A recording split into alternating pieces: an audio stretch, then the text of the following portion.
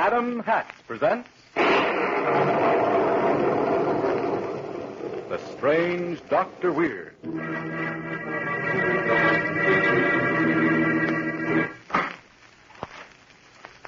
Good evening. Come in, won't you? What's the matter? Surely you're not nervous. Or perhaps it will help calm you if I tell you a story I heard just the other day about a fortune that can be yours for the taking. All you have to do is go and get it. I call the story The House Where Death Lived.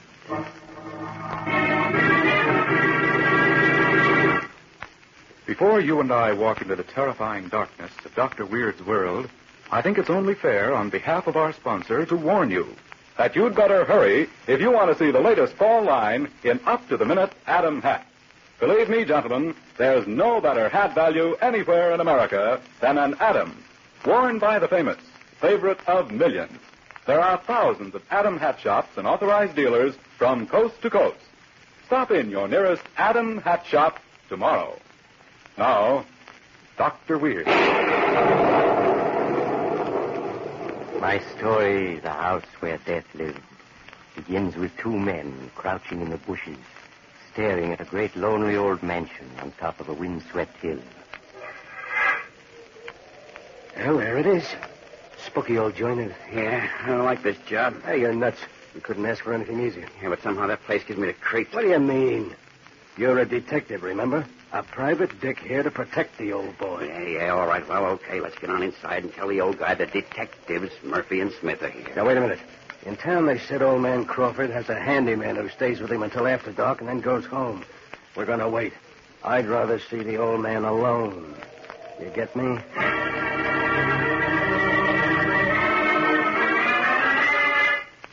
And so the two men waited in the gathering darkness outside until Frank, the handyman, left for the night. A few moments later, they banged the old bronze knocker on the front door of the ancient house. Yes? Who is it? Hey, what's that? It must be a loudspeaker, of course. You're quite right. Here's a loudspeaker. Are you Smith and Murphy, the detectives I sent for? Yeah, we are. Come in, please. You'll find me upstairs in my bedroom.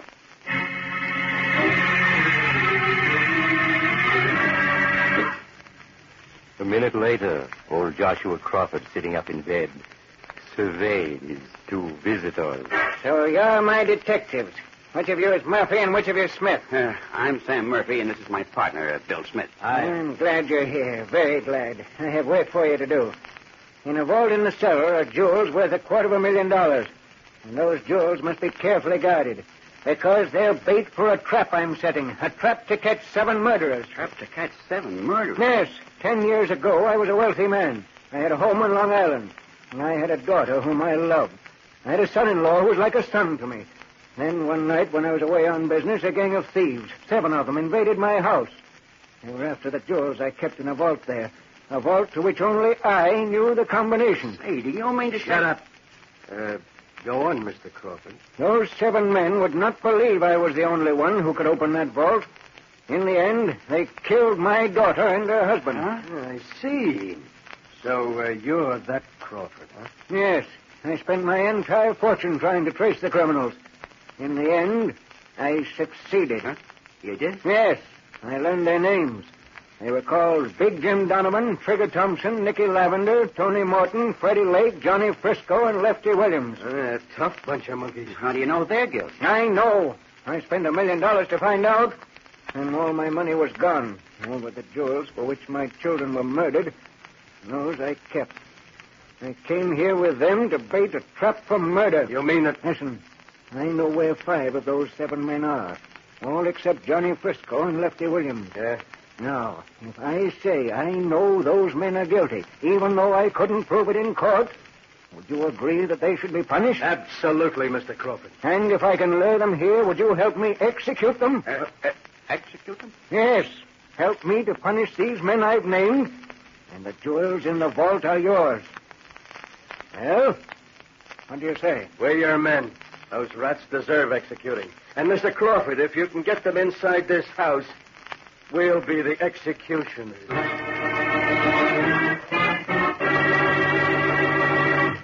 In just a moment, we'll return to our story and learn what happens to the murder trap set by old Joshua Crawford.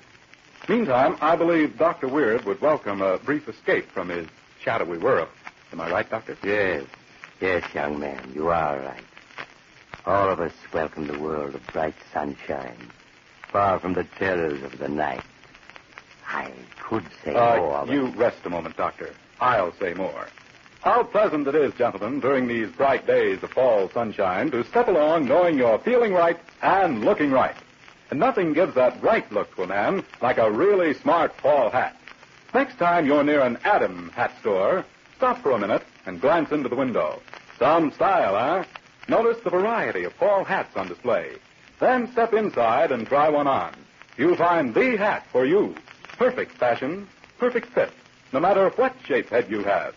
See the latest Adam 5, genuine hand block, fine all-fur felt hats, up to the minute in style. Price, only $5.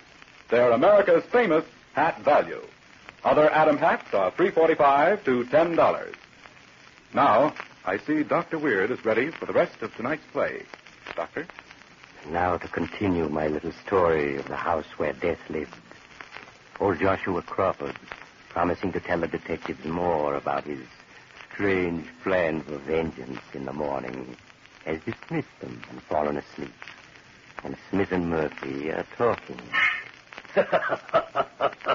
The idea of him trying to punish 7 tough killers. Yeah, there's something about this setup I don't like. Forget it. It's just lucky sent for us. Our good luck, see? Someday we'll run across Big Jim Donovan or one of the others and tell him about it. Oh, will they get a laugh? Yeah, come to think of it, where is Big Jim and Trigger and Nicky these days? Keep our ears open. We ain't heard a word of them for months. They're smart and lying low, that's all. Now, can it, will you? We got something to do tonight. We got to prove we're good detectives by finding that vault those jewels are in. Come on, let's get going.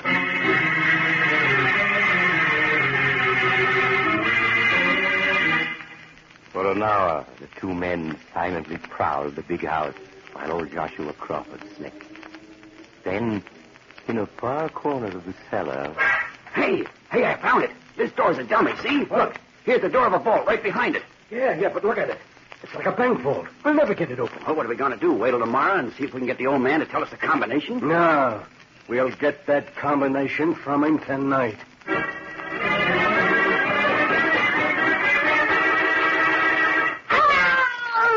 Now, how about that combination, Mr. Crawford? Or shall I tell Sam to use that cigarette again? No, I'll tell. 7 right, 13 left, 4 right, 10 left, and 0. 7 right, 13 left, 4 right, 10 left, and 0. Now, try it. That does it. He was telling the truth. Yeah, a fat lot of good it'll do him. Come on, let's see what's inside. Great gosh, the whole room in here. Yeah, I'll say it is. The walls are solid stone, too. Look, here's a little table with a cash box on it. Open it. Has it got the jewels in it? I'll say it has. Look at them. Diamonds, rubies, emeralds. $250,000 worth. Yeah, what's so funny? Oh, what a laugh, that crazy old coot, saying he was going to use this ice for bait for 7 murderers. Now we got the bait. I don't like it down here. Come on, let's put the ice in our pockets and get out of here. Okay, I'm ready. Huh? What is it? That vault door. It's shut. No, it can't be. Well, it is. There's no way to open it from this side. But it's got to be. Push against it. It's got to. It's locked. We're locked in. Yeah, but how could it be? Hey, how did it happen? It happened when you lifted the cash box. An electric mechanism locked the vault door when the rat took the bait. That's him. That's his voice. Yes, by means of a loudspeaker. The whole house is wired with loudspeakers and microphones, you see. I've heard every word you uttered. Listen, Mr. Crawford, you got us wrong. We wasn't really going to hurt you. No, Now, you got to let us out of here. To be sure, push on the stone directly behind the cash box. Yeah. A hidden door will open. The hidden door, yeah? Yeah, I got you. Come on, Bill. Right, here's the stone. Help me push it. The whole wall's open. Here's the room on the side. You'll find it a much larger room in there, I assure you. Come on, Bill. Must be a way out. Now the wall is closing behind us. Stop over there. No, it's too late. Never mind. You won't be lonely. Look about you. Huh? You'll find many old friends to keep you company. What's he talking about? I don't know. Shine your light around. 7 coffins. 7 coffins in a row on the floor. Look inside them. You'll find your friends. The dry air has preserved them very well. Big Jim Donovan on this one. And here's Trigger Thompson. Mickey Lavender. Tony Morton. Freddie Lee. These last 2 arrested. Yes, they're for you unless you wish to confess and stand trial. Confess? What do you mean, confess? That you were Johnny Frisco and Lefty Williams. The last 2 of the 7 murderers I've been seeking for 10 years. No. It took my detectives a long time to find you. You were clever. From being crooks, you changed your names and became private detectives. But I found you at last. Now will you confess and stand trial? No, you're wrong. I gave the others the same chance, but each refused to confess. Look at them. They died a far more painful death than the electric chair. They died of starvation. Okay, Mr. Crawford, we confess. I am Johnny Frisco. Bill is Lefty Williams. Yes. Now come down, let us out. You gotta let us stand trial, you hear? You gotta. I can't come down to let you out. You've tied me up. I can't get loose. You'll have to stay there until Frank arrives in the morning to set me loose. You'll have to stay there with your friend. I hope you won't be lonely. Oh, no. Let me out.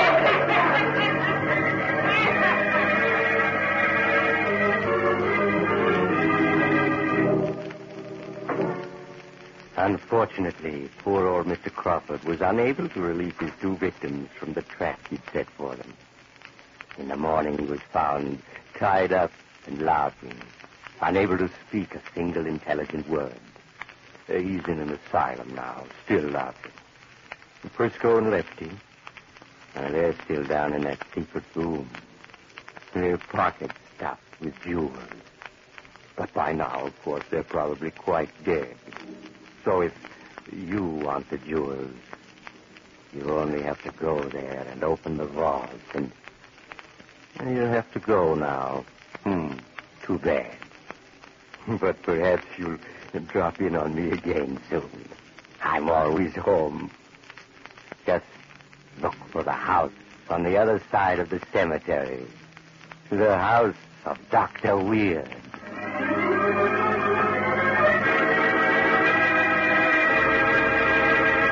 That man will be back here again in a moment with a word about next week's Scalp Tingler. Meantime, it's not very far from Scalp to Hat. And having gone that far, perhaps I should remind you that this program is brought to you by Adam Hat, America's famous hatter. Seriously, gentlemen, I hope you'll take a look at the latest fall line of Adam Hats.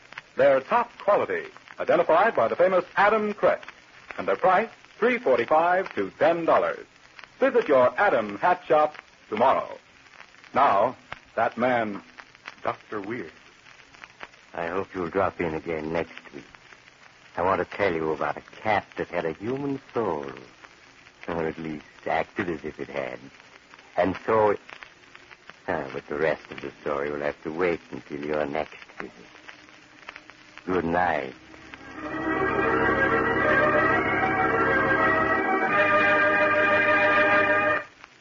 Join us again next week at the same time for another visit with the strange Dr. Weird. The Strange Dr. Weird, directed by Jock McGregor, is presented by the makers of Adam Hats. The hats that are always topped in quality. This is Mutual. Adam Hats presents The Strange Dr. Weird.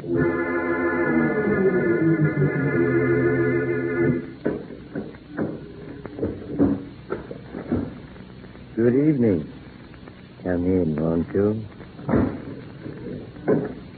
Why, what's the matter? Surely you're not nervous. Perhaps the story might calm your nerves a little. This story is about a strange spell and a stranger magic. I call it The Summoning of Chandor. In a moment, you and I will take a deep breath and step into the strange world of Dr. Weird. And while you brace yourself, I'd like to do right by my sponsor and say something nice about Adam Hats. That's not very hard to do, especially right now with the breathtaking fall and winter line of up-to-the-minute Adam Hats now on display in the thousands of Adams stores and authorized dealers from coast to coast. Why not stroll by your nearest Adams shop and take a quick look at some of that quality headgear? Believe me, when you buy an Adams, you're buying real quality and correct style, as well as perfect fit. And Adams is one of America's greatest hat values. Now, here's Dr. Weird. My story, The Summoning of Chandor, begins in a curious circular room at the top of a deserted lighthouse near San Francisco. There are 3 men in the room.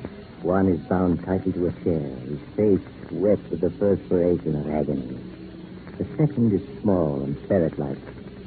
The third man is squat, with a soft, pulpy body and blubbery countenance that makes him look like a frog as he speaks. Well, Thompson, are you ready to tell us where your wife is yet? You'll never find her, Fittest. She's out of your reach. And he put another splinter under his fingernail, Trot. That ought to make him tell us where he's got her head. Now, Spot, I've got a better idea. Yeah. Have you ever heard of Chandor? That old Hindu who lives down in Chinatown? Yeah, I heard plenty about him. I don't want nothing to do with that guy. They tell me one little trick of his called the summoning is supposed to make anybody you want come to you, even from the furthest end of the earth. You mean you can bring him here even if we don't... Yes, Spot. Suppose you go get this Chandor. We'll have him work his spell. And no matter where Thompson has his wife hidden, she'll come to us, whether she wants to or not.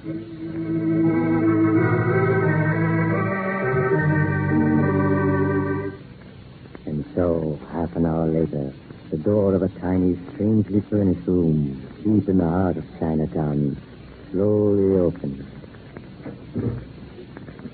Yes. What is it, please? Chandor? I am called by that name. My boss has got a job for you. He wants you to work him a spell. The one called the Summoning. Summoning? Yeah. That is a powerful and dangerous charm not to be lightly attempted. And yet it has been ordained for 1,000 years that I shall go with you and do as you wish.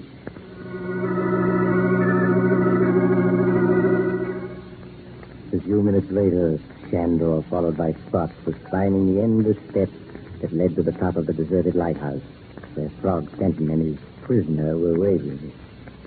Madden, this is madness. This obsession of yours about Ellen, my wife. Yes, obsession. For 5 long years, I've waited for this moment. The moment when Ellen will come to me and tell me she's willing to be mine. And unless she does that, she'll die tonight. Painfully. Slowly. That's madness, Fenton. Just because you asked her to marry you once and she turned you down. She'd have been mine if you hadn't come along. No, she wouldn't. She was just sorry for you because you... Because I love the way I do. Like a frog. Yes. I know. She said it made her skin crawl just to have me touch her hand. You think I could forgive that? I went to prison because I was caught stealing money to have my face changed so she'd like me. I told her that. She told you and you told the police. You expect me to forgive that? Fenton, listen to me. Forget this crazy idea of revenge. Turn me loose. I've told you the price of your life. It's for your wife, Ellen, to come to me gladly. Kiss me. Me, whose very touch made her skin crawl. If she won't do that, you'll die. Now, for the last time, where is she?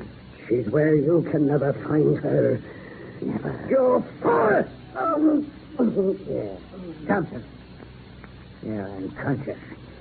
So, you think you can keep her hidden from me, do you? Spot, it's you. Yeah.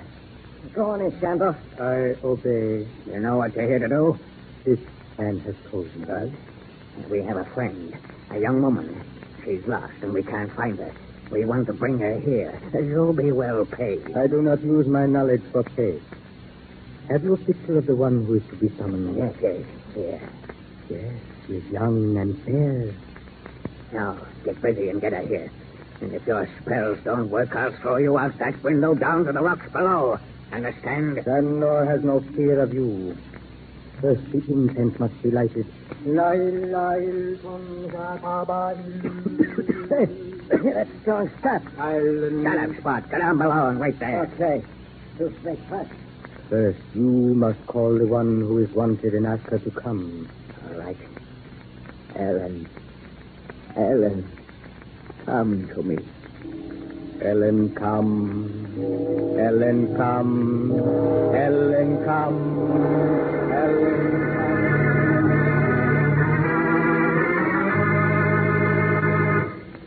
learn what happens in just a moment. First, I wonder if we could have a word with you, Dr. Weird. Yes, young man. What is it? Well, your program really scares me tonight, Doctor. I want you to give me something for my frenzied nerves. Just say, what's that thing you're carrying around? Is it? Just a human skull. A skull, huh? Look, Doc, never mind about my nerves. Just go away for a minute, and we'll all think about something nice. Gentlemen, I hope the next time you stroll by your nearest Adam hat store, you'll find time to step inside for a brief look around. Believe me, that fall and winter line of hats just arrived really represents a fine assortment of quality. Prices, you'll notice, run from only $3.45 up to $10. Try your size in a famous Adam Prize, one of America's greatest hat values, which features the most correct, up-to-the-minute styles in genuine fur felt. Men choose Adam because an Adam just naturally does something for a fellow. The ladies certainly agree with that. That's why so many ladies are giving their men Adam hat gift certificates for Christmas. That way, he makes his own selection of size, color, shape at any time he pleases, just by presenting the gift certificate at any one of the thousands of Adam hat shops and authorized dealers from coast to coast. This Christmas, madam, give him an Adam. Now, Dr. Weird. Now for the rest of my story, the Summoning of Chandor. In the tiny room at the top of the deserted lighthouse, the magician Chandor sounds the gong. He summons the missing from wherever they may be. Ellen, come. Ellen, come. Ellen, come. She comes. She is almost here. Well, that gong. What is it? Oh, you come too. Mrs. Chandor comes. And you've been summoning your wife. Ellen is coming. She's almost here. No, that's not possible. It mustn't be. But it is. She's almost here now. No. Be not distressed, my friend. She comes gladly. But she... She says that she neither see nor hear what is to happen. Look into my eyes. There. Now there is a veil over your senses. What's that? Yes, here, she whom you have summoned has come to you dressed in white and veiled as a bride. Ellen, you come. You called me, and I came. Yes. I've been waiting 5 years for this moment, Ellen. I come. I was glad to come. Let me lift this veil you're wearing so I can see you. Your face, your eyes, your hair. I will lift it. There. No. Now, take me in your arms.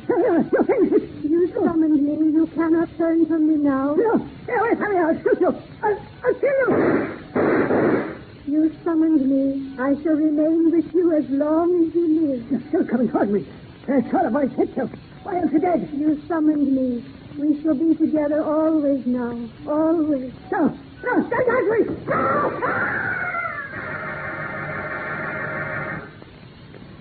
You summoned me, and I came. Now I must go back. Go back. Yes, you must return once more from whence you came. It was a great distance, but I was glad to come. Tell my husband not to grieve. I was glad to come. Glad, but now I must go back. Now, my friend, you may awaken. Chandor. What happened? Where's Spencer? This fraud, like one whose soul was evil, has gone. When your wife came to him and he saw her face, madly overtook him. He leaped to his death on the rocks below. Her face. It was horribly mutilated in the accident in which she was killed. She was buried in her wedding dress and veil. She said she was glad to come. But she couldn't have come.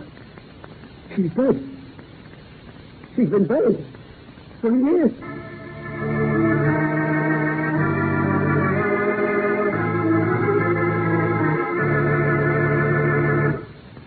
Well, do you feel calmer now? Quite a powerful spell, wasn't it? So powerful that it could even call the dead from the grave. Oh, you don't believe a word of it? I'm glad. You'll sleep better tonight. Or perhaps. Drop in on me again soon. I'm always home. Let's look for the house on the other side of the cemetery. The house of Dr. Weir.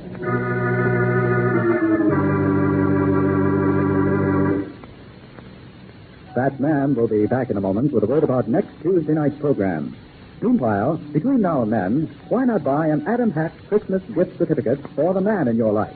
These certificates come inside a miniature hat box with a miniature hat and can be redeemed at any time at any of the thousands of Adam Hat shops and authorized dealers throughout the nation.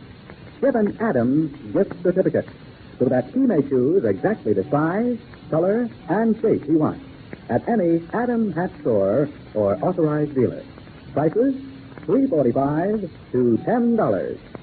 For Christmas, madam, give him an Adam.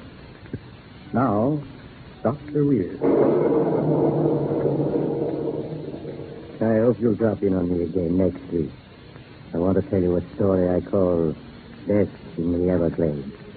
A story about a young couple who couldn't wait for their uncle to die and leave them his money. So they went into the Everglades to get it. But their uncle's friend persuaded them to stay. Because they... But the rest of the story will have to wait until your next visit. Good night.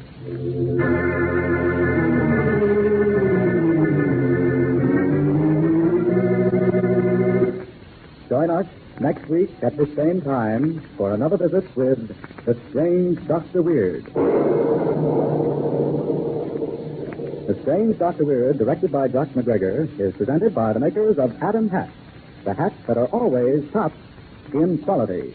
This is Mutual. Adam Hats presents The Strange Dr. Weird.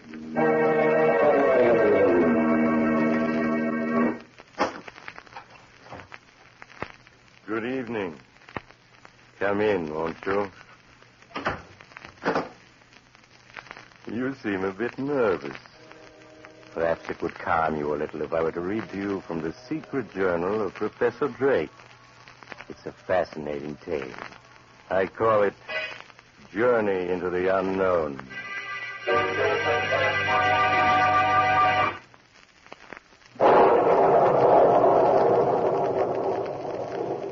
There are some extremely interesting entries in Professor Drake's journal, particularly those beginning with the entry made October 1st, which reads, "Today my son Paul has reached the final stages in the preparation of his serum number 17.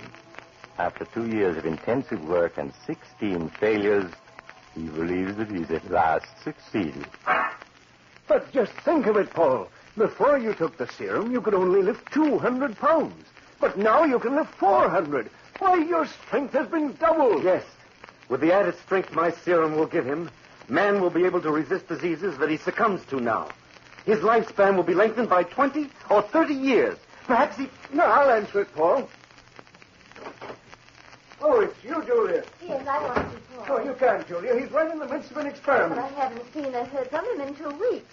After all, I am his fiancée. But, Julia, he can't be disturbed. He's in the... Oh, hello, darling. Why, Julia. Oh, Paul, you squeezed me so tightly. I'm sorry, dear. I'm afraid I don't know my own strength. Oh, that's all right. Well, what kind of experiment is it you're working on? Darling, I can't reveal anything yet, not even to you. But when my work is done, you'll be the first one to hear about it.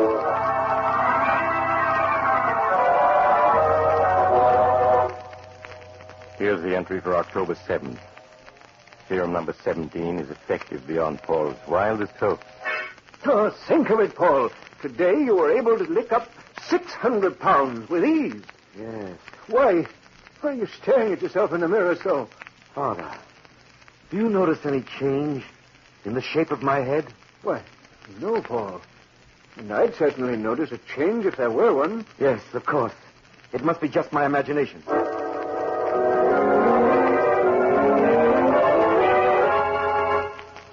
On October 8th, he wrote, "This morning when I entered the laboratory, I found Paul fast asleep at his desk. I woke him. Paul, wake up. Huh? You should have gone to bed when I... Oh. No, it can't be. What is it, Father? What's wrong? Your face. My face. Quick, Hand me that mirror. Here. No. No. I was right. Look at me, Father. My face has become broad. The features flattened. The cheekbones prominent. And notice how thick the hair on my body has become. I've reverted to the Neanderthal man. The Neanderthal man? But, Paul, he existed 50,000 years ago. Yes, I know. At the swift pace I'm going backwards, it may only be a week, a few days, before I revert to an ape completely. Paul, what are we going to do? There's only one way I can save myself.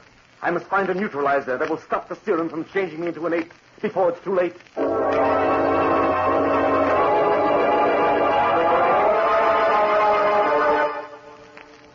In his entry for October 10th, he wrote, Paul has been working 48 hours without rest, and so far has been unsuccessful in finding a neutralizer.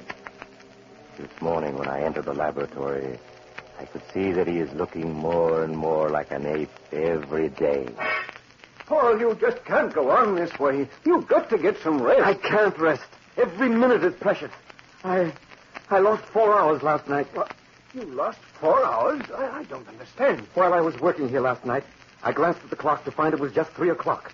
Then, the next thing I remember was finding myself in the hall, and the clock was just striking 7. I can't remember those 4 hours. Where I was, what I was doing. Those 4 hours, I lost my ability to think as a man. My mind became that of an ape. During those 4 hours, I actually was an ape.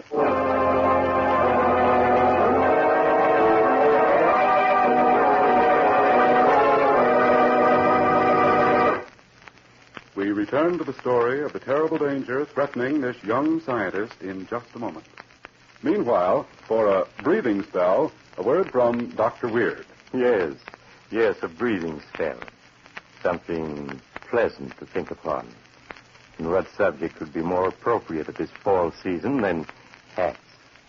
I'm sure my young friend here can tell you something most helpful about Adam hats. Thank you, Doctor. Gentlemen, Adam, hatter to famous Americans for many years, has created a brand new value in fine headgear for men. It's the Adam 5. Nowhere in America can you find a better buy. Try on an Adam 5. See for yourself. Notice the perfect fit, the up-to-the-minute fashion, the quality feel of the lustrous, fine fur felt. Every Adam 5 is fine fur felt, hand-blocked by master craftsmen. And you have a great variety of correct styles from which to choose. Try on an Adam 5 tomorrow. You'll look right and feel right in one. Proud to be seen wearing one anywhere. For other Adam hats, choose from prices ranging from $3.45 to $10. If it bears the Adam crest of quality inside the crown, you can be sure of honest value. Now, let's return to Dr. Weird and his tale, Journey into the Unknown. The entry for October 11th in Professor Drake's journal reads as follows. The changes in Paul's appearance continue. His body is now completely covered with a heavy growth of hair, and his skin is rapidly turning to a deep brown and becoming coarse and calloused. His arms have lengthened almost 5 inches, and he walks more and more in a stooped manner, with hands almost touching the floor. As yet, no change in voice has been noted. On October 12th, he wrote, Last night, Paul suddenly dropped a test tube and snarled at me. In that moment, he was completely an ape. The entry for October 13th reads, Last night, when I came into the laboratory, I found a window open and Paul gone. I immediately rushed out into the night to find him. A few blocks away on the university campus, I saw police gathered around the body of a girl who had just been murdered. Every bone in her body had been crushed. A few hours later, Paul returned to this house. He could recall nothing of what had happened, or where he'd been. To prevent another accident from occurring, today I had steel bars placed over Paul's bedroom window.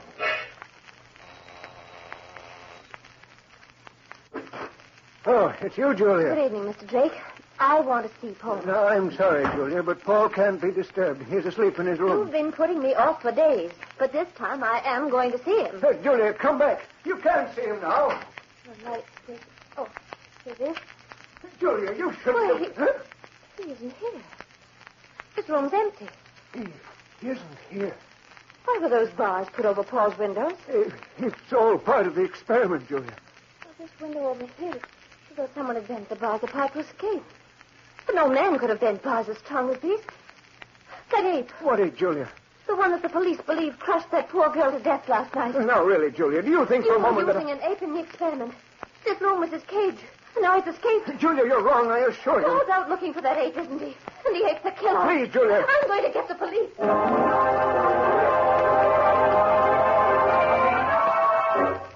At the latest by day after tomorrow.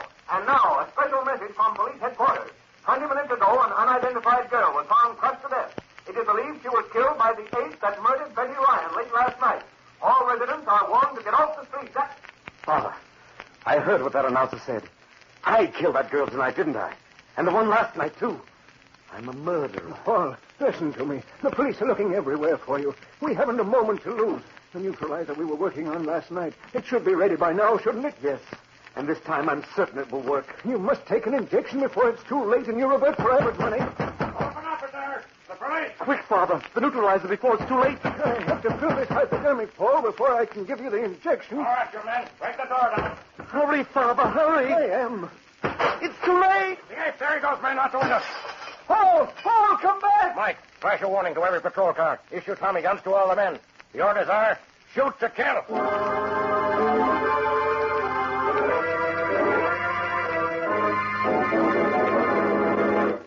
All right, men, spread out. We've got the ape cornered now. Please, Chief, you've got to listen to me. If you'll only let me inject this neutralizer into him, then there won't be any need for all this. Don't listen to him, Chief.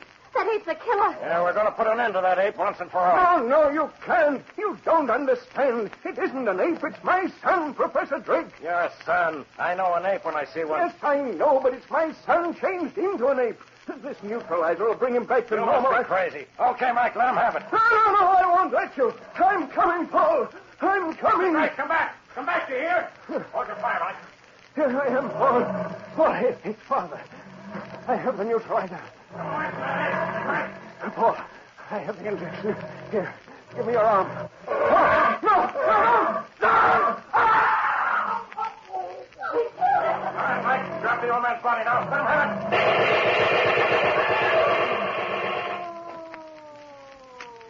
Oh, my chest. Father, where am I? What's happened? Oh.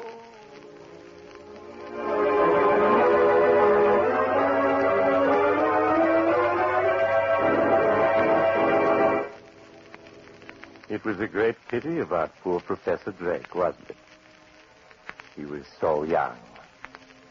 What am I going to do with his journal? I thought I might carry on his experiments. But I would need someone to assist me as a sort of human guinea pig. Perhaps you would like to volunteer. Oh, you have to go. Too bad. Perhaps you'll drop in on me again soon. I'm always home. Just look for the house on the other side of the cemetery. The house of Dr. Weird.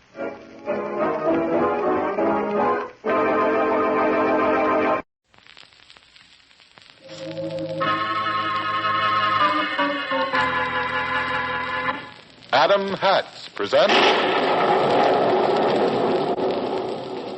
The Strange Dr. Weird.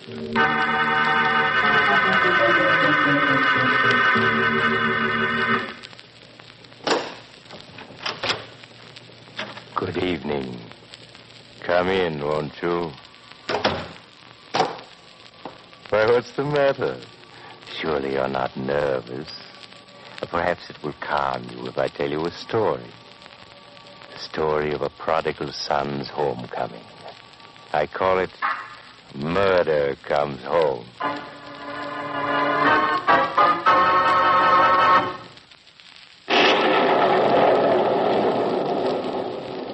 My story, Murder Comes Home, starts in a small house on the bank of a river just outside the city.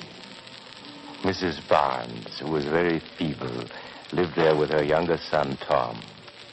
One evening after the doctor had paid her a visit, Tom stopped him as he was leaving. Doctor, tell me the truth. How is she? She's very weak, Tom. Unless we can persuade her to go to the hospital within a few days, I'm afraid I won't be able to save her. I see. But you know how she is about not leaving this house until my brother Harry comes home again. She hasn't seen him for 10 years, has she? No. She doesn't know that he's in the state penitentiary for life, for murder. It would kill her if she ever found out. I see. Well, perhaps you can get her to agree to come to the hospital just for a few days.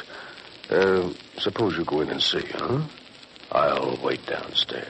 All right, Doctor. I'll try. Tom, is that you? Yes, Mother. Would you like me to close the window? No, Tom. Leave it open. It's foggy out, isn't it? Yes. You can hardly see your hand in front of your face. I like to hear the river. I've heard it every day for 30 years. For 30 years, I've watched the cliffs on the riverbank coming closer and closer as the river eats them away. Mother, I wanted to talk to you about that. Yes? It's not safe here now. We're going to have to move out of this house soon. Not till Harry comes back, Tom. He wouldn't know where to find me if we moved. Yes, he would, Mother. Please listen to me. You could... No, Tom. Not till Harry comes home. He is coming home soon. I know he is. I can feel it. He'll be here soon, Tom. Then we can move. After Harry gets here. All right, Mother. I can feel him getting closer and closer. It won't be long now, Tom. We must be ready for him. Yes, of course. Good night, Mother.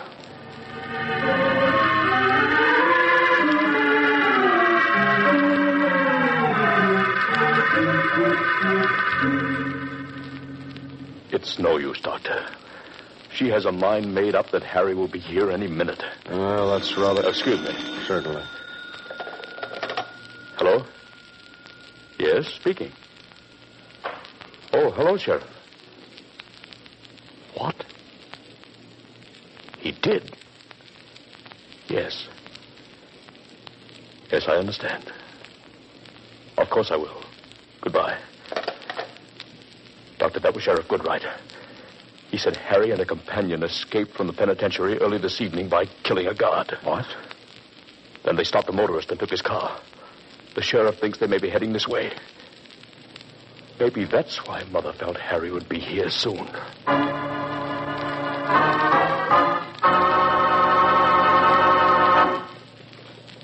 Our cast returns in a moment with the final action in tonight's story of Dr. Weird.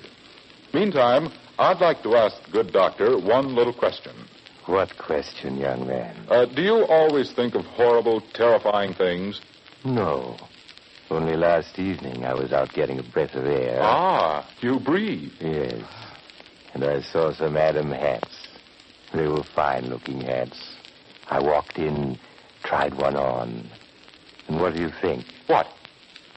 I looked just like a person. Well, thank you, Doctor. Gentlemen, if Dr. Weird can look just like a human being by just putting on an Adam hat, think how much a smart Adam hat can do for a normal-looking man. Seriously, I hope you'll stroll by an Adam hat store yourself sometime soon. The latest fall and winter line is in. You'll see a great variety of up-to-the-minute hats in every size, color, and style, including the Adam 5, made of fine fur felt and only $5. You'll be proud to wear an Adam, and you'll be correct, too. Select your favorite at any price from $3.45 to $10. There are thousands of Adam hat stores and authorized dealers from coast to coast. Now, here's that man again, Dr. Weird.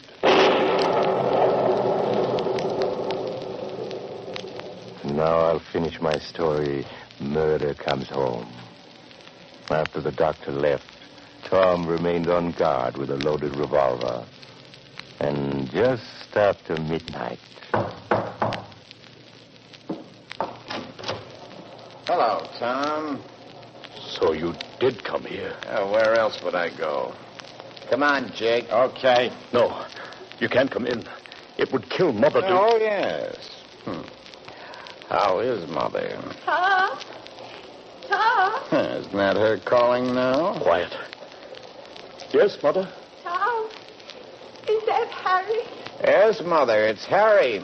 Come to see you. Oh, I knew you'd come, son. I'll be up in a minute, Mother. Oh, well, Tom, aren't you going to ask us in? Now that she knows you're here, I have no choice. Thanks. Oh, Tom, meet a pal of mine, Jake Paget. What is this, Harry? You said we'd be safe here. This mug meets us with a gun in his mouth. Oh, don't worry about Tom. He'll warm up to us presently.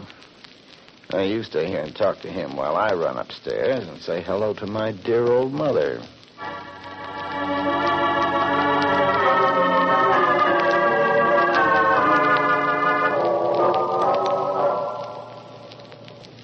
Well, Mother was so glad to see me, Tom, that you really ought to put that gun away and ask us to stay a while. Yes, Harry. Now you are going to stay until the sheriff gets here anyway. Hey, you're not going to turn us in. No. No. I told Mother I couldn't stay, that I had a long journey to make. But suppose tomorrow she learns that I've been arrested. Then what? It would kill her. But I'll see to it that she doesn't find out. And I'll see to it she does. If you turn me in, you'd kill your own mother? That won't be necessary if you'll just be reasonable. All we want is to hide here for 24 hours. Listen. A car just stopped outside. Probably the sheriff. Well, Tom, make up your mind. All right. Get in the closet there, both of you. I'll send the sheriff away. That's more like it. Come on, Jake. I'm with you. Coming. Oh, what's you, Sheriff? Yeah, Tom. We're sure your brother's someplace in the neighborhood. Thought you might have come here. Seen any sign of him? No, not yet, anyway. You never know. Want me to leave a man with you just in case? No, I'll be all right. I have a gun. All right, okay. I'll be back later. All right, Sheriff. So long. All right, he's gone. You can come out now. Now, you're acting like a brother, Tom. Yeah, that's more like it. The sheriff said he'd be back later, though. Well, in that case, suppose I just take the gun of yours, Tom. You can't. Good work, Harry. Now, Tom, you just do as we agreed, and everything will be all right. We can't get any place in this fog tonight. It's so thick you can't see a foot ahead of you. But tomorrow night, they'll be off guard. We'll be able to get away. Harry, listen. Dogs. They brought up bloodhounds to track us with. And they're coming this way. What do we do? It's no use hiding. If the dogs track us here, they'll know we're inside someplace. Yeah, that's right. Yeah, we'll fight for it. If we can get 2 or 3 of them, we may have a chance to break through. No, Harry, listen. I've got a better idea. Oh, yeah? What is it? My rowboat. You remember how we used to run the rapids when we were kids? Yeah, I remember. The boat's still there. In this fog, you could float down the river 20 miles before morning. Yeah. They'll never catch us that way. I promise they won't. You can go out the kitchen door and down the steps into the backyard. Then follow the path to the riverbank. Okay. Jake, get going through the kitchen there. I got you. I'm on my way. Now, Tom, I'll just take this coat of yours. Harry! I'm coming. Hurry. I hear somebody outside. Oh, Tom! Get going, Harry. I'm going. They'll never catch me. Never. Tom, over. Tom, why didn't you... Well, man, what's the matter? I had to do it. I had to. I'd have killed you. What are you talking about, Tom? Harry and Jake. They were here. I told them how to escape. Through the kitchen and down the back steps to the path that leads down to the riverbank. to my boat. Well, they won't get away. I'm going after. Wait, Sheriff. Wait, nothing. Let go my arm, Tom. I'll get those two murdering rats. Sheriff, wait. You don't understand. Shine your flashlight down there at the foot of the steps. Great glory. There ain't any ground at the foot of those steps. When they stepped off the last step, they had a sheer 100-foot drop to the river and the rocks down there. Well, they escaped this time right enough. From human law, anyway.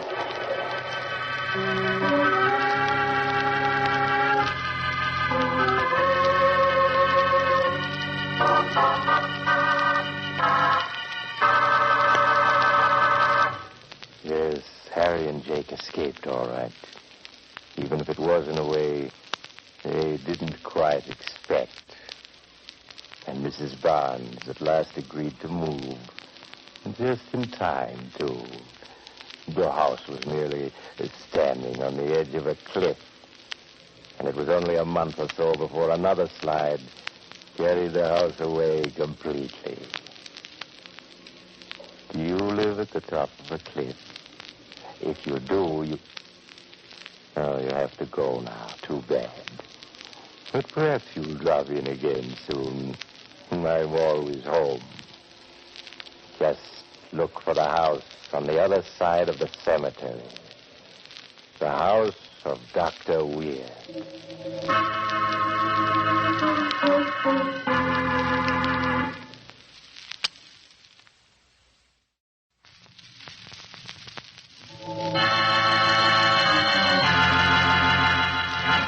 Adam Hatz presents The Strange Dr. Weird.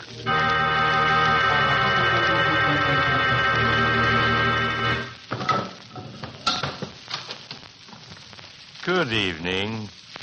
Come in, won't you? You seem a bit nervous. Perhaps the cemetery outside this house has upset you. But there are things far worse than cemeteries. Such things as dark, forbidding swamps, stretching for hundreds of miles and inhabited by snakes and mosquitoes and alligators, as in the story I want to tell you tonight. A story I call Death in the Everglades.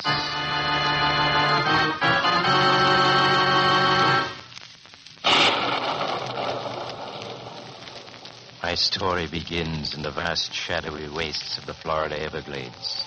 A small dugout glides through the dark swamp water, poled along by a weather-beaten guide. The guide's passengers, Gerald Drake and his wife Kitty, sit nervously in the center of the dugout, subdued by their strange and uncanny surroundings. Gerald, how much further do we have to go? It's been 2 hours now since we left the mainland. I'll see. Guide, how much further is it to my uncle's home? It ain't much further. Just a small piece. Gerald, are you sure your Uncle Jason has money? Well, up until my mother died a year ago, Uncle Jason was sending her $500 a month. And he owns thousands of acres of valuable Florida property. If he has money, why should he choose to live here all alone in these horrible swamps? Because he's an eccentric. Oh, Gerald, please, let's turn back. This horrible dark swamp with its alligators and snakes frightens me. I have a feeling that something dreadful will happen if we don't turn back. Don't be a fool, Kitty. We can't turn back. We're broke, do you understand that? Uncle Jason is our last hope. We must go on.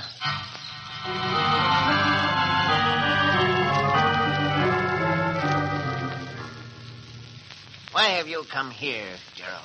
Well, after all, Uncle Jason, I am your only living relative, and, well, I wanted to find out how you were getting along. Gerald worries about your living here alone in the swamps. I'll always live here in the swamp. Always.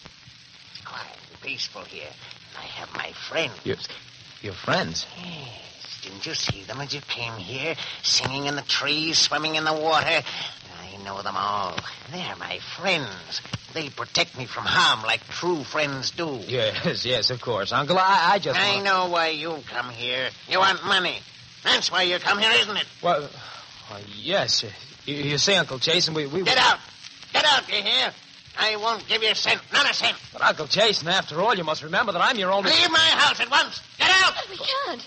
The guide won't be back until 4 o'clock this afternoon to take us to the mainland. Very well, then. You must stay here until he comes. I'm going out now, and when I come back at sundown, I don't want to find either of you here.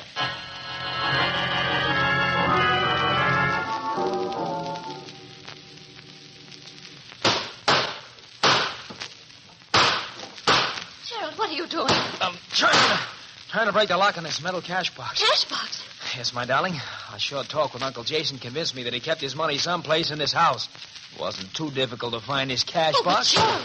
But If my dear uncle won't part with his money willingly, he's going to have to part with it unwillingly. My cash box! What are you doing with it? Uncle Jason. You're home a bit early, aren't you, Uncle Jason? You're trying to rob me. You're like all the others. No, I won't let you rob me. Give me my box. Give me my I don't like to do this, Uncle Jason, but I must have that money, understand?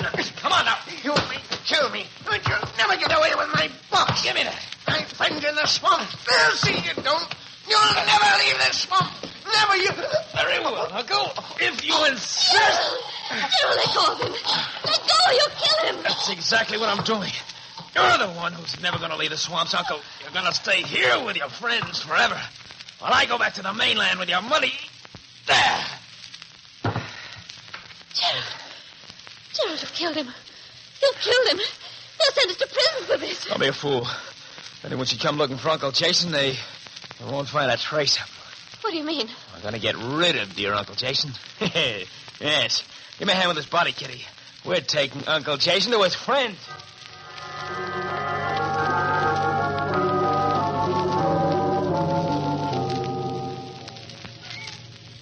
Gerald, how much further do we have to carry him? This is far enough, darling.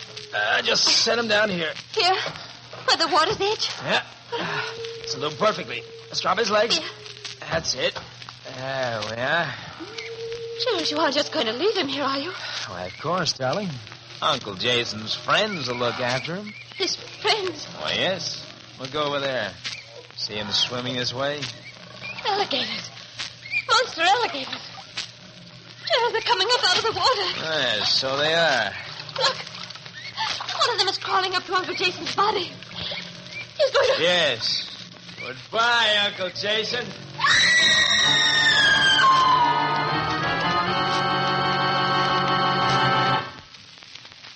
Our mystery will be continued in a moment.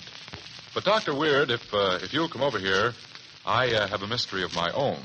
Mystery is my business, young man. All right, here's the clue. The number 5. 5 dead men? Oh, no, I'm afraid you're wrong, Doctor. I'm talking about the famous Adam 5, the quality hat made of all fur felt, available at the thousands of Adam hat stores and authorized dealers all over the country for only $5. And it's far from dead. In fact, it's the liveliest number you've ever seen, mister. Why not step into an Adam hat shop and prove it to yourself? Try on your size in a famous Adam 5. Examine its snappy style, its lively color, the look of distinction. You don't have to be a master detective to see that in quality and style, an Adam is America's top hat. Now, Dr. Weird. And now I'll finish my story, Death in the Everglades. An hour after Uncle Jason's death, Gerald and Kitty sat on Jason's dock, waiting for the guide to arrive. While they waited, Gerald tried to break open the metal cash box, but without success. Suddenly, they heard a shout. Hello there! Sorry if I kept you folks waiting. And just hop in the dugout. We're on our way back to the mainland. It's getting dark in a few hours. You don't want to be caught in the... What are you staring at? That box you got there. That's the box your uncle keeps his money in. I've seen it when he's giving me money for provisions. What are you doing with it? It's my business, and I don't have to explain it to you. You do if you want me to take you in my dugout to the mainland. Perhaps this will help you change your mind about that. A gun? Yeah. Now, if you value your life, you'll have us on the mainland within 2 hours. 2 hours, you understand?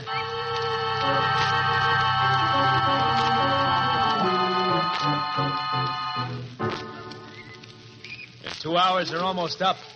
Why haven't we reached the mainland? It's already dark. It's just a small piece beyond this island we're passing.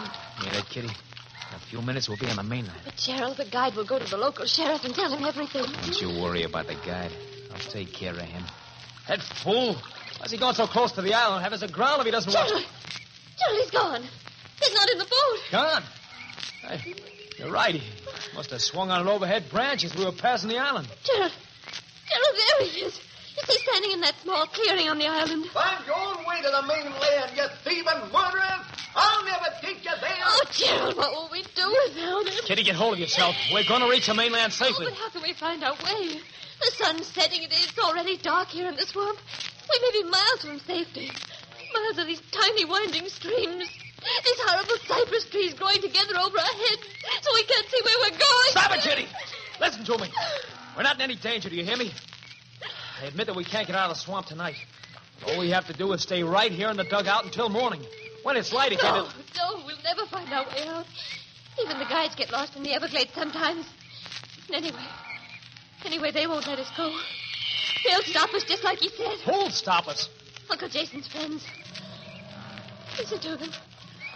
All around us. Waiting for us.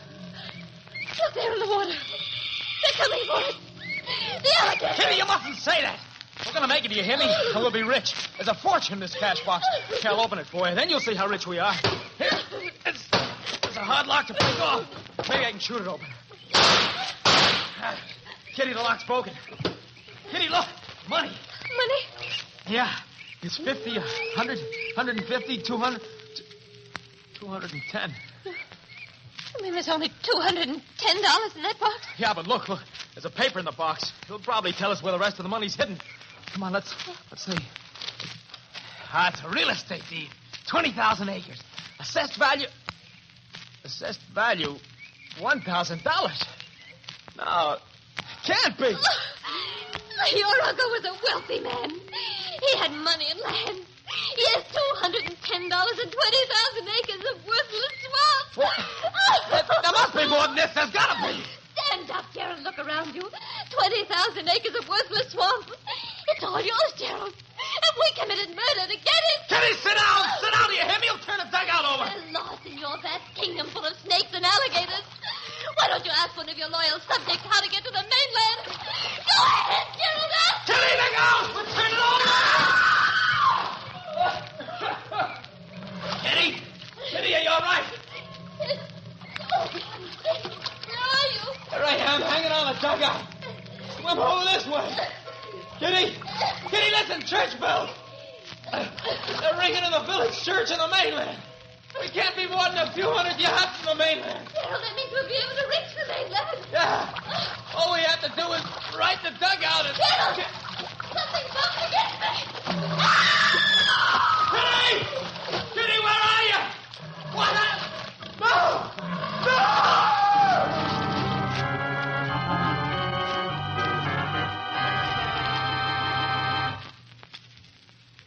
Too bad about poor Gerald and Kitty, isn't it?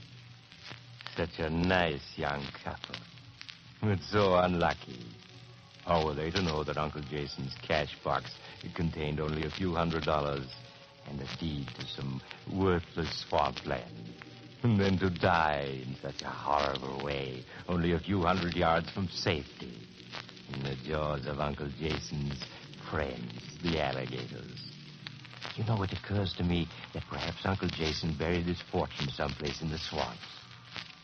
Perhaps you'll be interested in going with me to the Everglades to search for it. Oh, you have to go now. Too bad.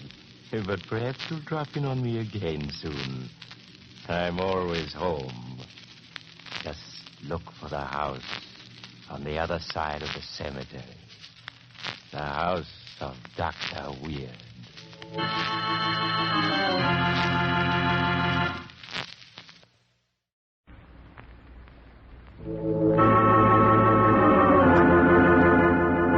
Adam Hatch presents The Strange Dr. Weird.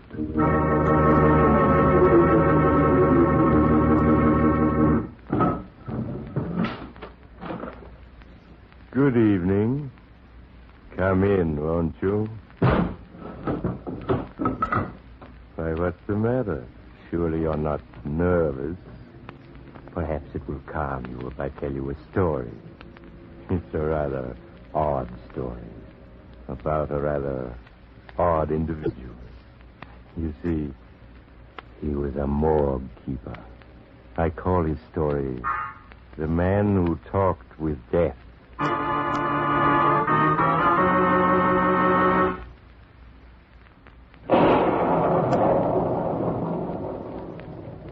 My story, The Man Who Talked with Death, begins in the city morgue on a raw autumn evening.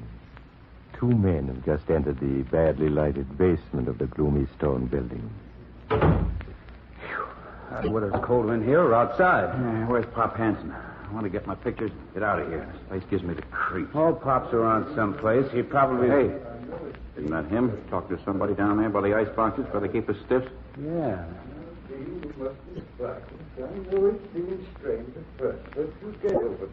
Why, there's nobody there. Pop's talking to himself. Unless he's talking to a ghost. Come on. Yes, there is someplace else you go on to, but it's not a place you have to be frightened of, believe me. Now it's time for you to go. Goodbye, Gene. Goodbye. Hey, Pop? Oh, hello, boys. I didn't hear you come in. Say, Pop, who were you just talking to? Oh, that was Jean Williams. She came in last night. What do you mean she came in last night? I mean her body was brought in. Here, I'll show you. There she is. So young and so pretty. No wonder she was frightened when she found she was dead. You say you were talking to her? Why, yes, Harry. You see, when you die, a part of you goes on to someplace else. But it always stays near its body for a while till it gets used to things. It was that Jean Williams I was just talking to, of course. Pop, you've been working down here among these stiffs too long. You mean I just imagine I talk to them and they talk to me? No, Tom. It's really true. Someday you'll know I'm telling the truth. Well, maybe. Let's can the chatter. We want to get the picture of John Wainwright. Wainwright? Yes, they brought him in last night. Everybody who dies a violent death comes here for old Pop to talk to him. Yeah, here he is. Okay, Harry, get yourself a couple of pictures and we'll be going. Yeah, it won't take a minute. I sure would like to know who killed Wainwright. The killer didn't leave a clue. Why, it was that young Professor Higgins who shot Wainwright, Tom. Higgins? The pride and joy of the City University? How'd you know? Wainwright told me so himself. Wainwright told you? What are you giving me? It's true. You see, he was a blackmailer, and he was blackmailing Higgins' wife. Professor Higgins had to kill him to save her. Wainwright told me so just before he left a little while ago. But Wainwright's dead. There's his body right there in the icebox. I know. I explained about that. Oh, you're crazy. But I'm not, Tom. Wainwright even told me that the gun Professor Higgins used is hidden now in the left-hand bottom drawer of the professor's desk in his home out at the university. Okay, Tom, it's grand now. Just a second. Pop, I don't know where you got your tip, but I'm going to look into this. Oh, no. You mustn't. You see, Tom, the things that the dead tell me, they can't be used in any way by the living. It's too dangerous to the living. They just can't be used. Well, this can if it's true. If Higgins killed Wainwright, and I can prove it, boy, what a story it'll make. No, Tom, you mustn't try to prove it. It'll do you no good. Try and stop me. Come on, Harry.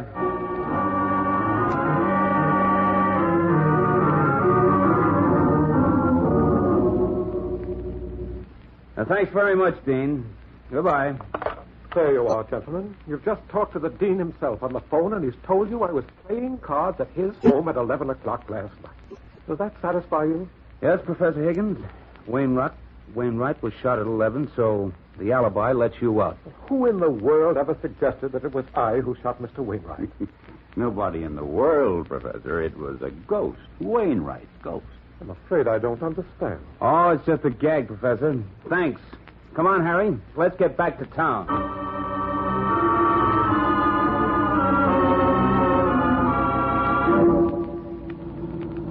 I told you the whole thing was a wild goose chase. You don't mean you really believe that crazy stuff Pop told us about talking to Wainwright's ghost? No, of course not. But I thought maybe Pop knew something and was trying to give us a tip without admitting it. Say, wait a bit. Huh? What is it? Higgins is a smart guy. Maybe that alibi was fake. Oh, now, Tom. Pop said the murder gun was hidden in Higgins' desk. I think we ought to go back and search that desk. Oh, but that's crazy. Hey, Hey, Tom, what are you doing? Just putting on the brakes. I'm going to turn around and go back. Yeah, but the road's all wet here. Hey, Tom, we're skidding. I'll get us out of it. Yeah, there's a 100-foot drop into the gully there. Hey, look out. Look out, Tom, we're going over. Jump, jump.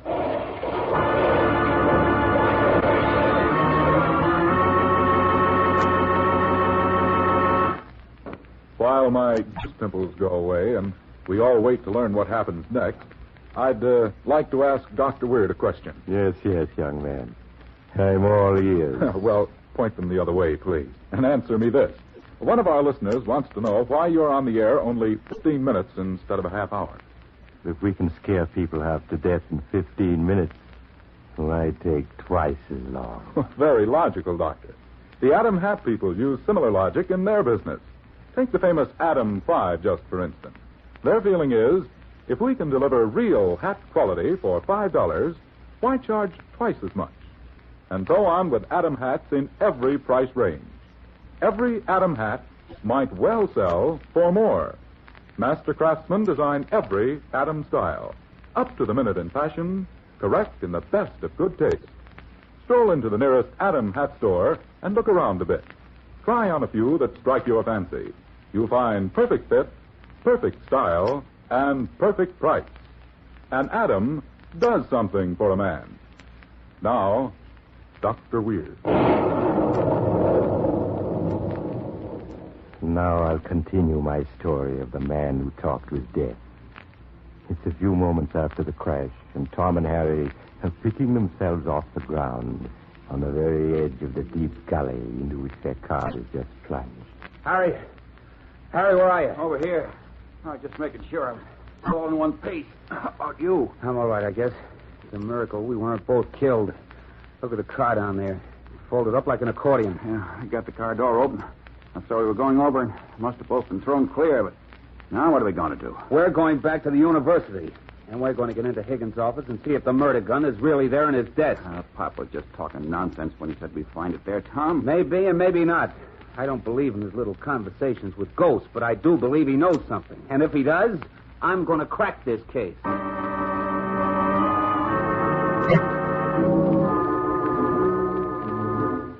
A short time later, Tom and Harry reached Professor Higgins' residence again and gained entrance to his office unseen through an open window. Okay, here's the desk. Which drawer did Pop say? The bottom left-hand one. This is one. And it's open. And there is a gun here. Look. Yeah. 45 automatic. And Pop was right. You bet he was. And he was also right when he said Professor Higgins shot Wainwright. Higgins faked his alibi. Here, I'll get the gun out. No, don't touch it. The cops will have to find the gun here in this desk to be convinced it really belongs to Higgins. Yeah, of course. Then let's call him and get him out here. No, not yet. We're going back to the morgue and ask Pop a few questions. Back to the morgue? Hey, Tom, listen. You suppose Wainwright really could have told Pop all this after he was dead? Of course not. That stuff of talking to the stiffs is a lot of malarkey. Pop knows something, and he's hiding it. We're going to find out what he knows and how, and then we're going to break the biggest story this town has ever seen.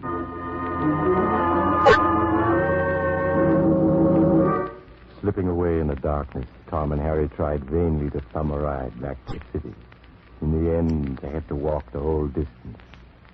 And it was well after midnight when they once more stood outside the cold, gray morgue building.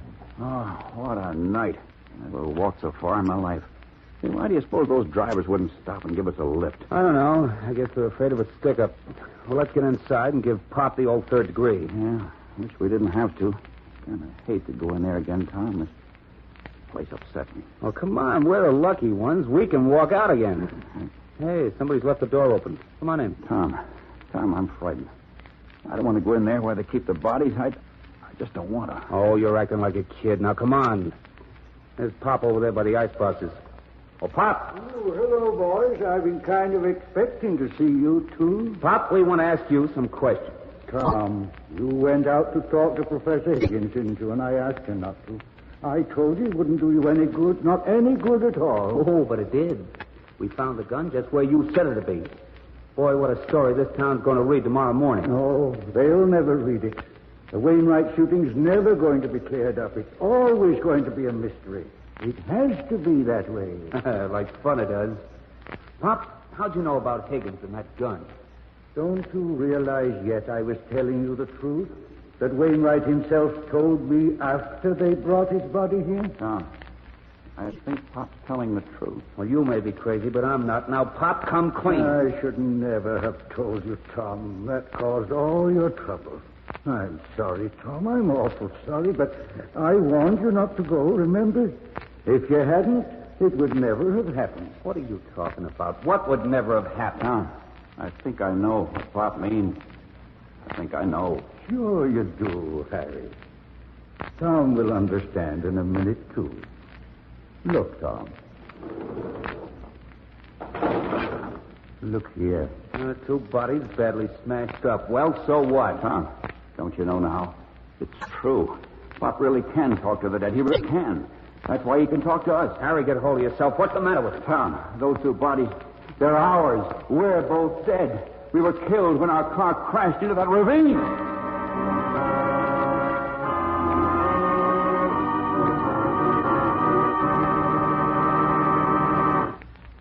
So Pop could talk to the dead after all. At least Tom and Harry found the proof very convincing. But if you find it hard to believe, why not drop in at the morgue and see for yourself? Of course, you'd have to go there as a dead body. But we could easily arrange that. And... Oh, you're leaving now. Well, perhaps you'll drop in again soon. I'm always home. Just look for the house on the other side of the cemetery. The house of Dr. Weird.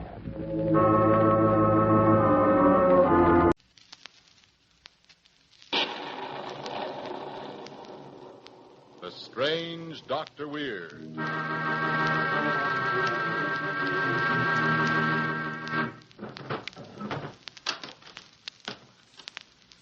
Good evening. Come in, won't you? You seem a bit nervous. Perhaps a story would take your mind off whatever's worrying you. I have one I'm sure you'll like. It takes place on a tiny island in the mystery-haunted South Pacific. And I call it White Pearls of Freedom.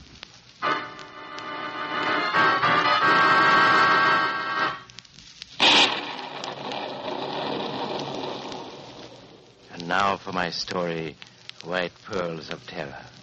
In the small harbor of the tiny island of Barota, a barren, desolate bit of coral lost in the South Pacific, a dilapidated pearling boat rides at anchor.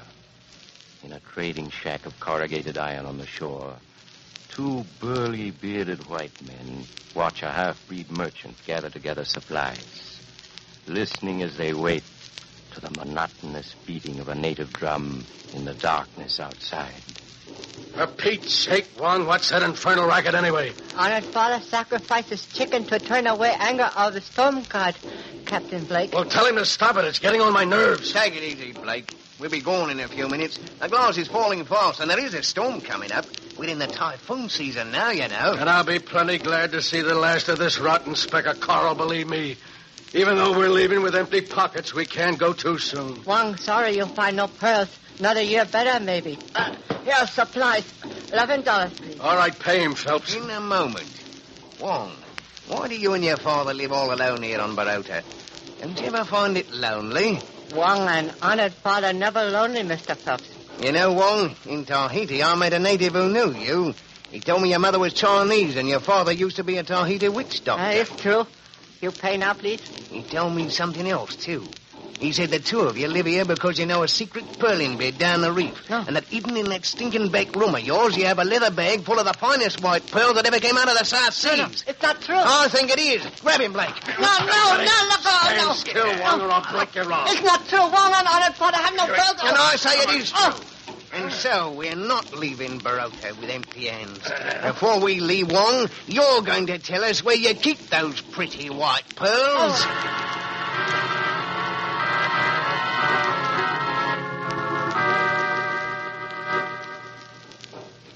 Phelps, I'm going out there and put a bullet through that infernal witch doctor father of Wong's. That drum is driving me crazy. Oh, stop it, Blake. We got to finish with Wong and get away. There's a storm coming up, and we got to be well offshore when it hits. All right, then, make him talk. A little more pressure on this cord round his forehead. Yeah, well, Wong. Yes, Wong, sir. Wong down. Yeah, it's more like it. Where are they? The corner behind you. A board is loose. Take a look, Blake. Right, you are. Yeah, there's a loose board here, all right. And a little leather pouch under it. I've got it. Bring it here. Let's take a look. Yeah, hold out your hand. I'll pour them out. Look, 6 white pearls as big as marbles. Only 6. Yeah, there should be more. Where are the rest, Wong? No more, please. 6 pearls all. Wait a minute. I think he's telling the truth. Hey, Phelps, listen to that thunder, will you? We got to get outside the reefs in a hurry. All right. I thought there'd be more. But these 6 will do nicely. They should bring a couple of thousand apiece.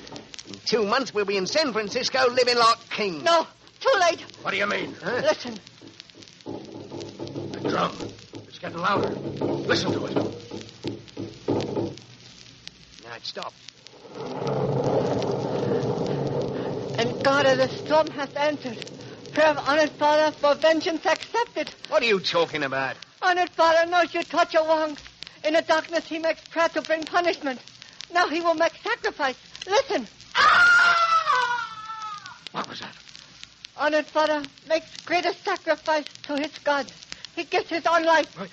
Now you have pearls, but they bring you only evil. They bring you death, the creeping death that walks with you in life. When you hear the drum, think of the father of Wong and the death he sent you. Shut him up, will you? Make him stop. Shut him up. Yeah, that's that. Now they're both dead. Come on, we got to get to the boat. Hey, Phelps. Huh? Listen to that wind. It's too late.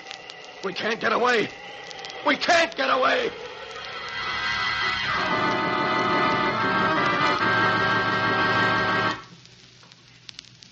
Our story will continue in a moment. But first, is there a doctor in the house? Young man, I am a doctor. Oh, so you are, Dr. Weird, after a fashion. But can you handle this case? Well, I cure all cases. Permanently. Well, here are the facts. The patient is seen frequently in business offices, on street corners, everywhere. His clothes are always neat, impeccably stylish, yet something about him just isn't right.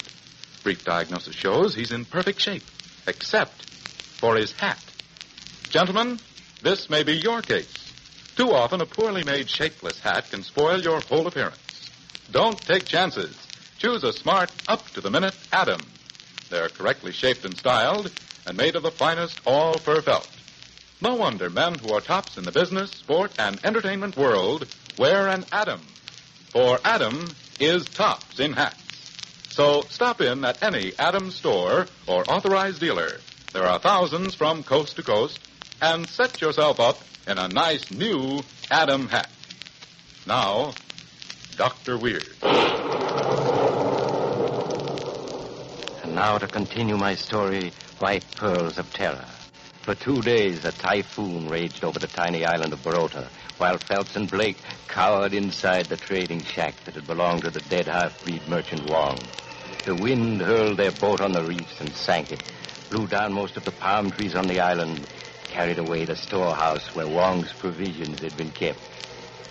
When at last the wind died and the sun shone again, Blake and Phelps crawled out of the shack to stare dazedly at a scene of utter desolation. Phelps, look, the boat's gone. We're stranded here. I tell you, we're stranded here. Oh, stow it, Blake. There'll be a trading vessel along soon. Yeah, but suppose there isn't. We'll die here. The grub's all been washed away. The palm trees are down. We'll starve to death. It's the curse. The curse Wong's father put on us. We shouldn't have taken the pearls. We shouldn't have taken them. I said stow it. Suppose we have to stay here a few months. We got the shack for shelter, and we can live on shellfish. We've still got the pearls. When we do get away, we'll live like kings. We'll never get away. We're going to die here.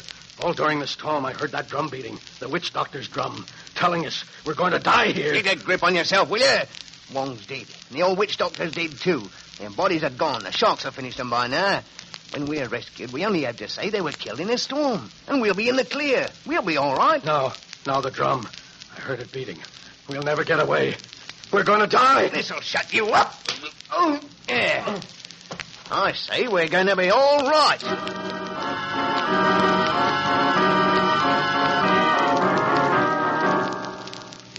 days became weeks, and the weeks became months. Blake and Phelps lived on shellfish and coconuts and drank rainwater. Day after day, they scanned the horizon, the sign of a rescue ship. And day after day, Blake's despair mounted. Blake, come on, get up. It's your turn to go down to the beach and dig clams and keep an eye out for a ship. No, it's no use. We're never going to be rescued. We may be rescued today. Come on now, turn out. I tell you, we're going to stay here forever. We're going to die here. We're still alive, ain't we? Alive. Nothing to eat but clams and crabs and coconuts. I'd rather be dead. You hear me? I'd rather be dead. I tell you, we're going to be rescued. Maybe today, maybe tomorrow. Listen. Did you hear that? No, I didn't hear anything. There it goes again. Don't you understand? It's a ship. We're as good as rescued right now. I didn't hear anything except the drum. The old witch doctor's drum. It's beating again, just like it did that night. Blake, get hold of yourself. Come on. I'll prove that was a ship we heard. Here, come on down to the shore. The drum. I can hear the drum. Look, Blake. A British gunboat off the reefs and a ship's boat heading for the shore. We're saved. No, it's too late. The drum. He said when we heard the drum to remember his vengeance, the creeping death. Blake, get hold of yourself, will you? They see us. They're calling us. Oh, we're saved. And we got the pearls. In a month, we'll be in San Francisco living like kings. No, it's too late. The drum is beating. It's bewitching the pearls. We haven't got any pearls anymore. They've stuck to your face now. Little round pearls, 2 of them, 3 of them. They're stuck to your face. No, I tell you, there's no drums beating. It's just your mind. It's a... There. Now you hear it too, don't you? No, but on your face. 2 little white spots. Silvery white spots. Yes, they're the pearls that have been bewitched. The drum. You listen to it? Go on, Blake. Those silvery spots. The drum. It won't stop. Blake, we've been on this island almost a year. Living in that stinking little shack where Wong and his father lived. Eating out of their dishes. Sleeping in their blankets. It's louder and louder. No, I know why Wong and his father lived here all alone. They didn't want anyone to know. That's what the marks on our face mean. The creeping death. The drum.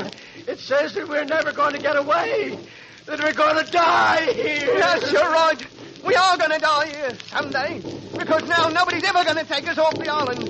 Wong and his father were lepers. And now we're lepers too. Since we've been on this island, we've both become lepers.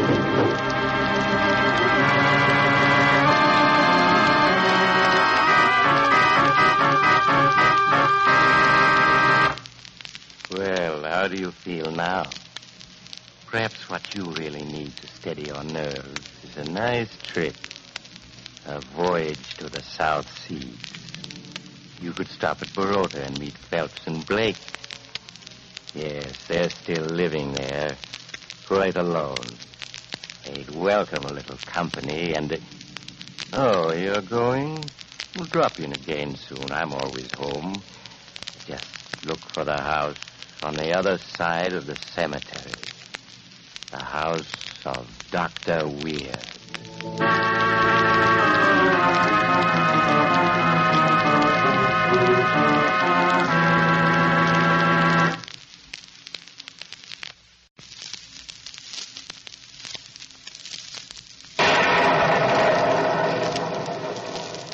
The Strange Dr. Weird.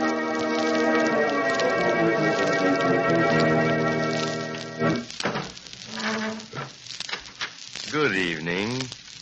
Come in, won't you?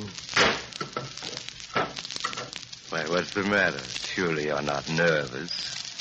Perhaps a story might calm your nerves a little. A story about an undertaker and death. I call it Stand-In for Death.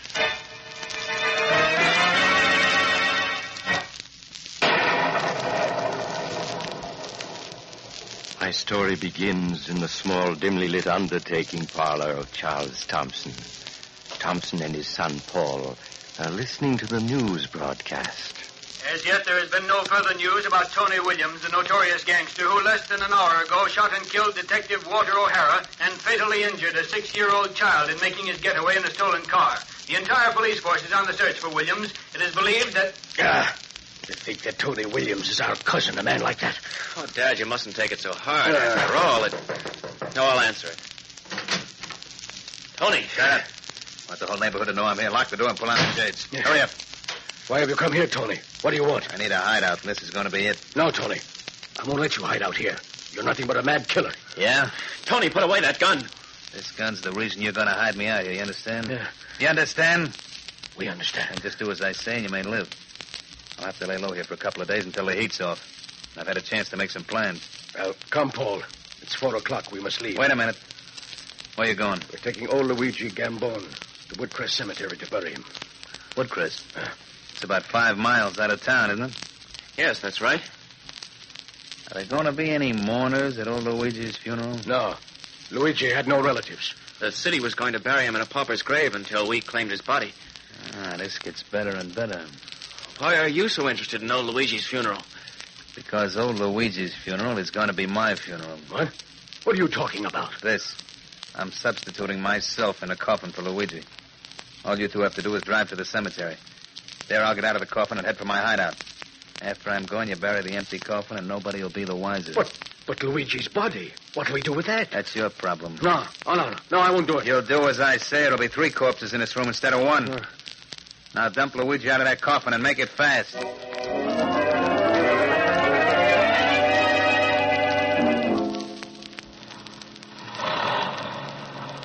We're starting now, Tony.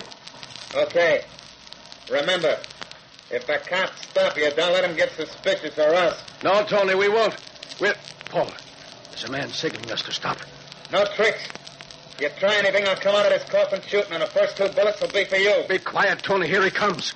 It's O'Hara, the private detective. O'Hara? The cop's brother? Yes, now be quiet. Oh, hello, O'Hara. Hello, Charlie. I thought it was you. Lucky I caught you. I was just going to drop in on you. Drop in? On me? That's right. Where you headed for? We're going out to bury old Luigi at Woodcrest Cemetery. Oh, Luigi, huh? Yes. I suppose you heard the latest about Tony Williams. Yes, I heard it over the radio. I'm sorry about your brother, O'Hara. He was a good man. Yeah. You haven't by chance seen Williams lately, have you? You know I've never had anything to do with Williams. Never. Sure, Charlie. It's just that I thought you being Williams' cousin, he might just possibly have come to you for help. Oh, no. We haven't seen him in almost a year, have we, Paul? No, we haven't. That's all right, Charlie. Hey, do you mind if I ride along with you? Huh? There's a few questions I'd like to ask you about Williams and his habits. But I just got through telling you I haven't seen Williams in almost a year. What are you getting so excited about, Charlie? All I want to ask you is a few things about Williams. Get this. I'm going to see that Williams gets what's coming to him. And I'm going to be awful suspicious of anybody who doesn't cooperate with me. Well, you mustn't mind my father. He always gets excited when someone mentions Williams' name. You know we'll be more than glad to answer any questions, Mr. O'Hara. Yes, of course, O'Hara. What do you want to know? We can get started, Charlie. I'll ride part of the way to the cemetery with you. You can answer my questions on the way. But we can talk here. We wouldn't want to take you out of your way. Oh, no, that's all right. We private dicks always have plenty of time. I think there's enough room for me to sit up front with you. You slide over a bit, will you, Charlie? That's it. This is fine. All right, Paul. Let's be on our way to the cemetery.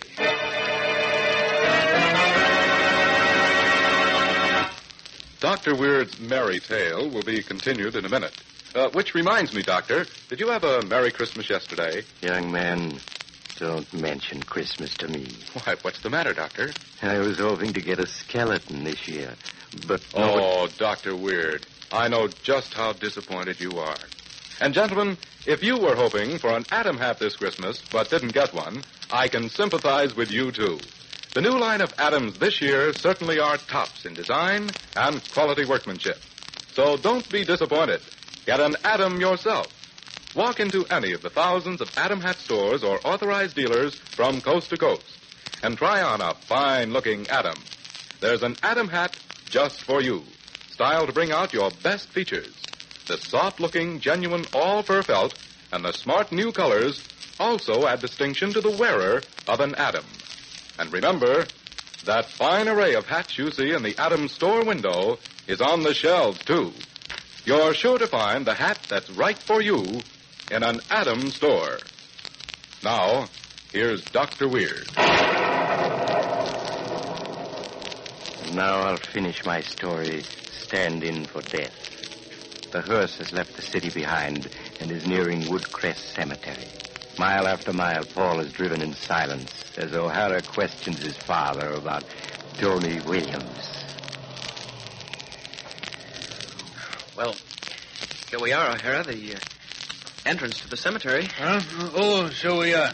Huh? Go ahead, Paul. Drive in. But, O'Hara, if you go into the cemetery with us, how will you get back to town? That's all right. I don't mind walking from the grave back to the main road. Go ahead, Paul. Drive in. But O'Hara... Go ahead, Paul. What are you waiting for? I'm certainly glad, Charlie, that you and Paul aren't mixed up in Tony's escape. You know, if you were, it'd mean 10 years apiece for you in the penitentiary. You know we wouldn't help a killer like Tony Williams? Sure, I know that. But guys like Tony have a way of intimidating people. Oh, but not me, O'Hara. Yes, Charlie, even you. Tony's smart, and he has an even smarter lawyer. Remember when he was on trial for the murder of that state trooper? He beat that rap because witnesses refused to testify. Tony had intimidated him, and he was acquitted even though everyone knew he was guilty. Yes, but this time he wouldn't have a chance of escaping the chair. I'm not so sure, Charlie. And even if he were convicted, let me tell you, the chair would be far too good for him. Don't you agree? Oh, yes, you're right, O'Hara. Well, here we are. Oh, is that the grave you're going to bury old Luigi in? Yes. Well, there doesn't seem to be anybody around. Where are the men that lower the coffin into the grave and do the burying? There aren't any. You see, Luigi died penniless. I'm burying him out of my own pocket. I couldn't afford the men to do it. You mean that you and Paul are going to bury him by yourselves? That's right, O'Hara. Well, I'll give you a hand. But that isn't necessary. My father and I can manage alone. Yes, the coffin is only a little cheap pine one, and old Luigi weighs very little. It's nothing at all to manage. Oh, nonsense. If you two are paying for old Luigi's funeral out of your own pocket, the least I can do is give you a hand. Come on. But, O'Hara, it'll take at least an hour to bury him, and there's no sense in your wasting all that time. Yes, besides, it's getting dark fast, don't you think? I'll help you bury old Luigi, and then we can all go back to the city together. But, O'Hara, your clothes. Just an old suit. A little dirt won't hurt it. Come on, let's get the coffin out and get started. Now, let's ease it out of the hearse, down to the ground. That's it. Say, you two forgot to lock the coffin. There, that's better.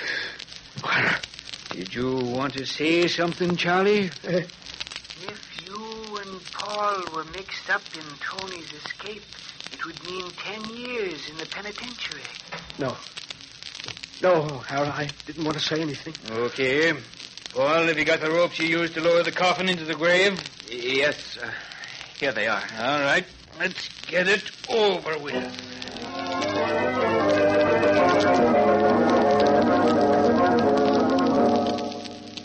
All right, let the coffin down easily. That's it.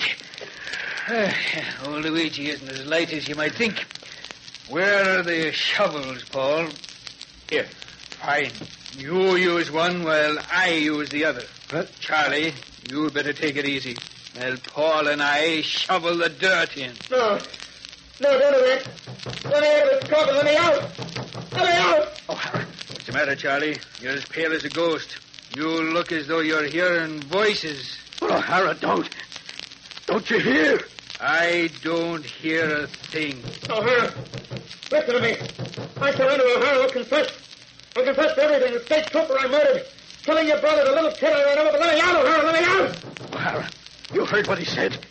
You'll confess to everything. I didn't hear a thing. And neither did you two. You understand? Yes, we understand, O'Hara. Do you, Charlie? Yes, I understand. Okay, Paul. And let's start shoveling the dirt in. No, O'Hara. Don't bury me alive. I'll confess to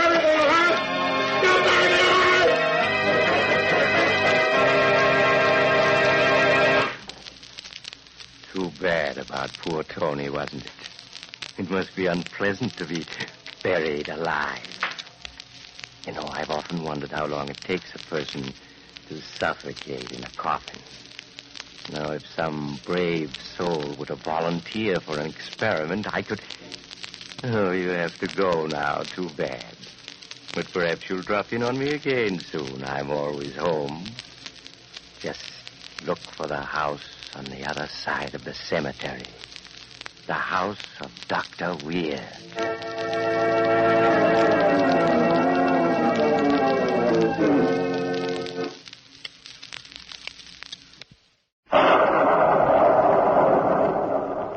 The Strange Dr. Weir.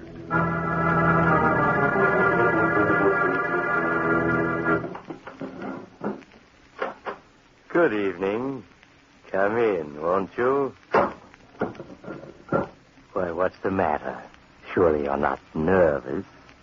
You are? Then perhaps a story might help calm you. I think I know just the one. It's about a cat, among other things. That's why I call the story The Tiger Cat.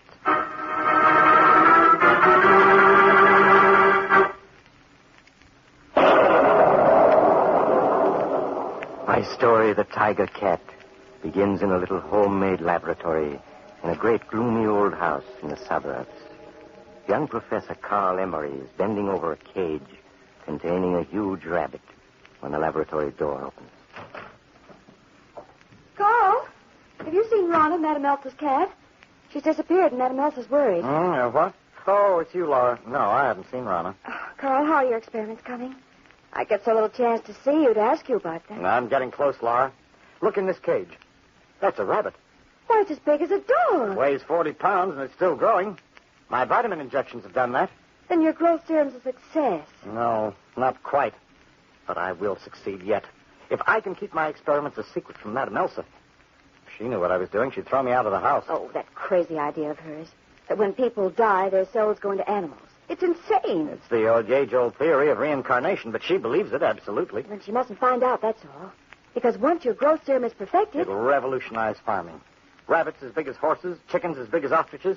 Why, think how the world's food supply will be increased. And I'll be famous, rich. Then we can admit we're married. Oh, Carl, it's so hard pretending to Madame Elsa that I'm just a maid, that I have no interest in you, her brilliant protege. I know, darling. And it may take months, even years, before my experiments are finished. I know she's left me this house and some money in her will. All our problems would be solved if she'd only die. So that's how you repay my generosity, is it, Carl? Wishing me dead? Madame Elsa. Yes, Carl. I came in looking for Anna. So you've been deceiving me all these months. Madame Elsa, listen. Get out of this house at once, do you hear? Both of you. Leave this instant. But my animals, my experiments... Get out. You disobeyed me. Nothing here is yours. I paid for it all. So get out. Get out. Get out.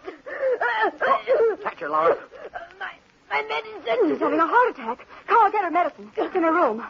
No, I won't get it. But Carl, she'll die unless you do. Yes, she must die. To solve our problems. It's the perfect answer. Let her down gently. All right, Carl. My medicine. You're trying to kill me. You're murderers. Both of you. Another few seconds and it'll be all over. Yes. Yes, but you won't escape. You hear? I'll return. I'll return. And...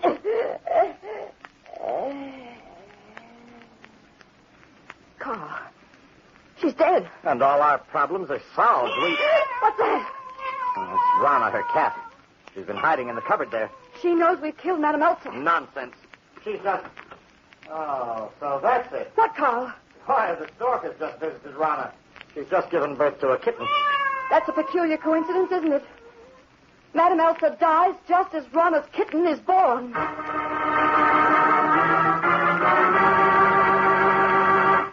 Our story will continue in a moment. At this part of the program, I generally have a little talk with Dr. Weird. But tonight, I'd like to speak with you men. 1944 is over. 45 is here. Even though the 6th war loan drive is ended, your first New Year's resolution should be to keep buying bonds. After that, one of the best resolutions for any man is to decide to improve his personal appearance. Many men are keeping that resolution by getting a new Adam hat. An Adam just naturally does something for a man, because its style is as up to the minute as 1 minute after New Year's. And quality, mister, there's no beating the quality in an Adam, with its genuine all-fur felt and careful workmanship. Step into one of the thousands of Adam hat stores all over the nation and ask to see the famous Adam 5, handsomely styled in the smartest shade, expertly shaped to fit your head, and priced at only $5, the Adam 5 is truly a great hat value. Others priced from $3.45 to $10. But remember, no matter what's the price, every Adam is right, this year or any year. Now, Dr. Weir. And now to complete my story, the tiger cat. Carl and Laura were completely exonerated of responsibility for Madame Elsa's death. And so he was able to continue his strange experiments unhampered, with Laura, his wife, assisting him. Oh, Carl, every serum so far has been a failure. The rabbits, the guinea pigs, they grow tremendously big, and we think we've won. And suddenly they shrink back to their former size, as if to mock us. But we will succeed. We must. Of course, Carl. I guess I'm just a little tired. That kitten again. Why can't we get rid of it, Carl? It's always behind me, always yowling like that, as if it's trying to startle me. Now, Laura. Carl, Madame Elsa believed that when she died, her soul would go into the body of some animal just being born. And that kitten was born at the exact instant Madame Elsa died. Suppose her soul is reincarnated in it. Now, Laura, you mustn't be silly. Look at her eyes. They're the same peculiar green Madame Elsa's were. And her fur. It's the exact reddish-brown color of Madame Elsa's hair. It can't be a coincidence. Laura, you're being ridiculous. If we didn't have to take good care of Rana II by the terms of Madame Elsa's will, I'd use her in one of my experiments. But as we can't touch her, I'm going to get hold of another kitten, the same age, to experiment on. Then, by comparing Rana's weight with the other kittens, I'll know how much faster than normal my serum is making the other one grow. Oh, we must get rid of her. I have a feeling... Laura, my decision is final. Rana II must not be harmed.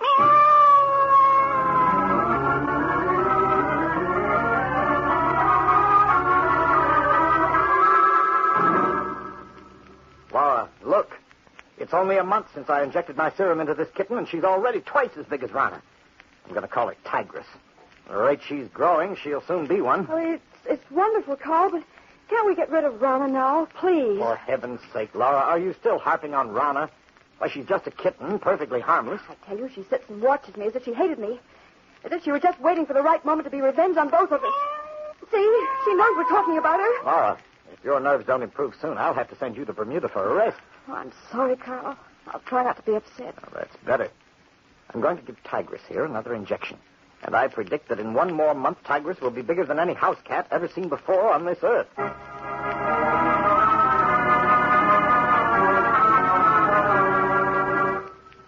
Carl finally had to do as he had threatened and send Laura to Bermuda to get over her nervousness.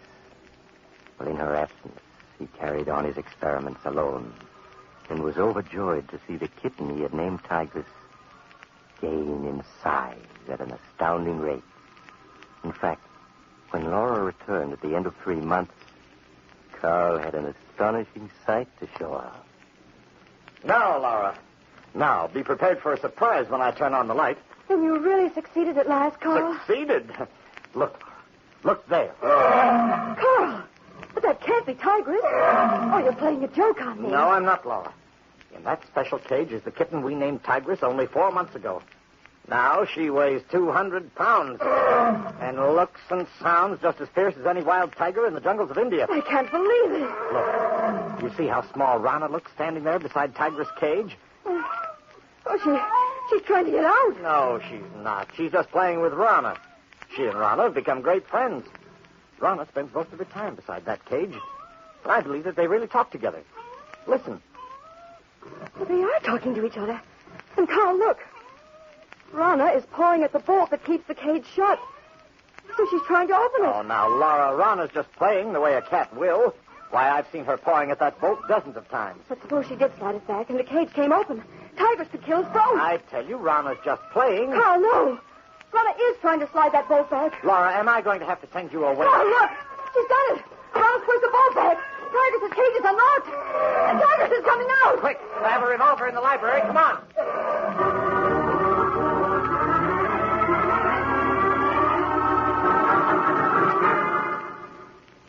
An instant later, Carl and Laura had slammed and locked the heavy door of the library. And outside it, Tigress roared in baffled rage. She's trying to get in. She's going to kill us. Rana deliberately opened that cage so Tigers could kill us. She had a plan all along. I'll shoot through the door. That'll drive her away. Oh, you just made her more angry. Oh, she's getting in. She's going to kill us. Look out. Oh.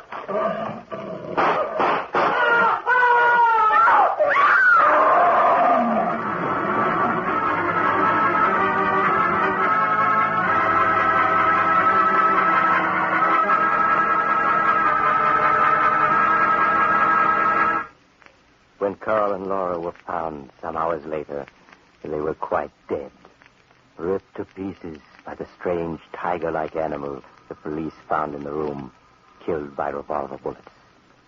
In fact, the only living creature anywhere about was a reddish-brown kitten with green eyes, like Madame Elsa's. She was calmly sitting beside Carl's body and purring to herself. Have you been unkind to some cat lately? You better be careful. There's no telling... Oh, you're leaving. We'll drop in again soon. Just look for the house on the other side of the cemetery. The house of Dr. Weird.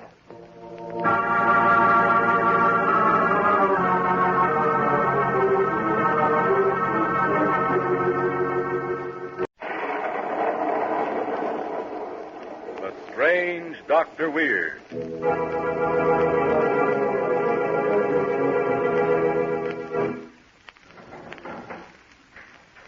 Good evening. Come in, won't you? Why, what's the matter? You seem a bit nervous. Perhaps the cemetery outside this house has upset you. But there are things far worse than cemeteries. For instance, a ship at sea. A ship doomed by fate. As in the story I want to tell you tonight. A story I call Murder Ship.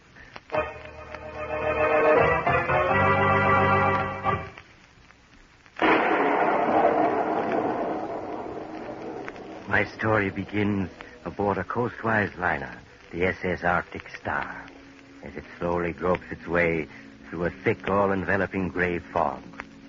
On one of the decks of the liner, a man and a woman stand by the railing.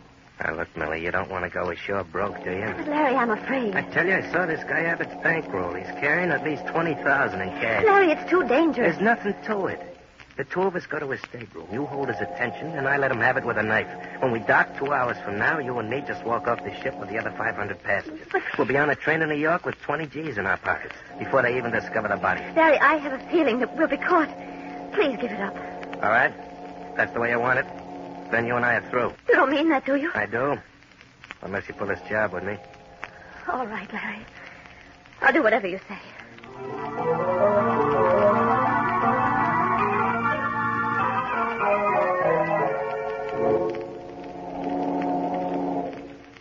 Now, this is Abbott's stateroom, Millie. Don't forget what you're supposed to do. I won't. Hello, Mr. Abbott. May we come in? Why, yes, of course, Mr. Sanders. How are you, Mrs. Sanders? Quite well, thank you. Larry and I would like you to have a drink with us before we dock. Why, I'd like to very much, but I haven't much... Surely you can spare a few minutes.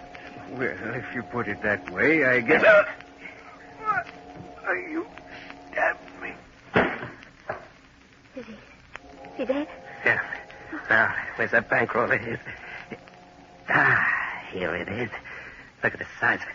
Now, let's see. Larry, let's get out of here. 9, 10, 12, 14, 16. Oh, Larry, please. 18, 20, 21. A little over 21,000. Well, Millie, was it worth the risk? Oh, yes, only let's get out of here. I have a feeling that... Larry, what's happened? Felt like a collision with another ship. Come on, let's get up on deck. Larry, what's wrong? Don't seem to be able to open this door. But it's the only way out of here. It's jammed. Maybe I can break it down. So use. It's too solid. Well, if we don't get out of here, we'll go down with the ship. We'll drown. If we yell, someone will hear us and break the door down with an Yes. axe. Help! Help! What's that? Help! We're in stateroom D7. The door's stuck. Help! Oh, Larry, it's no use. It's no use unless we're behind the drum. No, don't say that, Millie. Help! Help! Oh, Larry, look. The floor of the stateroom is beginning to slant. The ship's sinking. No, it's your imagination. Now, look. Water's coming in under the door. Oh, we're sinking, Larry. We're sinking. Help! Help! Help!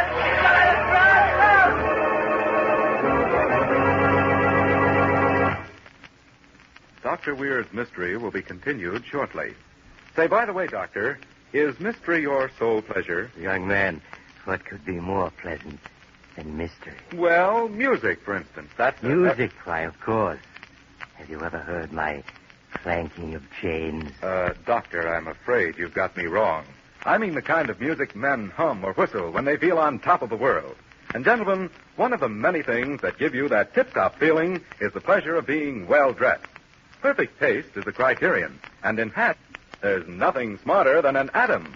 From stem to stern, your Atom hat gives off that look of quality. You see quality in the carefully molded shape, and in the richness of the genuine all-fur felt, and in the subtle color shade. Next time you pass an Atom hat store or authorized dealer, stop in and try on an Atom. Once you see and wear an Atom hat, you'll agree that today, as before, Atom is one of America's outstanding hat values. Now, the good Dr. Weird. And now I'll finish my story, Murder Ship. It's a half hour since the SS Arctic Star was rammed and started sinking. Trapped in the stateroom of the late Mr. Abbott, Larry and Millie find themselves waist deep in water.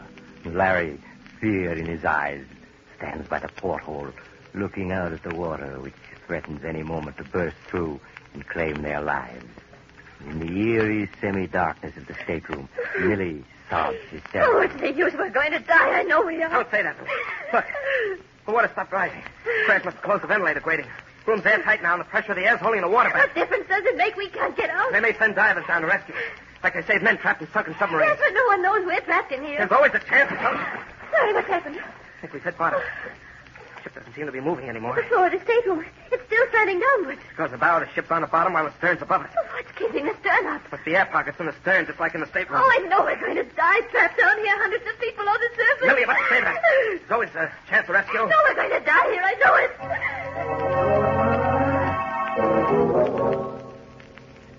How long have we been trapped in here, Larry? About 5 hours. I'll be glad when it's over. We're dead. I can't stay. Larry, Millie, what is it? I thought I saw something go past the porthole. Porthole? Let me see. Millie, there's a diver out there. Does he see you? No, I only had a flashlight or something to signal him with. Your cigarette lighter. Yeah, that's it. Oh, hurry, Larry, hurry. Yeah. Oh. I'll have it lighted in a second.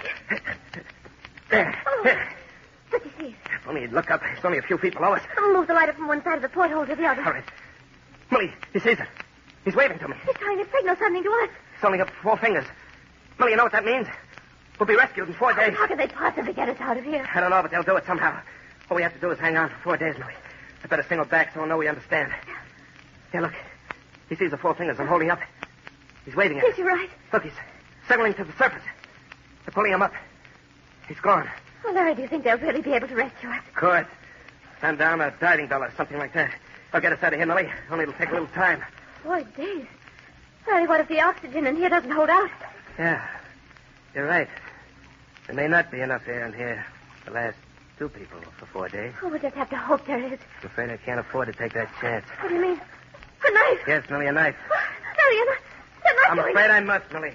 Can't allow you to breathe the air that may save No, me. Larry, no. I won't let you kill me. Where'd you get that gun? Oh, my purse. Now, you keep away from me. Give it to me. Here, give me that gun. No, you're going to kill me. Stay away from me or I'll shoot.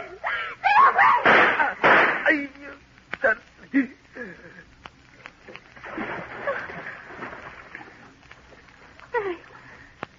Larry, I didn't want to shoot you.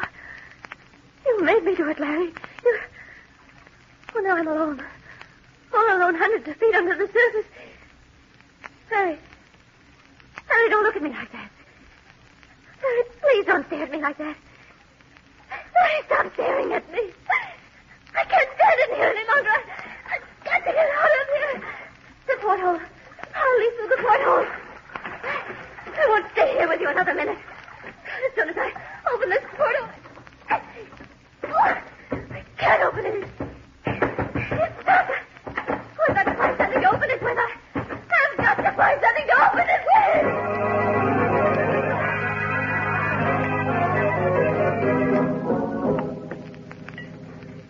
All right, Mike, take it easy. I'll have your helmet unscrewed in a minute, and you can tell me whatever you have to say.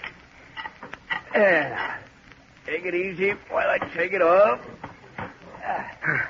George, you'll never believe what I saw down there. A mermaid, I suppose. No, George. There are two people trapped in one of the staterooms on that ship. What's that? A man and a woman. They're trapped in a stateroom on D-deck. You sure? I'm positive they signaled to me. Well, I'll be darned. And the way I figure it, they're only alive because their stateroom is an underwater air pocket. How far down is that stateroom? Yeah, the porthole is about 6 feet below the surface. 6 feet, huh? Aye. Oh, that's a break. As soon as it's low tide, the porthole will be just out of water. We can get him out easy. Did you signal that to him? Oh, sure. I held up 4 fingers to show that we'd have him out in 4 hours. Fine. They're so close to the surface, we shouldn't have any trouble at all. In 4 hours, we'll have him out of there safe and sound.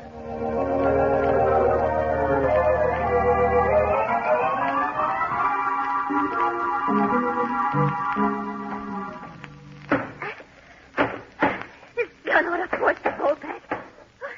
Just a few more blows and I'll have it open. Then I'll be able to escape and get away from you, Harry. You won't be able to stare at me anymore. Just a little more and I'll have it open.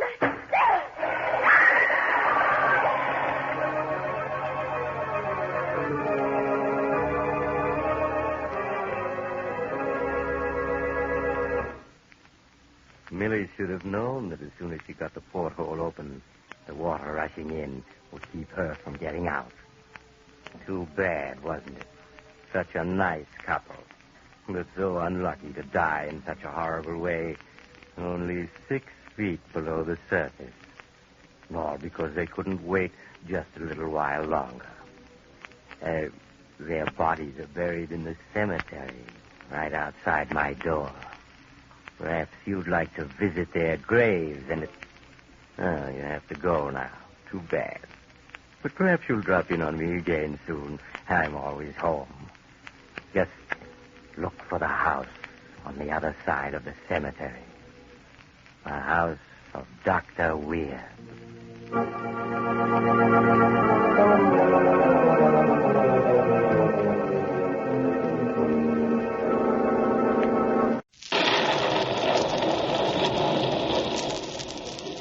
The Strange Dr. Weird.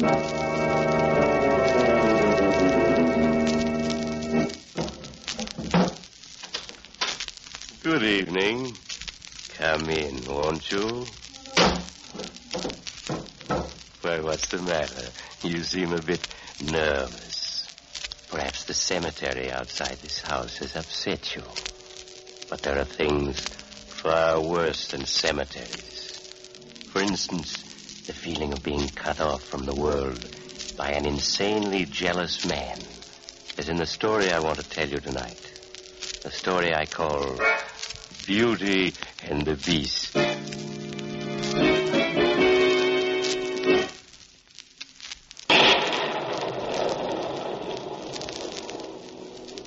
My story begins in New England, on a lonely, desolate cliff overlooking the Atlantic Ocean.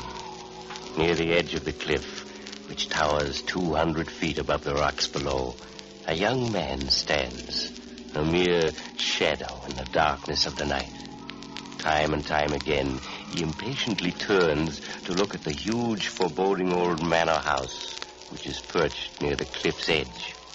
Suddenly, out of the darkness, a beautiful girl appears and runs to his outstretched arms. Oh, Kathy, darling, why are you so late? I couldn't slip out of the house any sooner, Alan. Jason was watching my every move. Oh, Kathy, he's twice your age. I know. The ugliest man I've ever known. Whatever made you marry him? I don't know. After my father died, I was all alone. Jason kept after me to marry him. Something in his eyes forced me to say yes. I was afraid to refuse. Well, you're not going on living with him. I'm going to take you away. Oh, Alan, you don't know what you're saying. I can't leave. Why not? If I were to run away, Jason would follow you and kill you. He'd kill you the way he killed... The way he killed whom? Well, you remember George Davis, don't you? Why, of course. He was Jason's secretary. Well, one evening, 2 weeks ago, Jason found me talking to George in the library. A thing he'd forbidden me to do. And the next morning, Jason told me he discharged George and that he'd already left. But then I discovered that all of George's clothes were still in his room. His clothes were in his room? Yes. Surely if he'd been discharged, he'd have taken them with him. Then you think that I'm sure of it. He must have killed George that very night. He'll kill anyone he thinks is trying to take me away from him.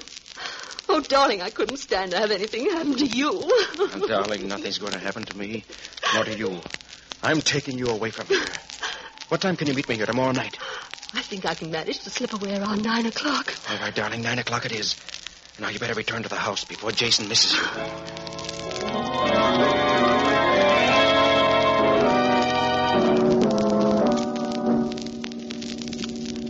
Catherine! Jason! Where were you, Catherine? Oh, I was just out getting some fresh air. You're lying. You slipped out to meet someone. No, Jason, really. Oh, Jason! My arm! You're hurting me. Who was it? Alan? Was it Alan? Tell me, or I'll... Beg pardon, sir, but Sheriff Rogers is here to see you. Very well, Charles. Show him in. I'll do all the talking, Catherine.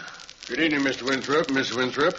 Sorry to intrude, but I must. What can I do for you, Sheriff? I understand you have a secretary, George Davis. I did have. I discharged him 2 weeks ago. Why are you so interested, Sheriff? Because his body was washed ashore this afternoon, 20 miles down the coast. Well? There were deep gashes on the body as though it had fallen from a great height onto the rocks in the sea. It may be suicide, and it may be murder. You say it may be murder? Yeah. Surely you don't suspect I had anything to do with it, do you? I don't know. There have been some mighty strange things happening around here. 4 months ago, Sam Arnold, your chauffeur, was murdered, and now... Sam Arnold? Murdered? You seem surprised, Miss Winthrop.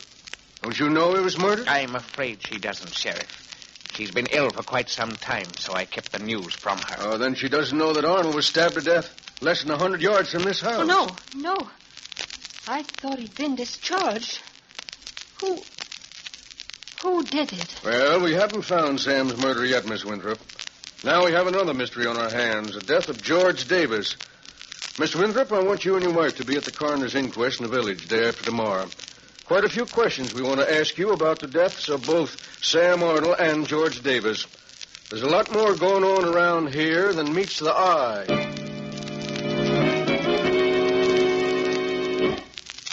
Dr. Weird's story will continue in a little while. And now Young man, before you go on, remember where you are. You know what happens on this program to people who aren't careful what they say. I'll be careful. I'm always careful. Careful with my facts whenever I talk about Adam hats. You see, Adam hats are so downright good-looking, I have to be careful about my enthusiasm. And the makers of Adam hats are careful, too. Careful to see that every atom is well made. Look at any atom, and you can see for yourself the quality workmanship that goes into the designing of Adam's smart styling, perfect fit, and correct details. Care, too, is taken in the choice of material and color. That's why only genuine all-fur felt in the newest shades is used in Adam hats. So if you're a careful dresser and a careful spender, choose an Adam. Still priced at $3.45 to $10. Still America's outstanding hat value. Now, back to Dr. Weird. And now I'll finish my story, Beauty and the Beast. 24 hours have passed, each one of which has been an eternity to Kathy. Try as she would, she couldn't forget the deaths of Sam Arnold and George Davis. One thing seemed perfectly clear to her. Jason had murdered the two men in a jealous rage. He would stop at nothing in his madness. Her mind in a turmoil, Kathy waited tensely for 9 o'clock. and her meeting with Alan. Catherine, why do you keep looking at the clock every other minute? I'm not aware that I am. Is it because you have some secret rendezvous with someone? No, I haven't. You're lying. Whom are you going to meet? Tell me. Oh, Jason, Tell me. No one. You're lying. I ought to kill you. Yes, kill me. Get rid of me so I can't testify tomorrow at the coroner's inquest. What are you talking about? You want to kill me because you're afraid of what I might tell them. I know you killed Sam Arnold and George Davis. Is that what you intend to tell them tomorrow? Yes, you're nothing but a murderer. Jason, don't look at me that way, Jason. I'm not going to let you kill me. Stay away from me, Jason. I won't let you kill me. Put down that poker, Catherine. Put it down, I said. No, if you come any closer, Jason, I'll use it. Jason, don't, or I'll use it. I warned you, Jason. I warned you.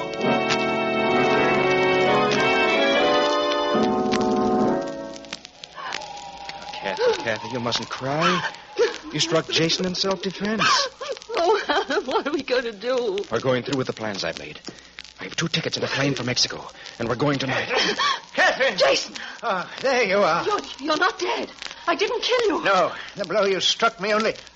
Ellen, what are you doing here? I've come to take Kathy away, Jason. Ellen, you don't know what you're saying. I'm warning you, Jason.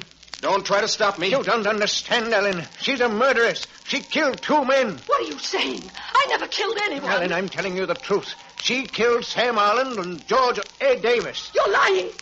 I didn't. How could she possibly kill 2 men and not know it? Because she's insane. Insane? A homicidal maniac. There are times when she loses control of her mind, and when she does, she kills. And then she comes to and has no memory of it, I suppose. Yes, that's it exactly. Just a minute before she pushed George Davis off this very cliff we're standing on, I heard her talking to him. Her voice was low, excited, the voice of a homicidal maniac. Before I could reach them, she'd pushed him off this cliff, and then she fainted. And when she regained consciousness, she had no memory of what had happened. No, it isn't true, Alan. He's trying to blame me for murders he's committed. Yes, I know, dear. Your story's very clever, Jason. Would account rather nicely for the deaths of those 2 men, wouldn't it? I'm telling you the truth, do you hear?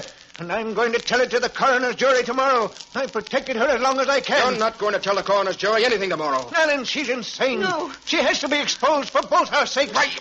Ellen, let go of me. You don't deserve to live trying to make Kathy pay for your crimes. No, Ellen. Don't. You must listen to me. Ellen, don't.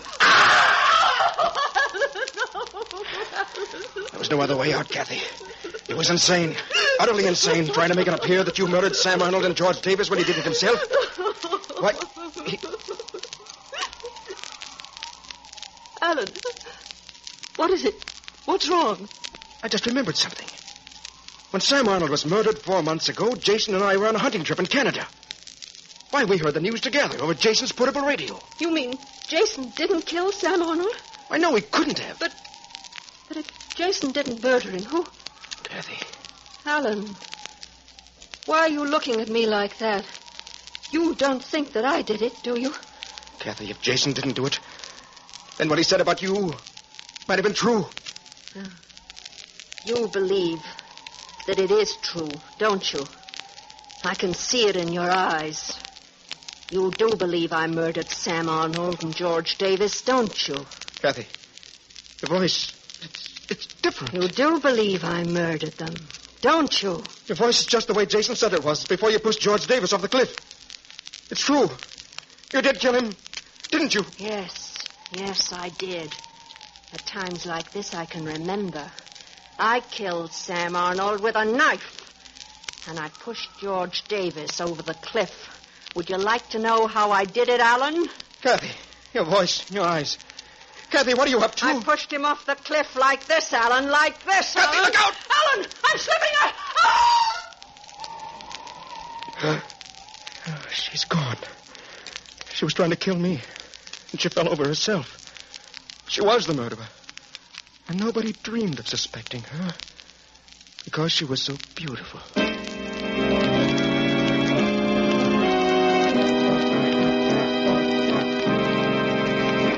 Alan was right. Nobody dreamed of suspecting Kathy because she was so beautiful. But her husband, who was ugly, well, he was suspected right away. You see how handy a pretty face can be? Sometimes. But there's an old saying, beauty is only skin deep. So be careful about walking on cliff tops with lovely young women. One of them might be another Catty. Oh, you have to go now. Well, perhaps you'll drop in on me again soon. Just look for the house on the other side of the cemetery. The house of Dr. Weird.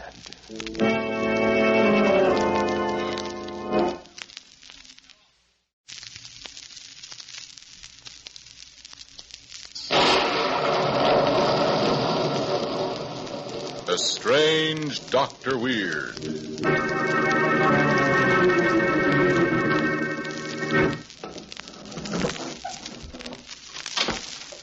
Good evening.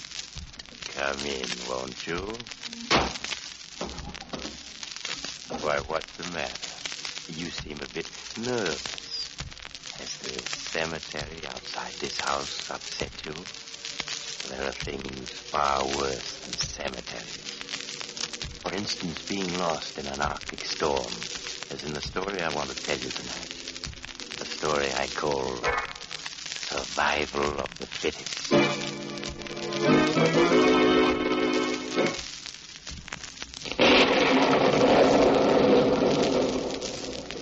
My story, Survival of the Fittest, begins in the cold, bleak wastes of Alaska, stretching endlessly as far as the eye can see, in one vast white expanse.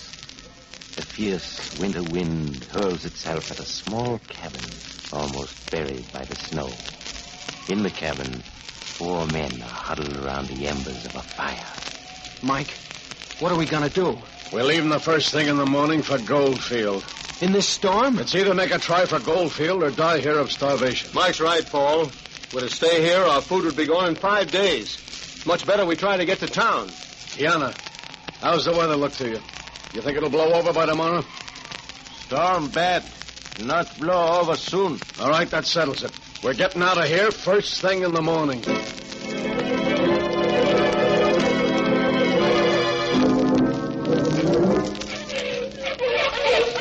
How far do you think we've come in these 4 days, Mike? I should say about 70 miles. That means 50 more miles to Goldfield. Yeah, it's going to be a hard 50 miles, too.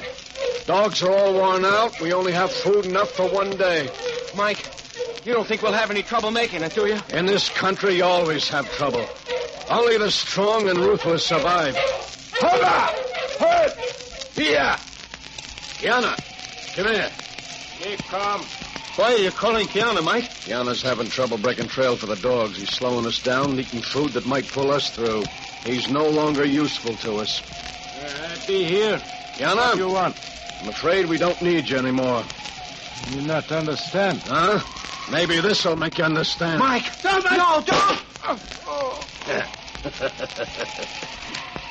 You've killed him. Yeah, I had to. I told you only the strong can survive. We need the food he'd have eaten. Paul, you start breaking trail for the dogs. We're going on. Come on! Push! Push! Hiya! Push!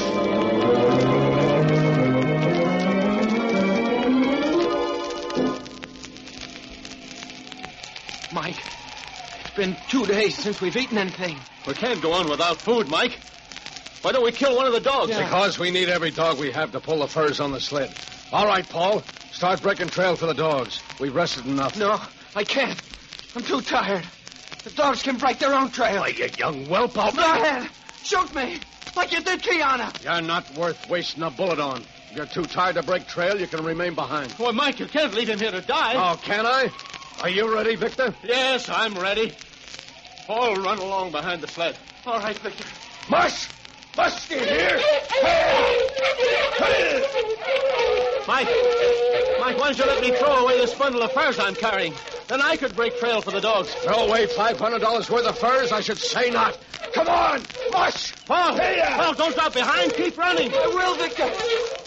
As long as I can. Mike, look! The dogs are disappearing! Victor, let go of the sled!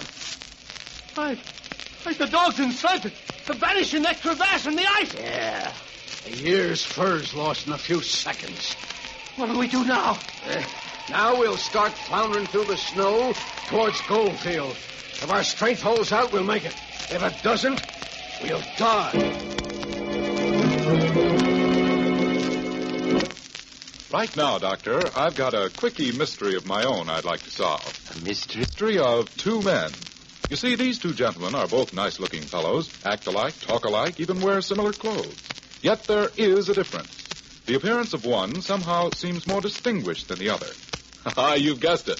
The solution to the mystery is simple. One man always wears an Adam hat.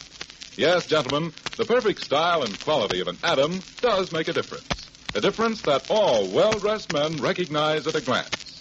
Made of rich-looking all-fur felt, the new Adam hats come in a wide variety of distinctive styles and shapes and are priced at only $3.45 to $10 at Adam Hat stores and authorized dealers from coast to coast. Mister, if you want to look your best always, always wear an Adam. Now, Dr. Weir.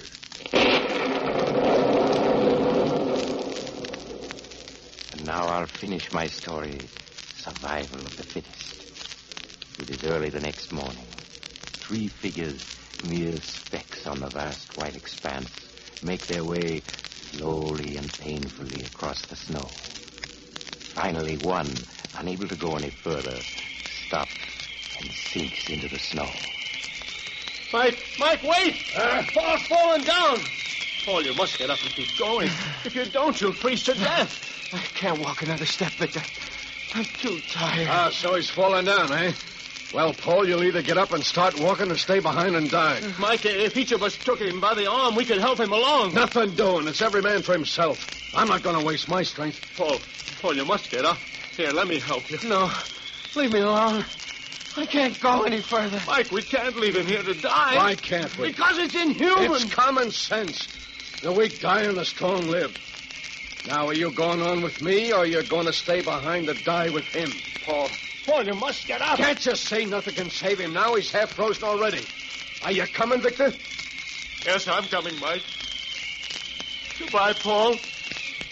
May the Lord have mercy on your soul.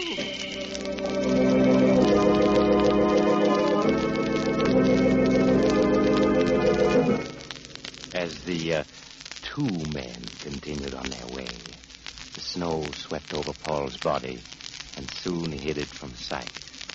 Hour after hour, Mike and Victor struggled along. For the first time in days, they saw the sun, and its warmth helped them to withstand the cold. Late that afternoon, Victor began to fall behind. Mike, wait for me. Hurry up! I'm coming as fast as I can. You'll never get to Goldfield at this rate. Must be at least another 10 miles. 10 miles? I'll never make it without food. My stomach feels as though... Like you're eating something. Yeah, that's right. You're eating pemmican.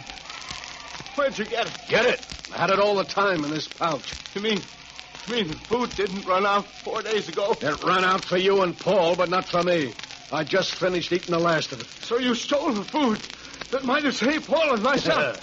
You're nothing but a dirty murderer. A murderer and a thief. Do you hear? Yeah, but when all's said and done, Victor, I'm gonna live and you're gonna die. Someday, Mike, you'll pay for your crimes. And when that day comes... Hey, listen, a plane. Where is it? My eyes. Everything's a little blurry. Oh, yeah, there it is. Look. A plane. It's coming this way. They see us. It's an army plane. They dropped something. A package. Food. That's what it is. Yeah, and look, it landed in the snow. Only 100 yards from us. Yeah? Where? Darn that sun in my eyes, I can't see it. Yeah, I see it now. That package will do me nicely until I reach Goldfield. I'll make it for sure now. There's plenty for both of us in it, Mike. You are going to share it with me, aren't you? All you're going to get is this, son. I won't have you telling any tales about me later. After I pick up that package, I won't be back. Mike, come back. Don't leave me here to die. Where did that package drop? I thought Oh, there it is, over there, half buried in the snow. Funny, first I can see it, then I can't. My eyes, they feel as if knives are being stuck into them. I can't see. What's happening to me? My eyes, I'm snowblind. That's it. The glare of the sun all day. I'm snowblind. Victor! Victor, where are you? I'm back here, Mike. Victor, you gotta help me. I can't see a thing. I'm snowblind. You mean you can't see anything? No. No, my eyes hurt so I can't stand it. It's the sun, the glare all day. That's done it. My eyes feel as if they were full of needles whenever I open them. What do you want me to do, Mike? Now look, crawl over to that package. You still have enough strength. And bring it over here. It'll keep us alive. In a day or two, I'll be able to see again, and I'll get us both in the gold field. I can't, Mike. My legs are too stiff. What? I can't move them. We'll both die here now. No, I won't die. I won't. I'll find that food myself. I know which direction it was in. I can find it if I hunt long enough. That's what you think. Yeah, you're just trying to confuse me. It's in this direction. I know it is. I can feel the sun on my face. Mike, come back. Stop. Come back. I am going right. Or you wouldn't be trying so hard to stop me. I'll show you, Victor. I'm going to live, you hear? I'm going to live. And you're going to die. No, Mike. Come back, Mike. There's a crevasse in the ice ahead of you. You'll fall into it. You expect me to fall for a sucker trick like that? The crevasse was behind me. I remember that. Mike, look out! Ah!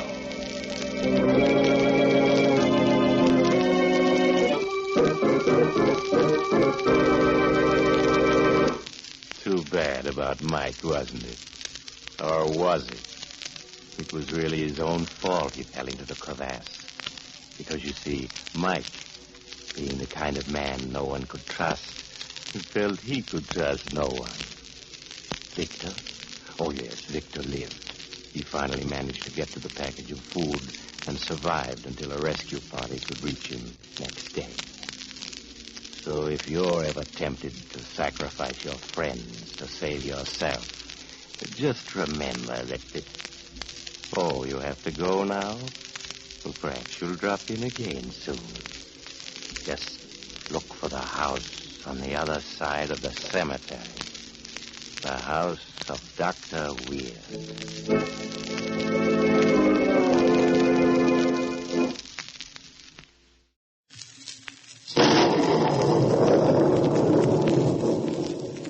The Strange Dr. Weird.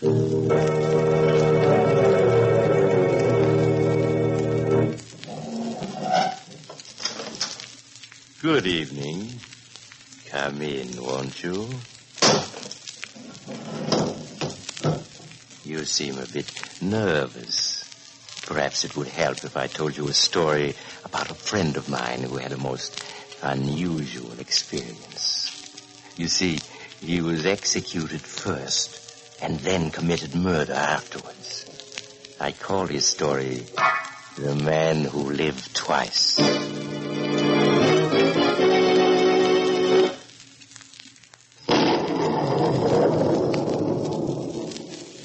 My story, The Man Who Lived Twice, begins on the gallows, where Professor Karl Muller, world-famous scientist, is about to die for murder. As the executioner finishes adjusting the rope around the condemned man's neck, the warden speaks. Well, Muller, is there anything you wish to say? Only this. You are hanging me for a crime I did not commit. Very well. Then I shall become a criminal, a murderer. And you, warden, you shall be one of the first to feel my vengeance. Proceed with the execution.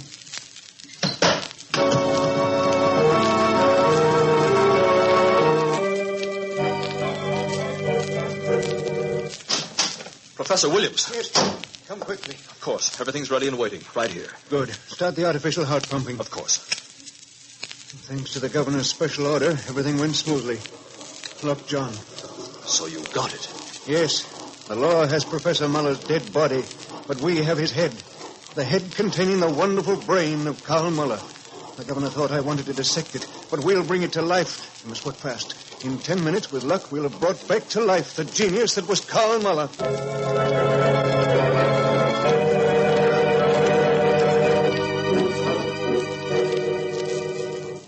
We've won, Professor. Look. His eyes, they blinked. Yes. Now they're opening. They're staring at us. His brain lives and knows what we're doing. Now, John, we must find some way to let that mighty brain we rescued from the grave speak to us, so that its great work may be carried on. Come, John, we must work fast.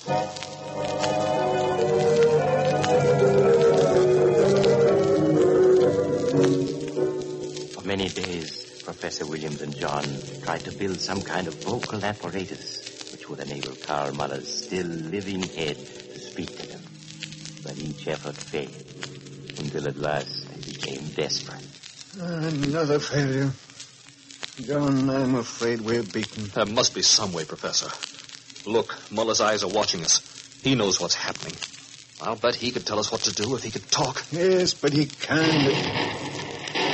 What was that? Something in the road outside. An automobile accident, perhaps. Oh, of course. John, we may not be able to keep Muller's head alive much longer. Unless we can communicate with him. I need his advice. There must be some answer. Muller's notes give full details. Someone's at the door. Quick, lock it. No one must enter this room. Help me. It's someone who's hurt. He's bleeding. That crash we heard. Please help me. Accident car hit the tree. Was thrown out and flooded. Hey, catch him, quick. I've got him. He's fainted. Put him down on the couch here. Let me look at him.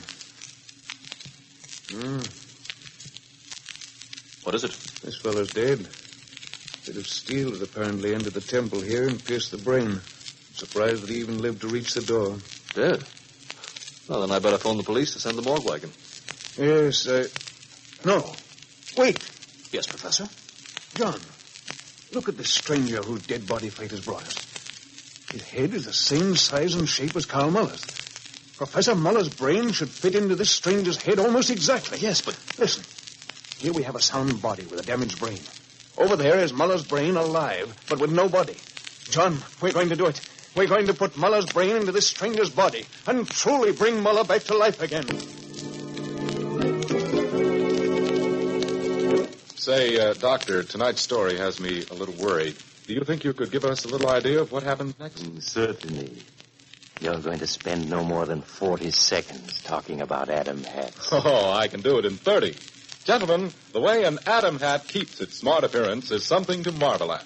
There's very little fussing with brims or constant blocking, because an Adam is made of high-quality, long-wearing, all-fur felt. Adam hats are designed for fashion, too, coming in a wide variety of distinctive shades and shapes, so that you can choose the Adam that's right for you. There's a flair to an Adam that just naturally does something for a fellow. Prices are only $3.45 to $10 at Adam Hat stores and authorized dealers everywhere. Tomorrow, make an investment in your personal appearance. Buy yourself an Adam Hat. Now, back to Dr. Weird.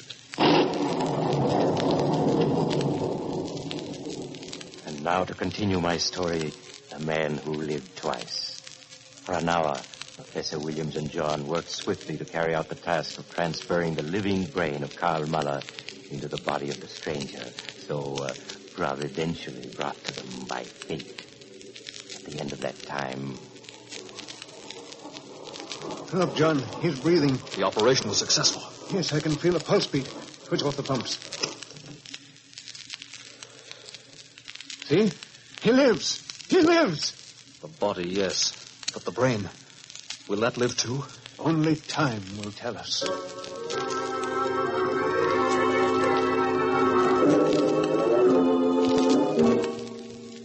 For weeks, the two scientists tended their amazing patient day and night. And then one day, the stranger's body moved, a sign that the transplanted brain had taken control of its new home. But after that, it was only a matter of days before Karl Muller was able to get up and dress and inspect in a mirror the new body that had become his. Yes. Yes, Professor Williams, you have done well. Excellently. I find it hard to believe this is truly me, Karl Muller. But it is. And how the world will marvel when it learns the truth. Well, the world, yes. Tell me, this body that is now mine, to whom did it belong before our little transfer? You were named Larry Johnson, Professor. That's about all we know. You see, there was an accident and... Yes, I know. I witnessed the arrival of Mr. Johnson. Remember. But you know nothing of this Larry Johnson who staggered in so fortunately that day to present me with his body? No, we never made any inquiries. We didn't want to attract attention. You are wise. It does not matter who I was. What does matter is that I am now Karl Muller, a genius with 50 years of life still ahead of him. But, of course, I cannot use the name of Muller. What do you mean? Karl Muller was convicted for the crime of murder because the subject died in an experiment. So Karl Muller must stay dead. But as Larry Johnson, a new scientific genius, will arise to astound the world. What that means? It means that no one must ever know what happened in this laboratory. No one ever know. It must be a secret, always. And for another reason, too. Those fools who convicted me, they must be made to pay, and they shall with their lives. What are you saying? I was convicted of murder. I shall become a murderer. The judge, the prosecutor, the jury, they shall all feel my vengeance. That's madness, Muller. Listen to me. Your brain's been affected by what happened. My brain is clear and stronger than ever. I shall have my vengeance secretly, cleverly. My victims, they will cower in terror at the thought I am striking back at them from beyond the grave. I've been making my plans as I convalesced. No, we'll stop you. Will you? I think not. John, look out. He's got a scalpel in his hand. He's got... You killed him. Yes. Now it is your turn. No, stay away from me. You must die so my secret will remain safe. You're mad. I'm a genius. The world, it will cower at my feet before I am through. But enough of talking. No. Let me go. Let me...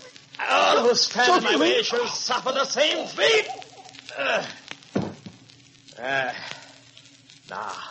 Now no one in the world knows that Karl Muller, who died on the gallows, lives again.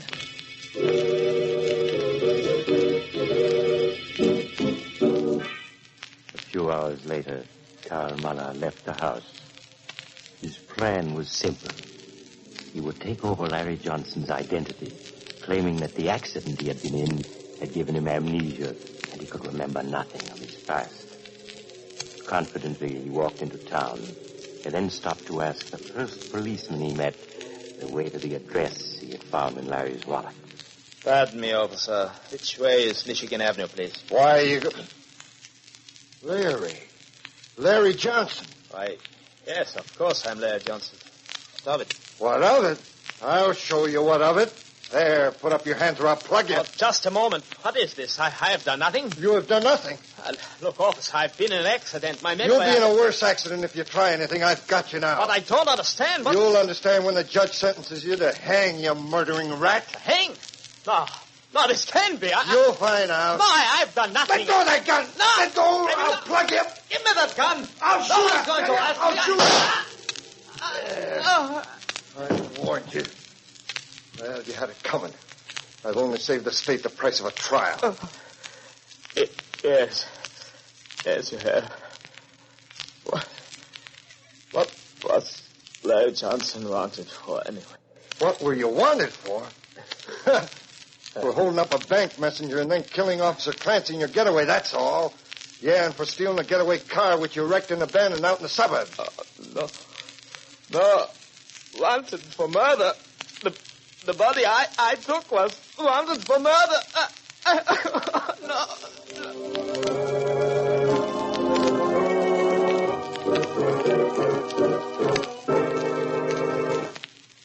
Poor Professor Muller. To think that after being executed, he should get a brand new body, only to find himself wanted for murder all over again.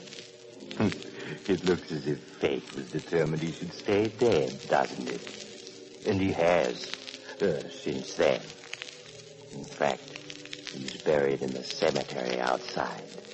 He's the only man in the world who has two graves and is buried in both of them. Would you like me to show them to you? Oh, you're leaving. I hope you'll drop in again soon. Just look for the house on the other side of the cemetery. The house of Dr. Weir.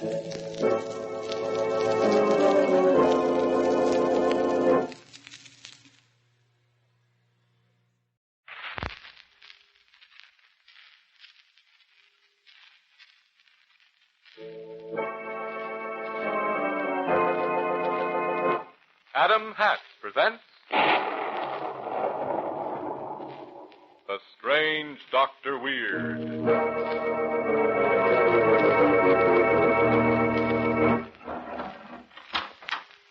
Good evening. Come in, won't you? Why, what's the matter? You seem a bit nervous.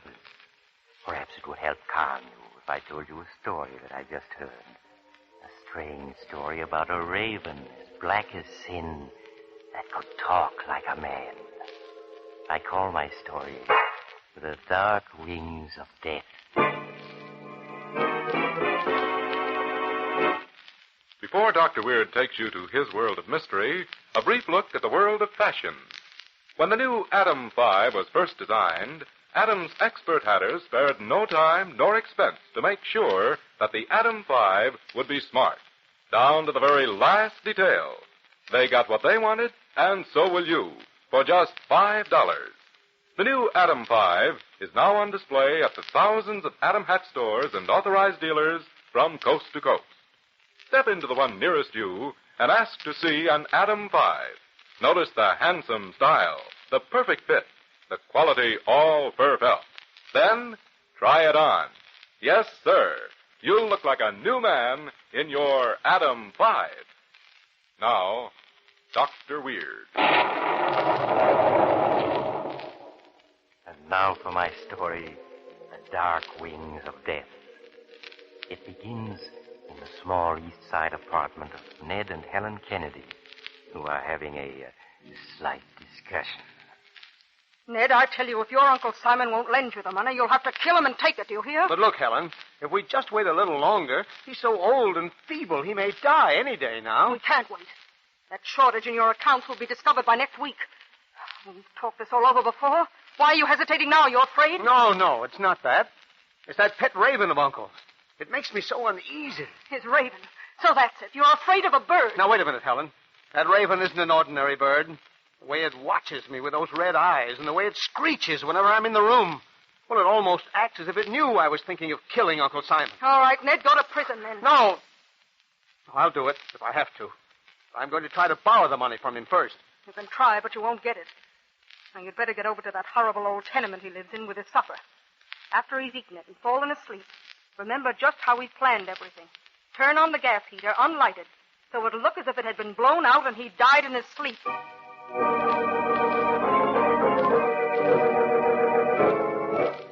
A few minutes later, Ned Kennedy was entering a small, bitterly cold room on the top floor of an ancient tenement building that stood on the very banks of the East River, its windows looking directly down on the cold, gray water. In a bed against the wall, a white-haired old man lay, his face lighting up with malicious amusement as Ned entered. On the head of the bed perched a huge black raven, and as it saw Ned, it flapped its wings angrily. Quiet, Lucifer. Come on in, Ned. You needn't be afraid of Lucifer. I brought you some soup and sandwiches for your supper, Uncle Simon.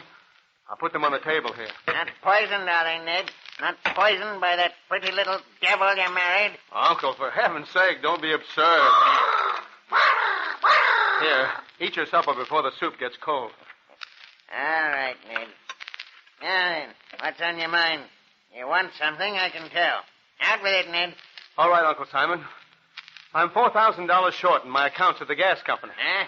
I've got to replace the money this week or I'll be caught. And you want me to lend it to you, is that it? Please, Uncle. You've got to. You wouldn't let your only living relative go to jail, would you? Aye, of course I would. If you've stolen, you should pay the penalty. Why, you miserable old skinflint. No. Let go, you kick me. Lucifer! No, get away from me. Get away from me. He's trying to get in my eyes. That'll teach you to try tricks on me. Get him away from me. He's trying to peck my eyes out. Lucifer, where's your perch? Look at my hand. It's bleeding. Serves you right. Next time I won't stop him. Lucifer will peck your eyes right out of your head. And your soul right out of your body, Ned. Yes. Carry them away to Beelzebub, his master, too. Oh, for heaven's sake, stop that. Lucifer isn't any ordinary bird. He's a winged demon, straight from Inferno. Yes, and as sure as ever you harm me, Lucifer will snatch you up and fly off to the pit with you. I said stop it! Yeah, ask Mrs. O'Rourke, the superintendent's wife downstairs. Many's the night she's seen Lucifer flying away from the window in the darkness, his eyes gleaming with red fire, and his claws glowing with phosphorus, off to pay a visit to the devil, his master. Oh, that's just nonsense. Now, if you've finished, I'll take the dishes away. You're sure you won't lend me the money then, Uncle Simon? No, I won't. $10,000 hidden in the wall here beside my bed, as you know. You shan't have that till I die. I tell you, there's no other way. If your uncle won't lend you the money, you have to kill him and take it, do you hear? Good night, Ned. I'm going to sleep now. After they put you in jail, Lucifer and I'll come and visit you. Now and then. The old skinflint. He's asleep. When he's asleep, turn on the gas heater, unlight it, so it'll look as if it had been blown out. In an hour, he'll be dead, and it'll look like an accident. Yes, I have to do it. I have to do it.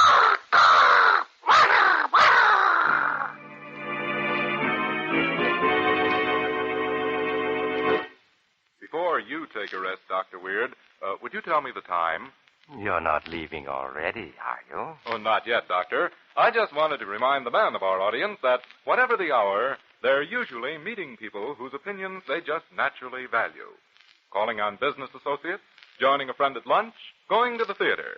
Those are the times you want to look your best. And nothing counts more in making a good impression than your personal appearance. Naturally, clothes are important. But what's equally important is that every article fit into the picture. That's where Adam hats come in, because the style of an Adam is just right. Made of fine quality all-fur felt in the smartest shades, Adam hats are the last word in fashion. Carefully designed down to the smallest detail and long-wearing as well. And Adam is a wise investment in your personal appearance. So if you want to look your best, top your clothes picture with a new Adam hat. Now, Dr. Weird.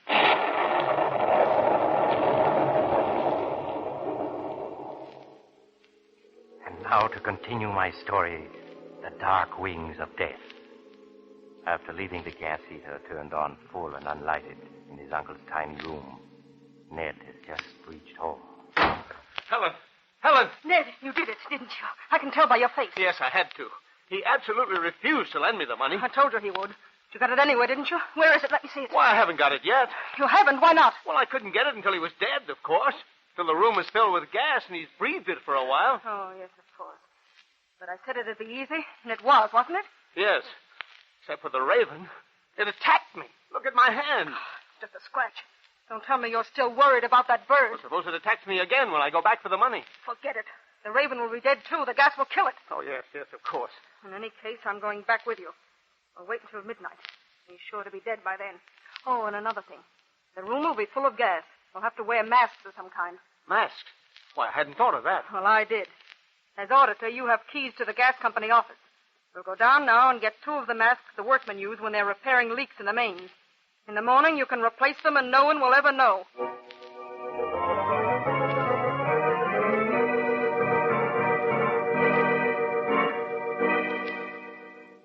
It was just after midnight when Ned stood once more in the cold, dark hall outside his uncle's door, Helen at his side. I don't hear any sound inside. Of course not. They're both dead. Come on, put on your mask and let's get it over with. All right. Here, now, this strap goes over your head. Now, breathe through your mouth. You can talk, too. These masks are the latest type. Talk? Yes, I can, can't I? There. Now, we're all set. Have your flashlight on. Mm-hmm. We mustn't turn on any lights. The least spark would explode the gas and blow us sky high. I know. Come on. He's dead. Of course he is. Where's the raven? Oh, what does it matter? Come on. Help me move the bed. You take that end. All right. Take it easy now. He looks as if he were asleep. Oh, forget him. Where did he keep the money? There's a loose board. Listen, the raven. It's still alive. It can't be. I don't hear it. There, it's perched on that chair. Flapping its wings. Oh, get away from me. Get away. Ned, get hold of yourself. There's nothing there. Nothing, I tell you. There is.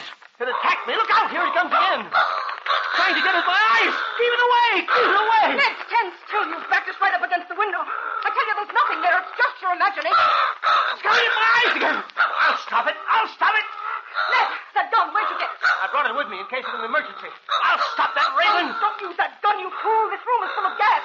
The shot would make it explode and kill us both. Look out! It's coming at me again. Don't stop!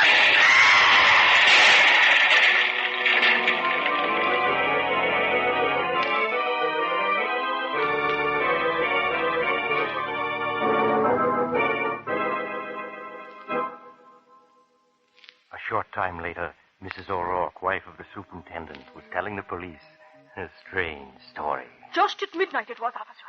And I'm standing at me window when up above there's an explosion, fair to wake the dead. And outside me window I see a great flash of light. And what else do you suppose? You've already told us, Mrs. O'Rourke. You saw a man and a woman blown clear out through the window and into the river down there. Blown out nothing. They was flying through the air, holding on to each other. And that raven had his claws in the man's hair and was flying away with them, his eyes blazing fire as he took them off to the devil, his master. Now, Mrs. O'Rourke, you're letting your imagination run away with you. I know what I saw. But you can't have seen that, because we found the raven dead on the floor beside the old man's bed. The gas had killed the two of them, both together.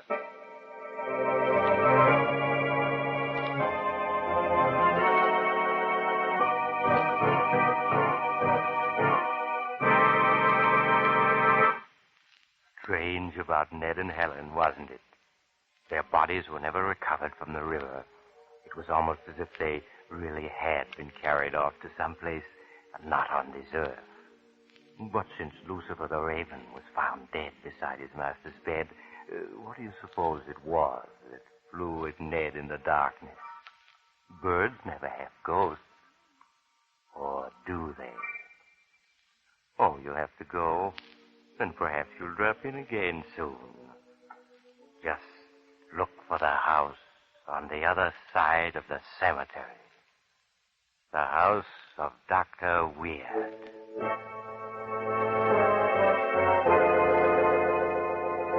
While Dr. Weird prepares his statement of next week's thriller, I'd like to read a brief statement from the makers of Adam Hats, who bring you this program. Quote, "Our purpose is to offer hats of the finest style, made of the finest material, and executed with the finest workmanship.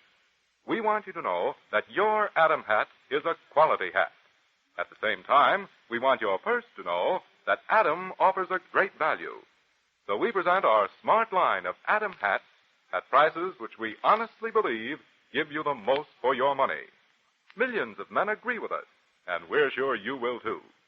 Step into any of the thousands of Adam hat stores and authorized dealers all over the nation, and our hatters will be glad to show you our latest line of fine-looking Adam hats. Price from $3.45 to $10, unquote. Now, Dr. Weird. I hope you'll drop in again next week. I want to tell you a story I call The Secret Room. It's a story about two escaped Nazi prisoners who were quite sure they were smarter than the... But the rest of the story will have to wait until your next visit. Good night.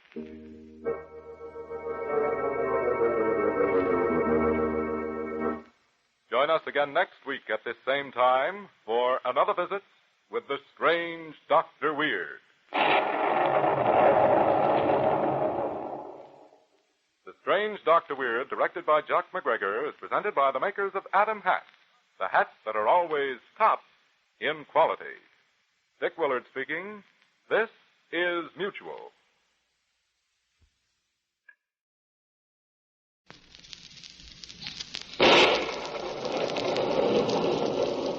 The Strange Dr. Weird.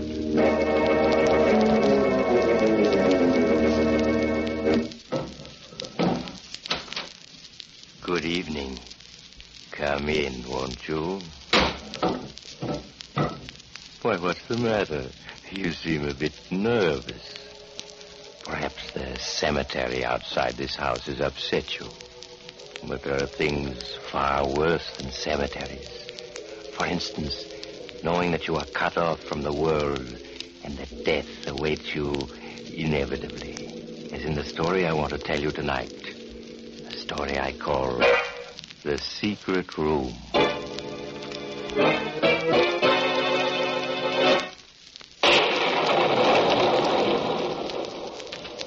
My story begins late one night in a lonely section of the Hudson Valley.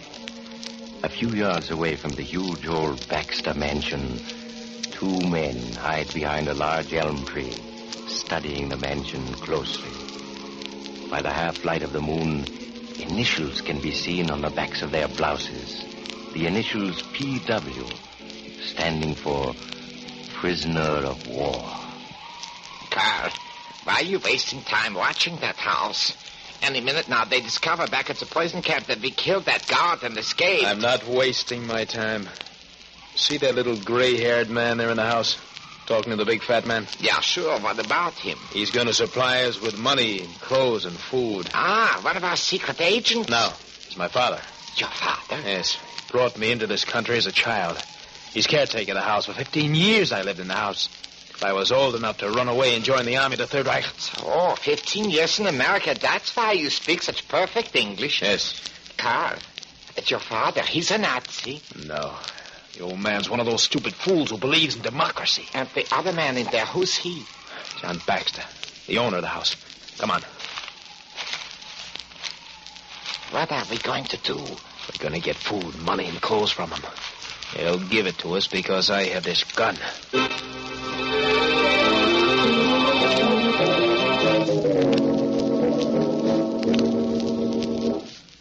Well, Hans, I'd better start back for the city. You're sure you won't come with me? No, thank you, Mr. Baxter. I don't like leaving you all alone in this house now that you're ill. But, Mr. Baxter, I don't mind. There's a telephone here. Really, I'll be quite... Good evening, gentlemen. Carl. No, it can't... Yes, Father. Carl. I thought you were in Germany. What are you doing here? Hans, don't you understand?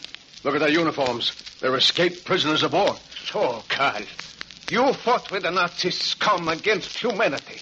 You are one of the scoundrels who... Perhaps that'll teach you to speak with more respect to a soldier of the Third Reich. Why, you dirty coward. Striking your own father. Quiet, you get the same thing. Now, listen to me, both of you. My friend and I need food, clothes, money. If either of you gives us the slightest bit of trouble, I'll kill you. Muller, you stand guard over these two men with this gun while I get some food in the kitchen. Jawohl, Herr Leutnant.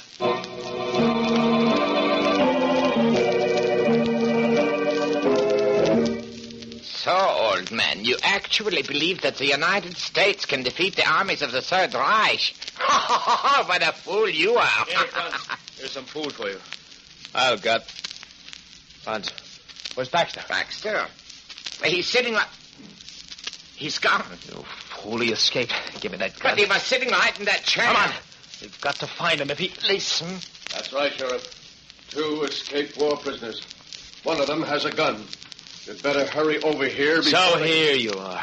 Put that down. Put the phone down or Sheriff, they've called up... Little teacher, you swine. Mr. Baxter. Mr. Baxter. You killed... Yes. Franz, hang up the receiver. Jawohl. Carl, what will we do? The sheriff knows we are here now. Oh, you fool. If you'd watched Baxter closely, this never would have happened. But I only turned my back to him for a moment. I had no idea. The sheriff will be here in a few minutes.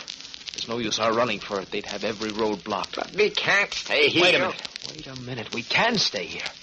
There's a secret room in the cellar of this house. A secret room in the cellar? Yes. I remember when I was a boy, the high and mighty Baxter family had an uncle who wasn't right in the head. They were ashamed to let the world know about it, so they kept him a prisoner in a secret room.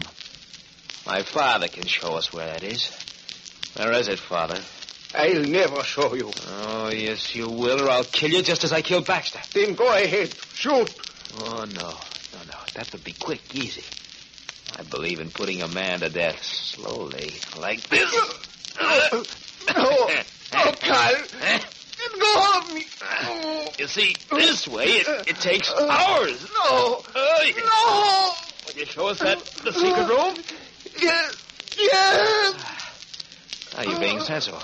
But hurry. The stupid sheriff and his men will soon be here.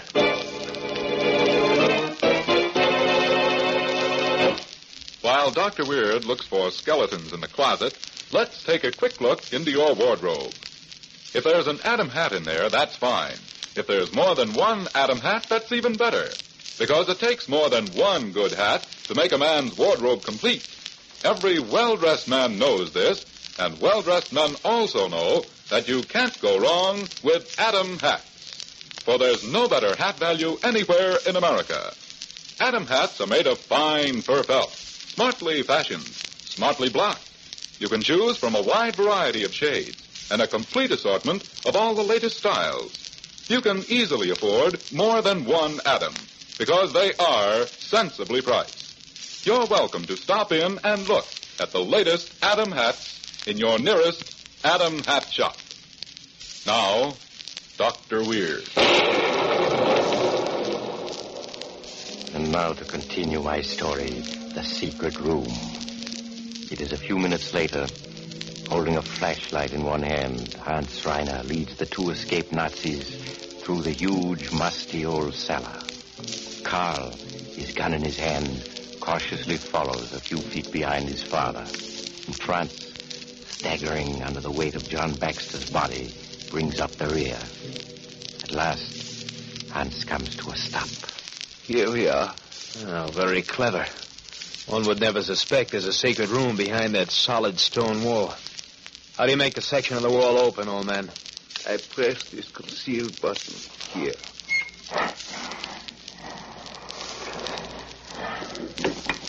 Carl, look, the wall has opened. Yes.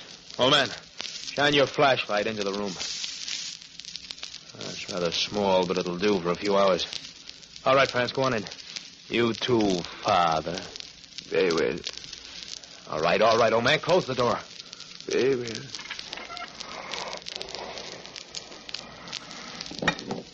Now, it cannot be opened from the outside unless you know where the button is. Good.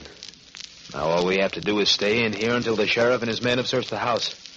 When they find it empty, they'll leave. Then you and I, Carl, will be able to make plans. Yes. Plans that will take us back to the fatherland. Yes. Once again, we shall have proven the superiority of the master race.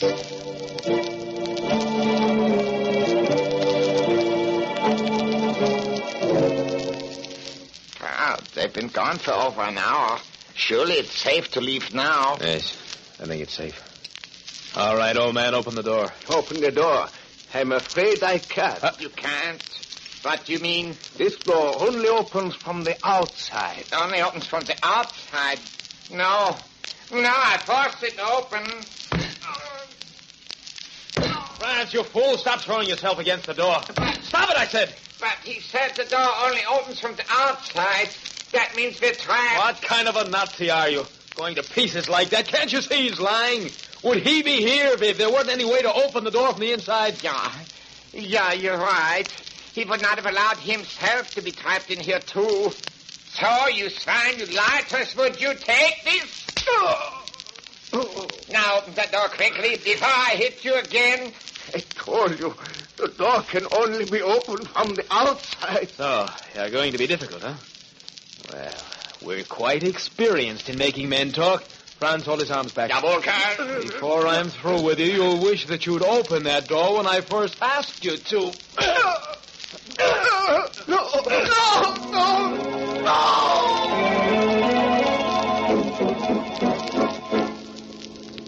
Karl, he's regaining consciousness. Yes, we'll have to get it out of him this time. He can't last much longer. Yeah, he's already half dead. Well, are you ready to show us how to open that door? I tell you, it can't be opened from in here. You're lying, I tell you. If that were true, you wouldn't have allowed yourself to be trapped in here with us. Do you think I mind dying in here? What do you mean? My heart. The doctors gave me only a few months to live. What's that? Yes. That is why I was willing to show you this secret room. I don't mind dying as long as you two die with me. You deliberately led us into this trap. Yes. I can think of no better way to die than taking you two Nazi rats with me. No. You'll never get out of here. No. Never. Someday, they'll find us still here. Why, scared little... Why, you... Oh! Carl. He's dead. Yes. Carl, we're trapped. Trapped, you understand? He wasn't lying. We can't get out. We're going to die in here, Carl. We're going to die. Too bad about Carl and France, isn't it? Imagine being trapped in a small room with solid stone walls, hour after hour, day after day, growing weaker all the time, until finally... But perhaps they both took the easy way out and used the gun they had. By the way, if you're thinking of buying an old mansion in the Hudson Valley, I'd look very carefully in the cellar for a secret room if I were you. After all, you wouldn't want to live in a house that was haunted by the ghosts of two... Oh, you have to go now? Well, perhaps you'll drop in on me again soon. Just look for the house on the other side of the cemetery. The house of Dr. Weir.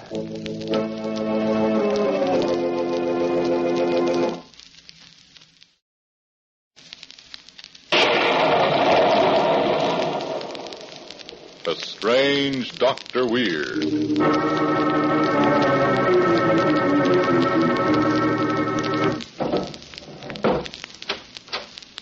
Good evening. Come in, won't you? Why, what's the matter? You seem a bit nervous. Perhaps the cemetery outside this house has upset you. But there are things far worse than cemeteries. For instance, an hypnotic force which drives a person to murder, as in the story I want to tell you tonight. A story I call The Knife of Death.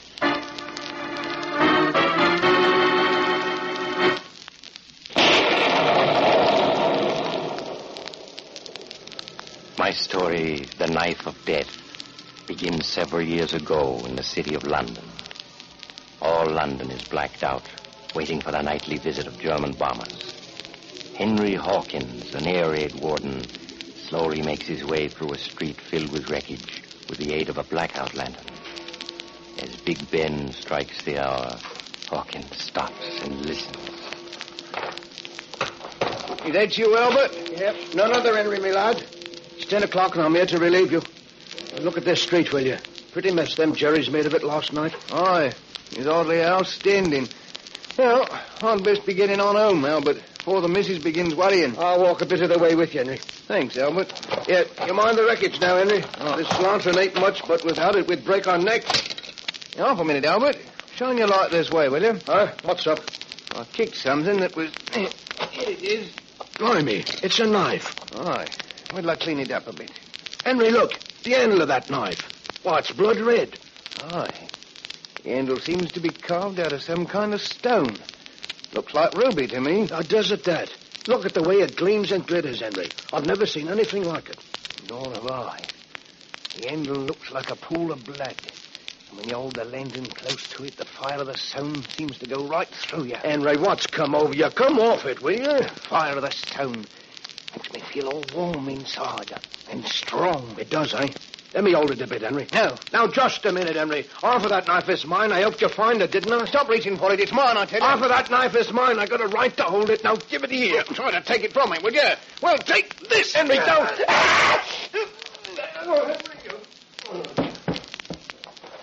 What? What have I done? Albert. Albert, speak to me. I didn't mean to stab you, Albert. He's dead. I've murdered him. If they catch me, they'll hang me for this. I've got to get out of here.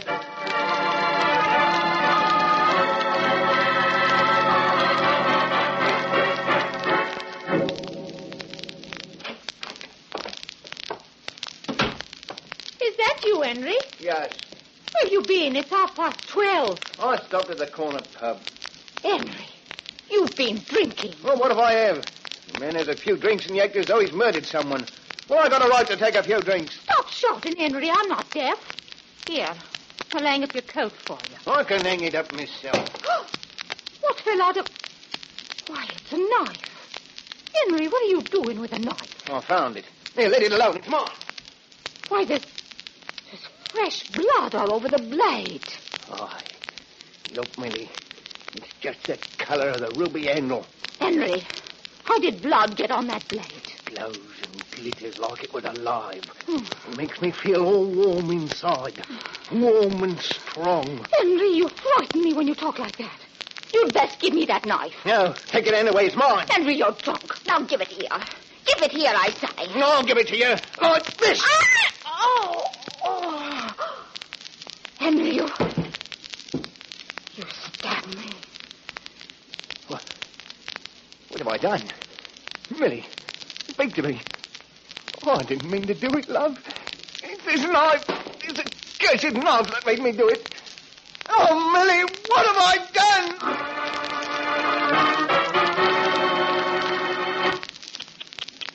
Poor Millie. Poor Henry. What's going to happen, Dr. Weird? Well, I'll tell you. Can you keep something under your hat? Somehow, Doctor, you remind me of something I was going to say, if you'll pardon the brief interruption. Under more and more hats these days, right inside, you'll find the familiar Adam crest of quality. It's no coincidence that these Adam hats are worn by well-dressed men. Men who know quality instinctively recognize the genuine superiority of an Adam in the fine fur felt, the expert craftsmanship, and the correct styles. What's more, Adam hats come in a wide choice of styles and colors and shapes. Triple assurance that you'll get the hat that's right for you. Next time you go stepping out, wear an Adam. People will notice the difference. Now let's step into the Hawkins house again. Dr. Weir.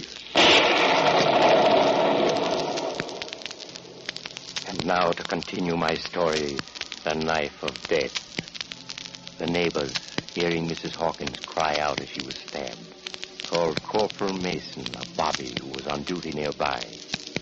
When Mason entered the Hawkins house, he found Henry sitting in a chair, his face buried in his hands. Mrs. Hawkins was dead, the murder weapon on the floor beside the body. Corporal Mason notified Scotland Yard, and 20 minutes later, there was a knock on the door. Here we are, Hawkins. I'll answer the door. Oh, good evening, Corporal. Good evening, sir. I'm Inspector King of Scotland Yard. This is Sergeant Roberts. How do you do, sir? Good evening. Nasty mess. Nothing's been touched? No, sir. I presume this is the dead woman's husband? Yes, sir. Henry Hawkins, his name is. Now then, Hawkins, I must ask you a few questions. I warn you, however, that anything you may say may be used in court against you. You understand? Yes, sir. Very well. Hawkins, you confess to the murder of your wife? Yes. I killed her. But it wasn't my fault. The knife, it drove me to it. The knife drove you to it? I'm afraid I don't understand. That knife, with its cursed blood-red handle, it made me do it. It is a most unusual-looking knife with that blood-red handle. Strange. What is, sir? In some report or other in our files, I recall reading something about a knife with a blood-red handle. Now, where did I read that? Oh, well, never mind. Hawkins, where did you get that knife? While I was coming off air raid duty tonight, I stumbled on it. It's a wreckage. Where was this? Miller Court, sir, right off Dorset Street. Miller's Court? Miller's Court, you say? Yes, sir. By Jove, now I remember where I read about the knife with the blood-red handle. Really, sir? Yes. It was in the file of Jack the Ripper. Jack the Ripper? Yes. In 1886, Jack the Ripper attacked a woman near Hanbury Street. The victim was found dying, but before she died, she muttered a few words about being stabbed by a knife with a handle red as blood. Surely, sir, you don't think there's any connection between Jack the Ripper's knife and that one lying there on the floor? Now, there's more to my story, Mason. Do you remember the name of Jack the Ripper's last victim? Why, yes, it was Marie Kelly. She was murdered in November 1888. Quite right, Corporal. Do you remember where her body was found? Why, no, sir. Can't say as I do. Her body was found in Miller's Court, right off Dorset Street. Miller's Court? Why, that's where Hawkins said he found the knife that's lying there on the floor. Exactly. You trying to tell us, Inspector, that the knife Hawkins found belongs to Jack the Ripper? Or that it's been lying in the street these past 50 years? No. Not lying in the street, Corporal. What if, after Jack the Ripper had murdered Marie Kelly, he had lost the knife at the scene of the crime? Say, for example, it dropped into a drain, and the bombs that fell in Miller's court last night turned it up again.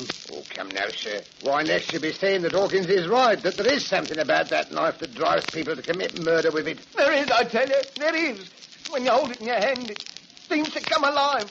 Drives you against your will to kill. Oh, you're daft. Meaning, of course, that you think I'm daft, too? Oh, no, sir. I didn't mean that, sir. I'll admit it's rather a wild theory. But what if it were true? Don't you see that might account for Marie Kelly being the Ripper's last victim? Once he lost the knife, he was no longer driven to murder. But, sir, you don't really believe that knife has an evil force behind it, do you? No, I suppose not, and yet... Well, it's an interesting theory. Oh, yes, sir, quite. Yes, quite. Sergeant Roberts. Yes, sir? You remain here with Corporal Mason while I take the prisoner to Scotland Yard. Yes, sir. Nothing's to be touched, mind you. I'll send the technical staff over at once. Very good, sir. All right, come along, Hawkins. Yes, sir. I say, Sergeant, isn't it about time they were retiring the inspector? He acts a bit balmy. Here, have a little more respect there. Oh, come off it. Even you've got to admit the old man sounds balmy. Imagine saying that the knife there on the floor once belonged to Jack the Ripper, and there's an evil force behind it. The old man's always getting queer ideas. Well, that's just about the queerest I ever heard. Yeah, it's an unusual knife, all right, with that red handle, but evil force behind it. Here now, don't you go picking it up. Take it easy, will you? I'm using a handkerchief to pick it up, ain't I? Just want to take a closer look at it. You heard what the inspector said. Nothing was to be touched.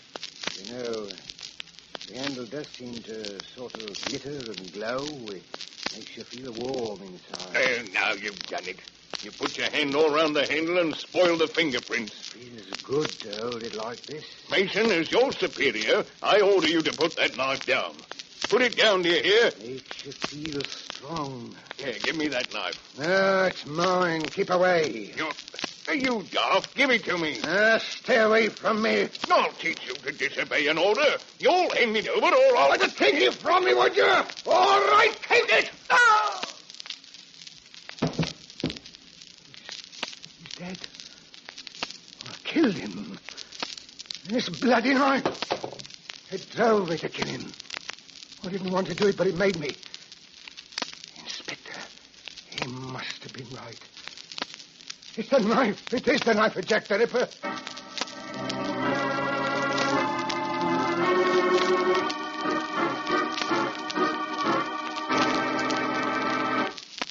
Too bad about poor Mason, wasn't it?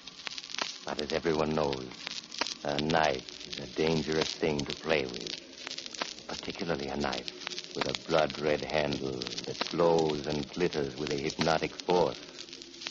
What happened to it? It's under lock and key at Scotland Yard.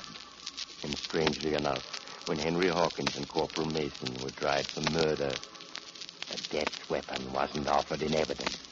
Inspector King was afraid to have anyone handle it. Oh, by the way, if you should ever come across a knife with a blood-red ruby handle, oh, you have to go. Perhaps you'll drop in on me again soon.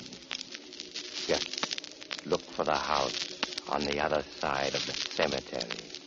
The house of Dr. Weir.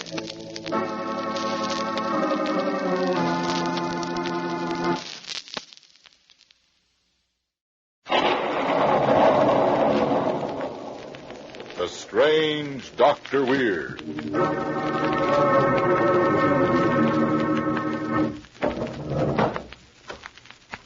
Good evening. Come in, won't you? Why, what's the matter? You seem a bit nervous. Perhaps the cemetery outside this house has upset you.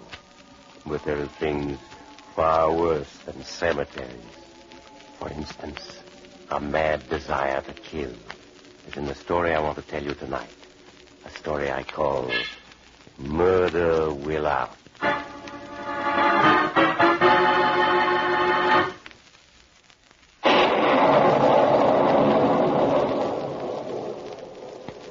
My story, Murder Will Out, begins in a large park of an eastern metropolis. It is late at night, and the park is all but deserted. Near a small underpass, A young man stands leaning against a tree, whistling softly. As he hears the approaching footsteps, he becomes tense. Good evening. What do you want? You're very young and beautiful. Please let me pass. Your throat is white and soft and lovely. If you don't get away from me, I'll scream. I only want to put my hands around your throat. Oh, stay away from me! Oh, that's it. Struggle. I like it when they struggle. But they never break my grip. I'm too strong.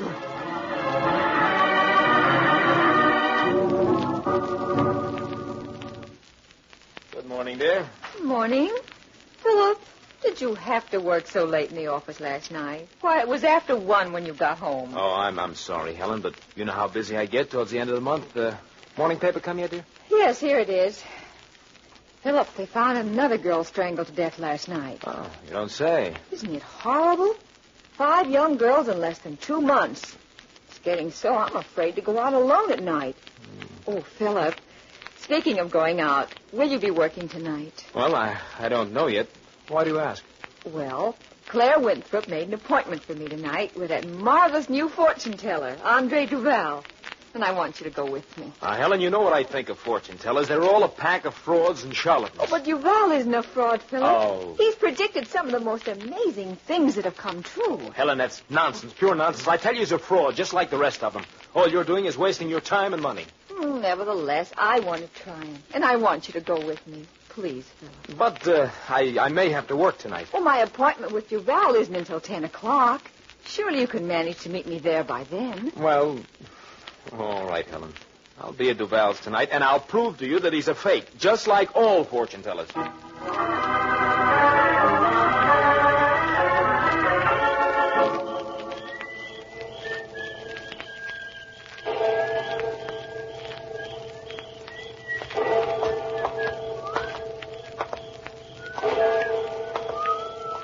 Good evening. Oh, what do you want? I just want to look at Oh, you. please let me by. You're beautiful, just like the others. Like the others? Yes, your throat is so soft and lovely. It's You're just a strangler.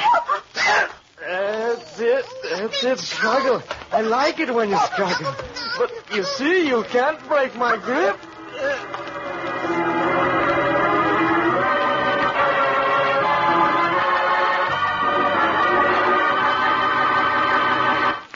Old hat is an expression that means we've heard that one before. Old hat is also an article of clothing that too many men persist in wearing to the detriment of their personal appearance. We've said it so often. Perhaps you cling to that old misshapen piece of headgear because you think no new hat can be comfortable. Not so with an Adam. Because Adam hats come in a wide variety of sizes and shapes, you're assured of a comfortable fit. What's more, an Adam adds immeasurably to your appearance. Style for fashion, Adam hats are made of richly lustrous all-fur felt in the smartest shades. So toss away that tired old turban and buy a new Adam hat tomorrow. Now, we return to Dr. Weird.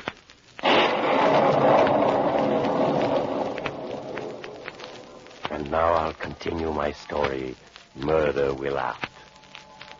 In the large, luxurious apartment of Andre Duval, Helen Arnold waited impatiently for the arrival of her husband, Philip. The grandfather clock in the foyer showed the time to be 25 minutes past 10 as Philip entered. Hello, darling. Sorry I'm late. I was delayed. Are you feeling all right? Of course. Why do you ask? Your eyes are so bright and your cheeks are flushed. You look as if you have a fever. Oh, nonsense. I'm perfectly well. Now, where's your friend Duval, the great fortune teller? Oh, you were right, Philip. He's nothing but a fraud. I paid him $10 and he prophesied nothing but unhappiness. This grows more and more interesting. Tell me, what exactly did he tell you? He said that someone very near and dear to me was destined to die within a year. Well, this Duval's a cheerful fellow, isn't he? I must have him tell me my fortune, by all means. Oh, it's just a waste of time and money. Come on, please, Philip, let's go home. Oh, nonsense. I wouldn't miss this for the world. Now, where is he? Come on. Through that door over there. All right, just you wait where you are. This shouldn't take long. All right, Philip. Come in. Oh, Mr. Duval, I'm Philip Arnold. Oh, yes. Come in, Mr. Arnold. Thank you. If you will sit here, please. Of course. Ah, I see in your eyes, Mr. Arnold, that you have no faith in me. Frankly, Mr. Duval, I haven't. But I'm perfectly willing to have my mind changed. Perhaps if I were to tell you something of your past, something only you know, it might help. It might. If you will run the palm of your left hand across this pile of sand, please. Oh, well, all right. There you are. Well, come on. What are you reading the sand? I see many things in the sand, but even I may be wrong. Would you mind running the palm of your hand across the sand again? Oh, very well. There. Oh, come on. Why do you keep staring at the sand like that? What do you see? The sands reveal a dark and tortured past. You have taken human lives. You're wrong. No, it is all here in the sands. You have murdered the innocent. Who are you? What's your game? Look, if you're trying to... You needn't be afraid, Mr. Arnold. Whatever I tell you will not be revealed to anyone else. How can I be sure of that? There is an old Chinese proverb. In the end, justice works itself out. What is meant to be will be. Nothing can change that which is ordained. You mean because you believe that, you wouldn't go to the police? Yes. I was a fool to get excited. What if you did go to the police? They wouldn't believe you anyway. Shall I read your future for you now? That is what you came for, no? My future? So. Well, all right, go ahead. Please to run the palm of your right hand across this pile of sand. Oh, very well. There. So. And what do you see? Oh, sometimes it is better not to know what the future holds. Well, whatever it is, I want to know. Now, come on, let's have it. As you wish. The sands are not altogether clear, but I can see that you are going to commit one more murder. And that when you do, you will be caught. Caught? Yes. You will be caught and executed. And nothing you can do will change it.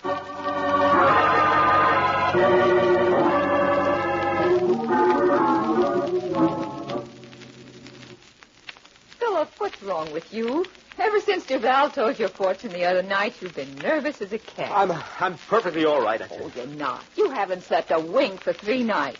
Why don't you tell me what Duval said? Look, I've told you over and over again. It was just a lot of gibberish. Now, stop asking so many questions, please. But I'd like to know what he told you. Will you be quiet? I'm joking me. Helen, I'm sorry. I don't know what came over me. I didn't mean to choke you, Donnie. I'm sorry if I nagged you. Helen, my head aches. What I need is some fresh air. I'm going out for a walk in the park.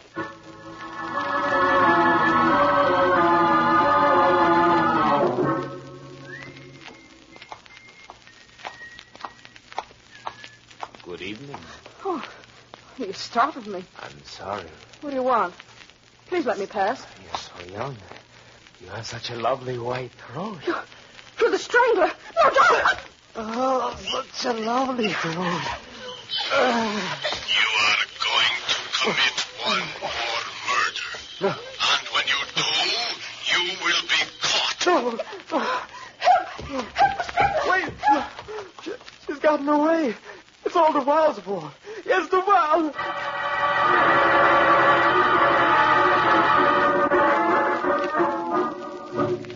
I had my hands around his throat, Duval, when suddenly I heard you speaking to me. You said you're going to commit one more murder. And when you do, you'll be caught. And thus it shall be. Nothing can change that which is ordained. But I didn't murder her. Don't you understand me? I lost my nerve and I let go of her. She got away from me. Nevertheless, you will commit one more murder, and when you do, you will be caught and executed. Duval, tell me. Well, whose death will they execute? The sands are confused. I can't be sure. Well, don't you see? If I know the name of the person, I won't go through with the murder. Then I can't be executed for I tell you, I cannot tell the name of the person for whose death you will be executed. You're lying. You can, but you won't. I cannot do it. It is useless for you to insist. I'll make you tell me. I'll make you. Not until you tell me what I want to know. I can't. You can and you will. You're so hot in the sand. Give me the name. No, Give it to me. Yes. Now, I know. That's better. Now, what's the name? The sands are confused. I didn't know before, but now Suddenly, I know. Come on, what is it? The name is Andre Duval. You? Yes, you.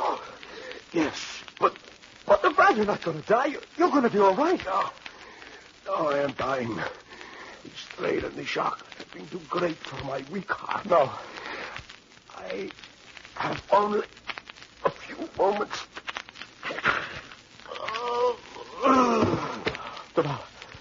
Duval. He's dead.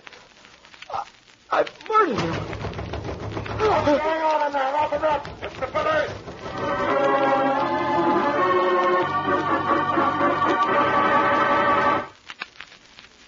Too bad about Philip Arnold, wasn't it?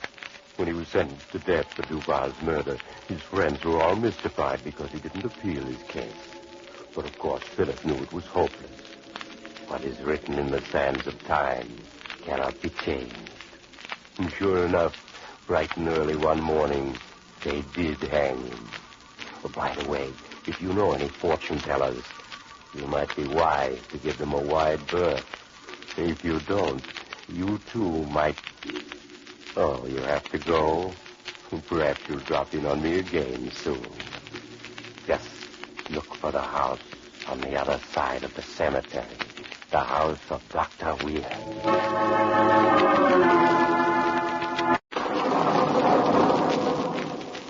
The Strange Dr. Weird.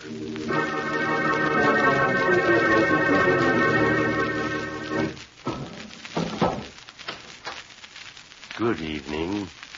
Come in, won't you? Why, what's the matter?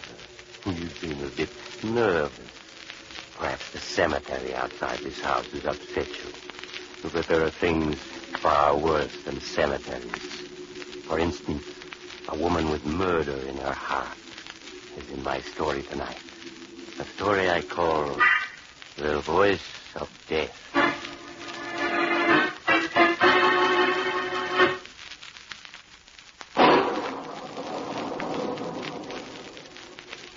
My story, The Voice of Death, begins in the snow-covered wilderness of Canada. In a high, narrow canyon, a man and woman on skis sit resting on the trunk of a fallen tree, catching their breath. Blanche, I can't tell you how sorry I am that Uncle John didn't leave you anything in his will. Well, there's nothing to be sorry about, Gerald. After all, I was only your Uncle John's second cousin. Well, I only wish Jane and Dan had taken it as well. They certainly were downcast after the reading of the will this morning. Naturally. They were your uncle's niece and nephew, too, and they had hoped to share the estate with you. You can't blame them for being disappointed. No, I suppose not. We'd better be starting back to the lodge. I can see you're a little uneasy about being in this canyon. Well, isn't it a bit dangerous being here? Look at the way the snow's piled up above us on both slopes of this canyon. If there was a snowslide, we'd be buried alive. It isn't that dangerous. Of course, a loud noise or someone shouting might start a slide. Come on along. There's some sort of scientific explanation for that, isn't there? I mean, vibrations set up by the voice? Yes, that's right. I've often stood outside the mouth of the canyon and started snowslides in here by shouting. Snowslide must be quite a sight. Hundreds of tons of snow roaring and crashing down. Oh, it is. Well, you can breathe easily now. We're out of danger. Oh, dear. Blew something? Oh, yes, my camera. I think I left it back on the trunk of the tree we were sitting on. Oh, Gerald, would you mind getting it for me? No, of course not, Blanche. You say it's on the trunk of the tree? Yes, that's right. Do you see it, Gerald? No, Blanche, I don't. Well, perhaps it fell into the snow. Look around. I am looking, but I don't see any sign of it. Blanche, listen. Blanche! The snow! It's starting to slide! Gerald, run this way!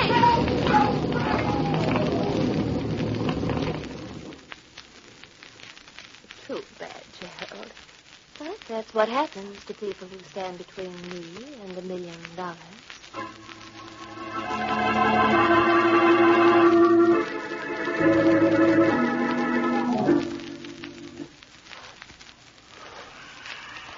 Oh, Blanche, it's so horrible. Gerald buried under all that snow. Perhaps we should have stayed into the canyon until they found the body. Nonsense, Jane. There's nothing we could have done there. Dan and I will share Uncle John's estate now. But I'd gladly give up my share if it would bring Gerald back alive. Oh, I know you would, dear. We crossed the river here, Jane. But the ice looks so thin. Blanche, we didn't cross here on the way to the canyon, did we? No, dear, this is a shortcut. Oh, Blanche, it looks too dangerous. It does before us. I tell you what, I'll cross first. Oh, Blanche, I wish you wouldn't. That ice is going to break any minute. Nonsense. See, I'm already halfway across. But I can see cracks in the ice under your skis. So can I. But the ice is still strong enough to support me. There, see? I made it. All right, Jane, your turn now. Blanche, I'm frightened. Darling, there's nothing to be afraid of. Now, come along. Well, all right. Look, you better take off your skis. I think you'll find it easier to walk than ski over the ice. You're not as good a skier as I am, you know. Oh, very well, Blanche, if you say so. Hurry, dear. It'll soon be dark. I've got him off now. Here I come. That's it. I told you the ice would hold you. Blanche, the ice feels as though it's going to give way under me any second. Oh, it felt the same way when I crossed, but as you see, I managed to get Blanche, here. The ice is breaking.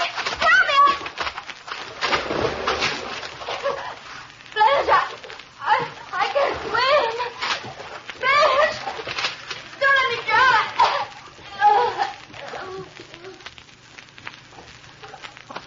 Poor Jane. She should have known better than to take off her skis before crossing the ice.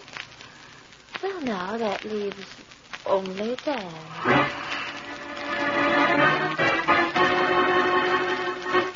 Will Blanche succeed in getting rid of Dan? Will she get Uncle John's estate? Will Dr. Weird be back to tell us about the rest of this chilling tale? Yes, I'll be back. But with all these questions, aren't you going to ask one about Adam hats? No, Doctor, I'm not. You see, there are no questions about Adam hats because Adam is unquestionably the finest hat value in America today. Seriously, every Adam, regardless of price, offers outstanding qualities in workmanship, choice of material, attention to detail. The style features of Adam are just as remarkable. Tailored and blocked by experts in an amazing variety of distinctive shapes and shades, Adam hats offer the latest word in smart fashion. No man can afford to neglect the appearance of his headgear. Every man can afford an Adam. Now, let's see what chills the rest of your story will afford, Dr. Weird. And now to continue my story, the voice of death. It is the day following the tragic deaths of Gerald and Jane. In the living room of the luxurious lodge of the late John Drake are Blanche, Dan, and Sidney Rand, attorney for the estate. There is a strange look in Mr. Rand's eyes as he speaks to Blanche. All I can say is it looks very odd, Blanche. First you go skiing with Gerald, and he dies under a snowslide. Then a few hours later, while alone with you, Jane drowns crossing a river. I don't like your attitude, Mr. Rand. You act as though I caused their death. Blanche is right, Mr. Rand. You haven't any right to say that. The village coroner said their deaths were accidental. I know what the village coroner said, but that doesn't mean that I have to agree. Look, it's 5 o'clock now. If you don't start for the station right now, you're going to miss your train. Dan, won't you change your mind and come with me? No. I told you I'm staying up here for another week. I need the rest. I just hope you won't find permanent rest up here. And just what do you mean by that? Just this. If anything were to happen to you, Blanche would be heir to everything. Think it over. Oh, Dan, you don't believe I had anything to do with their deaths, do you? Of course not, Blanche. It's absurd to think that you could have been to blame in any way.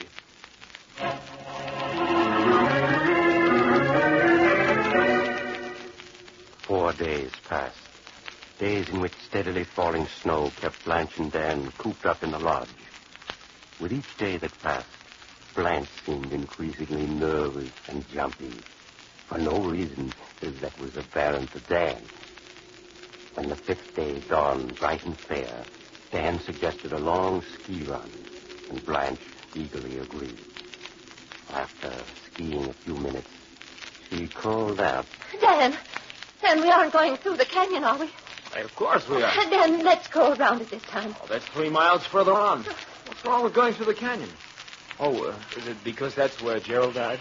Yes, I guess that's it, Dan. Now, look, I hope you aren't brooding about Gerald's death, Blanche. You mustn't. I'm not brooding, but Dan, have you heard a voice calling outside the house the last few nights?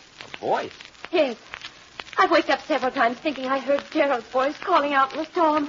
Blanche, look, you heard the wind howling. Now, come on, will you? You've got to get through the canyon. That's the only way to conquer your nerves.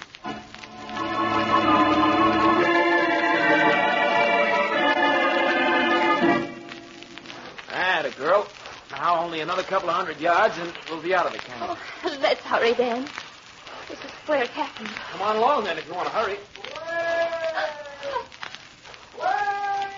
It's Gerald. Gerald's voice. Blanche, come on.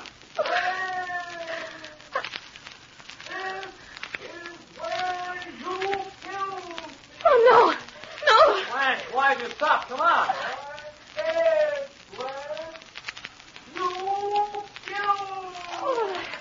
Oh, I don't hear anything. I don't. It's just my imagination. Blanche, come along. Oh, no.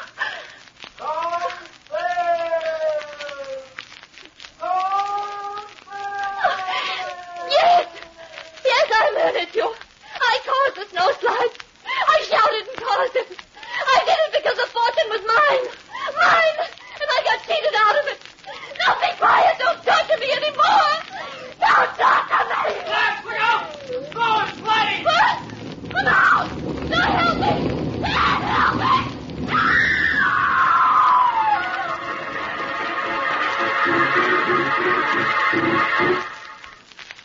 A moment later, as Dan stared stunned at the spot where Blanche had vanished beneath tons of snow, Mr. Rand, the lawyer, came skiing up to him from around an outcropping of rock. Dan, you fool. You were so close to that snowslide, you almost killed yourself. Mr. Ranch, she's dead. She's buried under all that snow. Yes, I know. Well, you heard her confess, didn't you? Yes, but when I agreed to follow the instructions you left for me in the mailbox, I never dreamed it would end like this. I kept on telling myself she was innocent. Yes, but she wasn't. I knew all along she couldn't be. That's why I made her think I was clearing out. Instead, I went down to the gamekeeper's cottage by the lake. That's where I've been the last few days. Yes, I guessed that after I got your first note asking me not to show any surprise no matter what happened. But, Mr. Rand, the voice that Blanche heard in the night and the voice just now, I could have sworn it was Gerald's voice. I counted on that.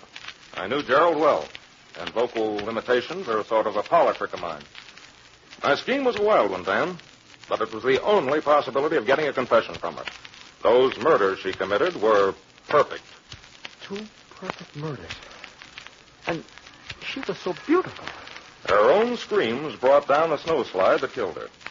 And I don't think all the judges in the world could have found a more fitting punishment than the one her own conscience provided.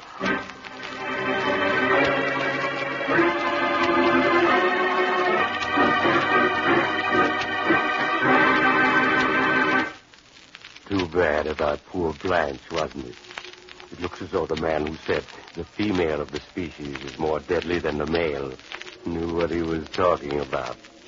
By the way, if you're an heir and you know someone who stands to gain by your death, I'd be very careful to stay away from...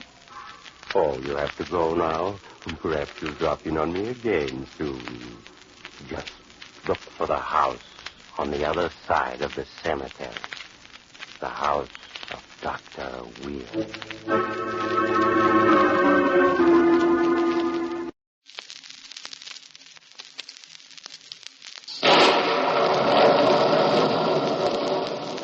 The Strange Dr. Weird.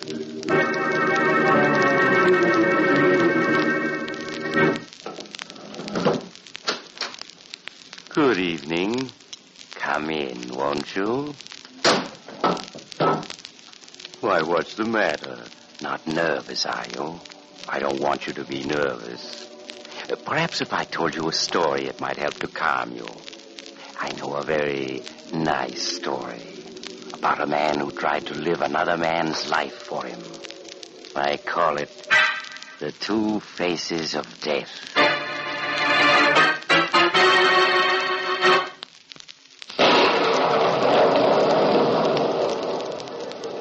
And now for my story, The Two Faces of Death. In an office high above the city, George Post of the financial firm of Post & Jones is dictating to his secretary, Nelson Smith, when the telephone rings. Shall I answer it, Mr. Post? No, I'll get it, Nelson. Hello, Post speaking. You? Oh. Yes. Yes, I see. Monday morning, you say? And the tip came from... Yes, I get it. I'll take the necessary steps. Goodbye. Nelson, where are you going? I was going to the washroom, Mr. Post. Come back here. Yes, sir. Nelson, that phone call was from a friend of mine. He says the authorities are going to investigate the firm's books Monday morning. They got a tip that we're indulging in phony stock deals. And that tip came from you. No, Mr. Post, it wasn't me. You turned us in, Nelson. Please, Mr. Post, I don't know what you're talking about. What are you doing with that paper knife? I'm just going to teach you a little lesson. No, stay away from me, stay. That, Nelson, is how a stool pigeon always winds up. Dead. Is there anything wrong, George? I thought Good Lord, what have you done? Listen, Walter. Nelson tipped off the feds that our stock deals have been phonies. We better clear out. I had to kill Nelson or he'd have had the cops right after us. Yes, but murder... Don't worry, I have a plan. We'll hide Nelson's body in the closet. This is Friday. It won't be found till Monday. But then what? All right, you'll see. Right now, we're going to drive up to my lodge in the mountains. I have a new lodge keeper up there named Tony Amato. And Tony's going to surprise you, Walter. He's going to surprise you very much.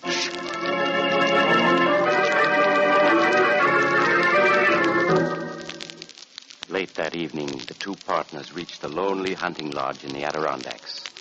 And when Walter Jones got his first glimpse of Tony Amato, the lodge keeper, he could scarcely conceal his astonishment. George Post gave Tony orders to prepare dinner. Just whip up anything you've got, Tony. We're starved. Yes, Mr. Post. I'll have something ready in half an hour. Good. We'll wash up meanwhile. Right, Mr. Post. Great gosh, George. Is that the surprise? Mm-hmm. Why, he looks just like you. He could be your twin brother. That's a surprise, Walter. You know, fate works in funny ways. I was driving back from Chicago last winter when I picked up a hitchhiker, Tony. He was broke and desperate. He confessed to me the police wanted him for petty larceny. When I offered him this job as lodge keeper, he was so grateful he almost cried. I see. Both Tony and I recognized that we looked alike. He thought I was helping him because of that.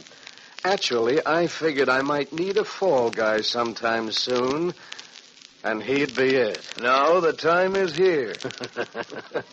Right. Suppose the police raid this lodge and find Tony Amato dead, wearing my clothes. Beside him, there's a note confessing everything. What'll it look like, huh? Suicide, of course. They'll bury him and stop looking for you. Exactly. And you can go on back to town and claim you didn't know what was going on. I'll take all the blame and clear you entirely. Why, that's perfect, George. But after you've taken care of Tony Amato's identity, what'll you do? I'll go back to Chicago and give myself up to the police. What? Yes. I'll claim amnesia. Oh. Say I can't remember what happened. Just that I committed some kind of crime, and I want to clear myself. If necessary, I'll go to jail for 6 months for petty larceny. It'll be the perfect hiding place. Well, I'll be jiggered. It's brilliant, George. Positively brilliant. Yeah. Well, suppose we get ready for dinner. It's going to be an important dinner for Tony Amato. His last.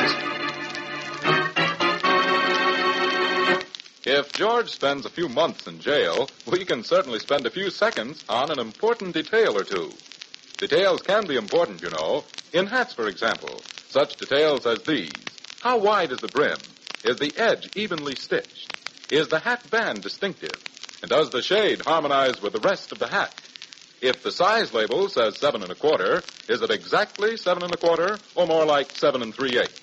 Gentlemen, these may seem like small details, but add them up, and you have the difference between an ordinary hat and one that really looks right on you. The makers of Adam hats know this well. They take especial care in the fashioning of every detail in their long line of smart hats. It's this sort of style testing that assures you of correct hat styling when you buy an Adam. Now, Dr. Weird. Now I'll continue my story, The Two Faces of Death. Dinner at the hunting lodge is over, and George Post has invited Tony Amato, who looks so strangely like him, to sit down and have a drink with them. Tony is almost pathetically grateful to his employer. Gee, Mr. Post, I don't know what I'd have done if you hadn't picked me up that day.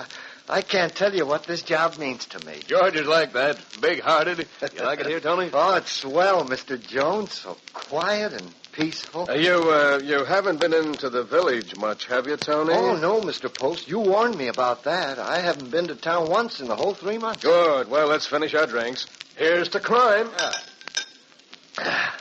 Gee, that's good. Well, Mr. Post, if you'll excuse...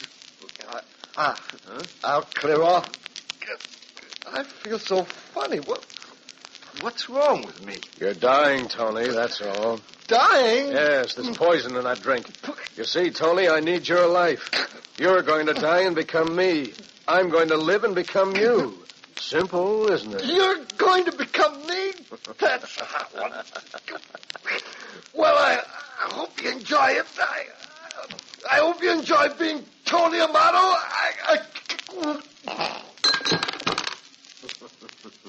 Well, it's gone. Very nicely done, George. Yes, I think so. In a moment, you'll join him, Walter. I'll join him. What do you say? Just that I poisoned your drink, too. You poisoned my drink? Yes, you don't think I could leave you alive to double-cross me for the money we've got hidden away, do you? I was going to double-cross you, George. But you beat me to it. You're clever, George. Very clever. Someday, you'll be too clever. Someday.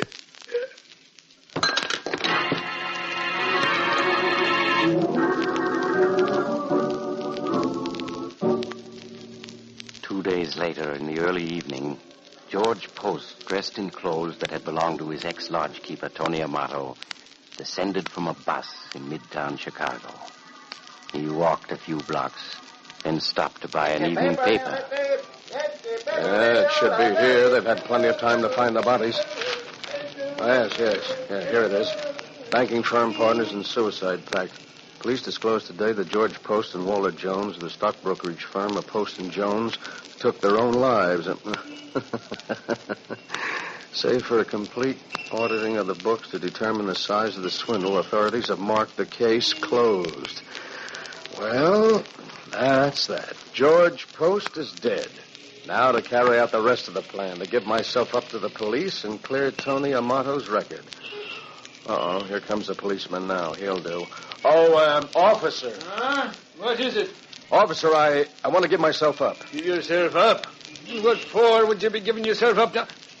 Oh, Tony Amato, is it? What? Well, what brings you back to Chicago, Tony? Oh, you know me? Sure I know you, Tony. Didn't I see you often enough hanging out in the pool rooms here in me beat? Oh, then you must know what I did. What I'm wanted for. Huh?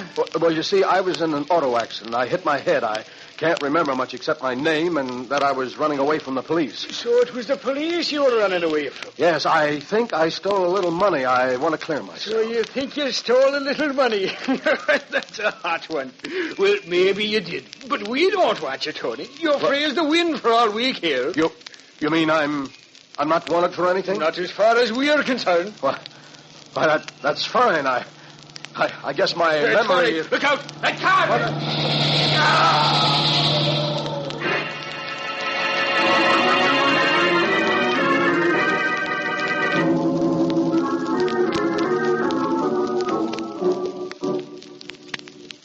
Here he is, Inspector. Yeah, it's Tony, all right. So the Scarlet Mob got him, did they? Yeah. I saw the car coming. I ducked just in time. I wonder what brought Tony back to Chicago. He must have known Joe Scarlett was after him for holding out on his numbers collections. I sure can't figure it out, sir. He was trying to tell me something about losing his memory when they got him. Yeah. One of the boys must have seen him on the street and recognized him. Well, I guess we'll never know. Wait a minute. His lips are moving. He is trying to speak. What is it, Tony? I not... You're going to become me. That's a hot one. You're clever, George. Very clever. No, I'm not Tony. Can't catch what he's saying, Inspector. I hope you enjoy being Tony, about it. Someday, George, you'll be too clever. Too clever.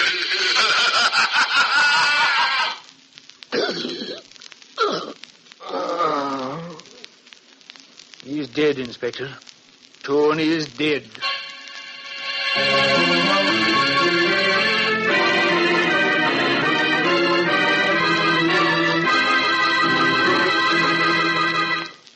Yes, our friend George was clever. But when you try to live somebody else's life, you can never be sure what you're letting yourself in for, can you? That's why it's always best just to be yourself.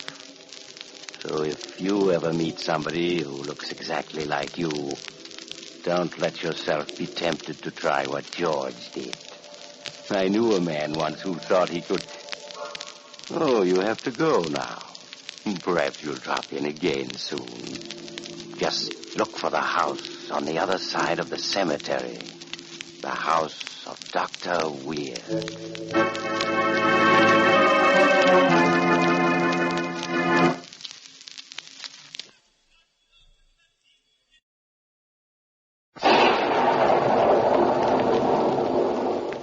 The Strange Dr. Weird.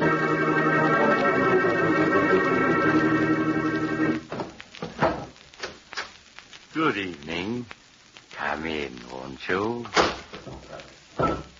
Why, what's the matter? You seem a bit pale. Have you been working too hard?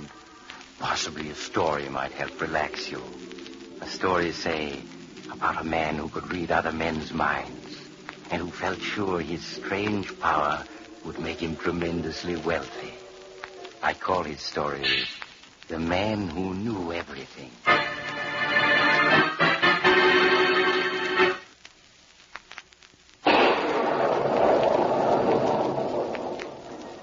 My story, The Man Who Knew Everything, begins in the Crystal Club, a lavish nightclub.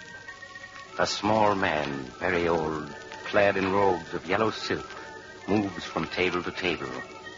He carries a small crystal ball into which he peers as he tells diners their most secret thoughts. He calls himself Randor the Mystic. Watching him from the doorway are three men. Nick Thompson, owner of the club, Rocky Brogan, his bodyguard, and Jerry Fenton, the press agent who handles Randor's affairs. It's really an act Randor has there, Jerry. What I'd like to know is it a gag or is it on the level? It's on the level, all right. You really can look inside your mind, Nick. And I'm staying away from him. I don't want anybody reading my mind. I know too much about myself already. If he's on the level, what's he doing working in a nightclub act? Why doesn't he use his little trick to clean up big? He says it's dangerous to use powers like that for yourself. If you ask me, I think he's bugs. Yeah, I'll say. Imagine being able to read the combination of a bank vault from the cashier's mind. Gee. It would be handy. Nick, I gotta do an errand. If Randor asks for me, tell him I'll be back before the midnight show, will you?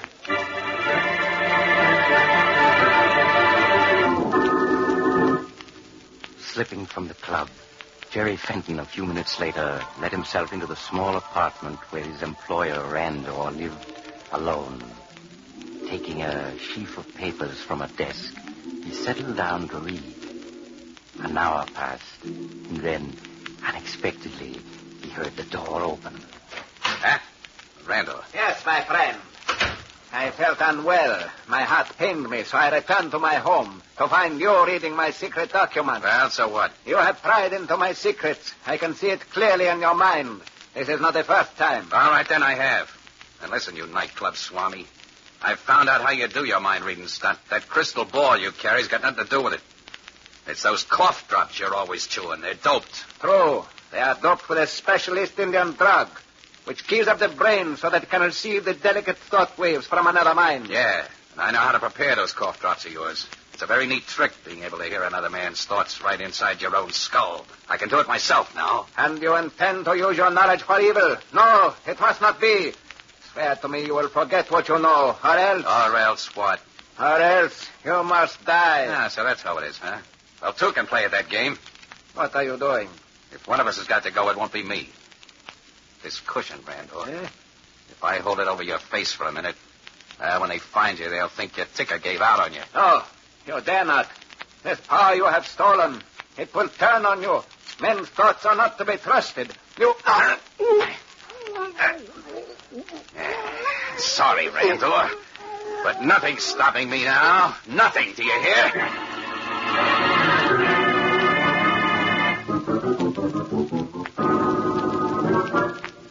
As Jerry Fenton had foretold, the death of Randor the Mystic was ascribed to natural causes.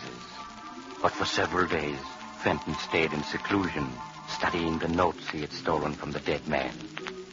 Then, one evening, he dropped in on Nick Thompson and his bodyguard, Rocky Brogan, in Thompson's office. Hello, Jerry. Sit down. Thanks. Nick, I've decided to take over the Crystal Club and your little numbers racket. Yep. Hey, what kind of a gag is this? It's no gag. You see, Nick, I happen to know you're wanted for murder in California.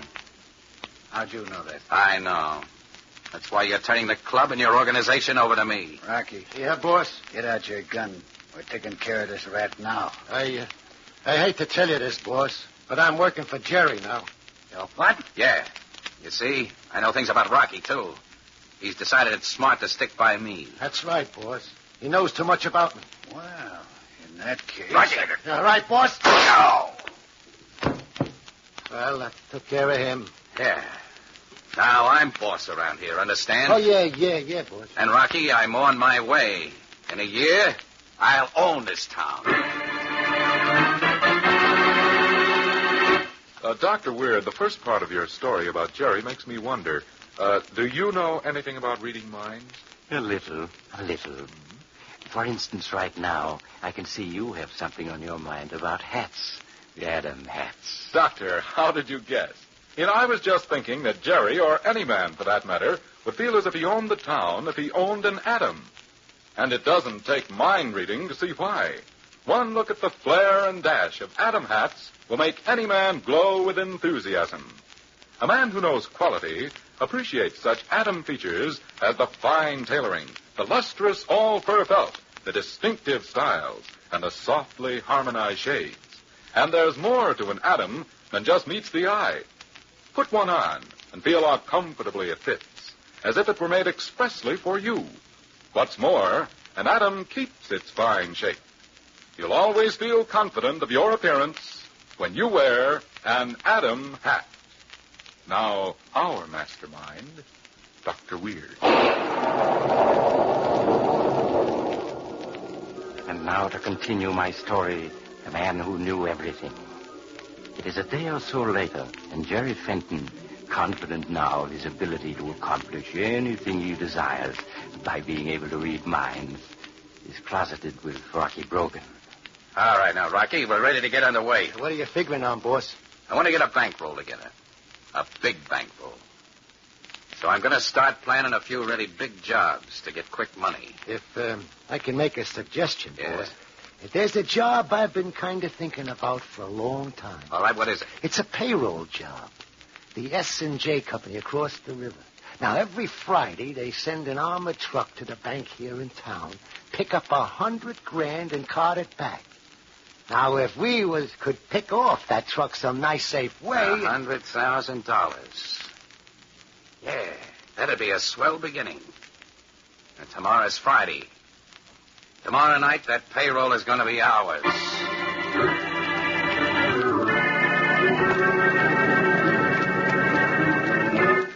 The next morning, Fenton, on a pretext, interviewed the treasurer of the S&J Manufacturing Company. And as they talked of harmless matters, Fenton's keyed-up senses plucked from the other's mind facts so astounding that Fenton was still laughing to himself when he returned to the Crystal Club. Well, Rocky, it's all set. We're going to pick up that payroll this afternoon. That's fast works. Boss, where'll we knock off the armored car? We're not even going to bother with that armored car. It's just a bluff. The payroll is really delivered in an old truck marked Tropical Towel Supply Company. You're kidding. An hour after the armored car leaves, a laundry truck drives up at the rear of the bank. The driver carries in a bundle of clean towels and comes out with a bag of dirty ones. The payroll is hidden among the dirty towels. Well, I'll be a monkey's uncle. Follow that truck and pick it up. When it reaches the warehouse district, take it to our own garage. Get the payroll, then get rid of the truck and the driver. After that, report back to me. It'll be like taking candy from a baby. Okay, boss. I'm on my way.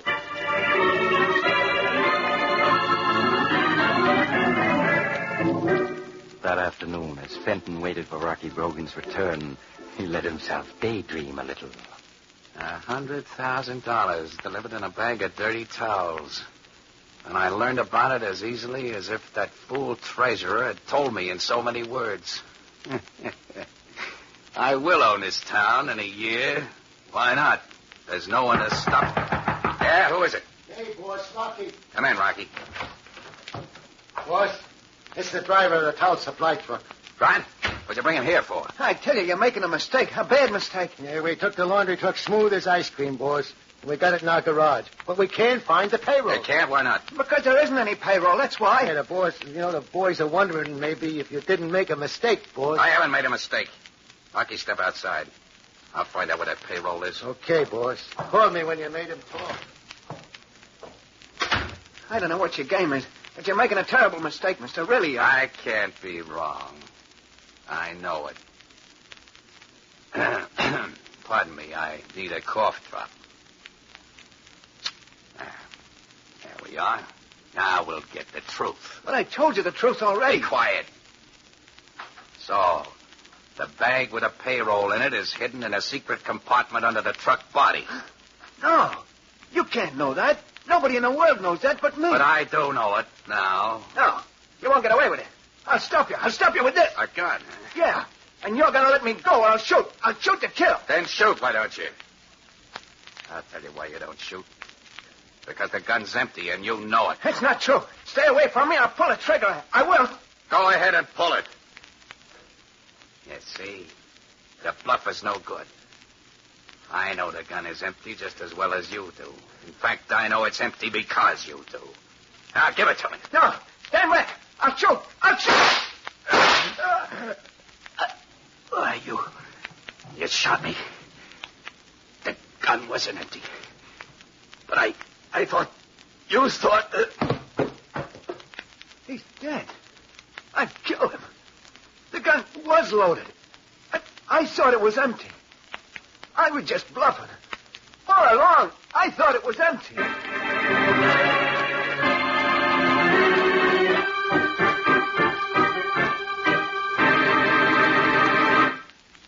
So that was what Randor the Mystic meant when he said men's thoughts couldn't be trusted. When a man doesn't even know his own gun is loaded, what good is it going to do to read his mind? Poor Jerry. Perhaps his fate will be a lesson to you. Don't depend on anyone else to do your thinking for you, because sometimes... Oh, you have to go. Perhaps you'll drop in again soon. Just look for the house on the other side of the cemetery. The house of Dr. Weird.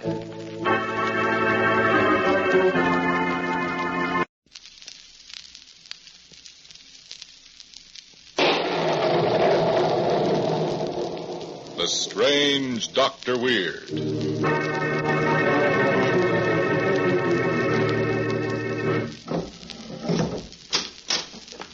Good evening. Come in, won't you? Why, what's the matter? You seem a bit nervous, pale and distraught. Perhaps a story would help calm your nerves. Yes, a delightful little story about a dead man who acts just as if he were alive.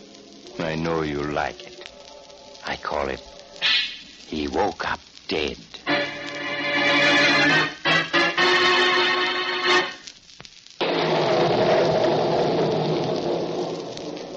My story, He Woke Up Dead, begins with two men pacing back and forth at the top of a high cliff overlooking the Pacific. They are John Raymond and his brother Gregory, a gaunt man in whose eyes gleams a fanatical fire. Gregory, the answer is no. You're asking for $100,000 from the Raymond Foundation to spend on fake yogis and swamis, trying to get in touch with the dead. Well, you're not getting it. But, John, all my life I've been studying death and what is in the life beyond. And now, with just a little money, I know I can penetrate its mysteries. The Raymond Foundation would be the laughing stock of the world if it went in for such a crackpot idea. So, you think I'm a crackpot? Well, when you die, John, according to Father's will, I'll be head of the Raymond Foundation. Then you'll see I'll turn the whole foundation into a great research laboratory to study death. That will never be. I intend to have the courts change the will, so you'll never be head of the foundation, Gregory. No, you can't. You're blocking a tremendously important piece of work, but I won't let you. So, just what can you do about it? This, John. I can do this. No, Frank, no!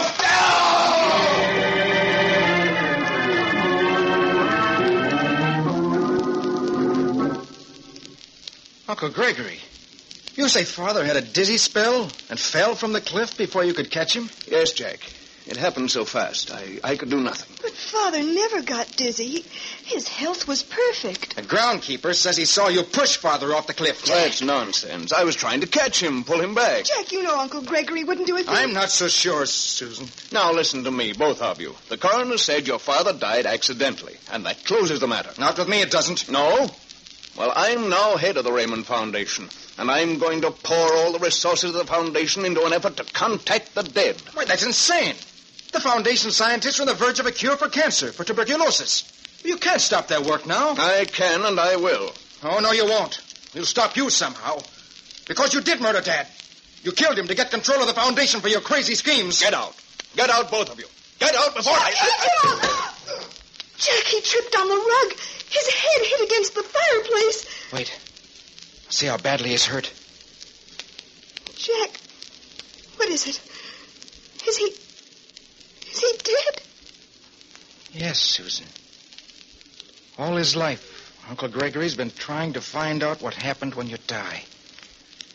Now he's going to find out. Dr. Weird, before you give us the second half of tonight's tale, can you tell me why you're called Doctor? Easy. When people listen to this program, I show them how to avoid such unhealthy things as being murdered and... Well, somehow, Doctor, I doubt whether that would cure anybody of anything, especially a case of nerves. But I'd like to tell the men in our audience how to cure something that can be cured. It's old hat-itis. Being addicted to the same old weather-beaten hat. The only real remedy for old hat-itis is to go out and get yourself a good new hat, or 2 or 3. Now, Atom hats are priced so sensibly, only $3.45 to $10, you'll easily be able to afford more than one. Combining distinctively smart styles with fine quality materials and craftsmanship, Atom hats are a truly outstanding value. You'll find it more than worth your while to discard your old headpiece for a brand new Atom hat, or 2 or 3. Now, back to Dr. Weird. And now I'll continue my story. He woke up dead. When Gregory Raymond returned to consciousness, he was alone in a great dim room. The thick, cloying scent of flowers was heavy in the air. Startled, he saw at the other end of the room 3 coffins resting on trestles. One of the coffins was banked with flowers, and tall candles burned at either end of it. Dazed and bewildered, Gregory Raymond strode toward the 3 coffins. This room. Where am I? Stained glass windows. It's like a church. Who's in this coffin with all the flowers on it? Why, the body in this coffin is mine. No, it's impossible. I'm not dead. I can't be. You mustn't be upset, mister. Most of us feel that way at first. Huh? Yes, we did. But it will pass soon. What? Who are you? Turning, Gregory Raymond was astounded to see dim figures coming toward him from the shadows. A man and a woman, both very old. They smiled at him sympathetically. I'm Joshua Benson. This is my wife, Nellie. These are our bodies in these other 2 coffins. I don't understand. Oh, you will. Look, here in this coffin. See? It's my body, isn't it? looks just like you. It is me. The earthly me, I mean. And now, this one is Nellie. You mustn't be so upset. You'll soon be used to the idea. We're really dead? All three of us? Why, of course. You died yesterday morning. You slipped and fell and hit your head. Yes. Yes, I remember. It's taken you until now to become aware of things again. Death is a great shock, you know. But where am I? What is this place? This is the mortuary chapel at the cemetery. They'll be coming for your body soon to bury it. Joshua and I were killed 2 nights ago in an auto accident. But they aren't going to bury us until tomorrow. I never dreamed death would be like this. Why, I can still see and hear. I can breathe. My heart still beats. Oh, not really. You're used to those things, so they let you think there hasn't been much change until you've had a chance to get over your shock. They? Who do you mean? The ones in charge. You'll know more about them soon. Mr. Benedict will be coming for us, and I expect he'll take you along, too. Mr. Benedict? Who's he? The guide. He stopped by last night just to tell us not to worry and to wait for him here. He'll take us on to the place where we go next. I see. Shh. Someone's coming. Come back here out of the way. 4 men. And Jack and Susan. Oh, they've come to take your body away to bury it. All right, men. Take it easy now. That's it. All lift together. No, they can't bury me. I'm not dead. I can't be. Jack, Susan, listen to me. It's Gregory, your Uncle Gregory. They're gone. They didn't hear me. Because you're dead. The dead can't communicate with the living. It just isn't possible. But it must be. All my life I've worked to establish such communication. Now I have so much to tell the world. The people I've worked with. I must find some way to communicate with them. I must. Are you ready? You feeling better, Mr. Raymond? This is Mr. Benedict. He's come for us. Yes, it is time. We must go. But I can't go. I've got to tell people, the people I work with. I've worked so hard to find the truth, and now It may not be. There can be no communication. Now, Mr. Benson, Mrs. Benson. Yes, sir. It is time. Oh, yes, Mr. Benedict, we're ready, but Mr. Raymond here is coming with us, isn't he? It is impossible. He is doomed to stay here on Earth. What do you mean? What are you saying? That is your punishment. To remain forever a spirit that moves unseen and unheard among men. It is the punishment of all who murder and die unrepentant and unconfessed. Oh, no. He's a murderer? I can't believe it. That is not for me to say. Come, we must be going. No, wait. You've got to take me with you. I can't stand it being here, seeing, hearing as if I were alive and not able to make anybody see or hear me. I have to go with you. I have to find out what comes next. It may not be. But you've got to take me. If I confess, if I repent, will that make a difference? It may. I cannot promise. Then I do confess. I killed my brother John. I pushed him off the cliff. I'm sorry now, but it seemed so important then that I just had to do it. You are confessing to your brother's murder? Yes, I killed him. I admit it.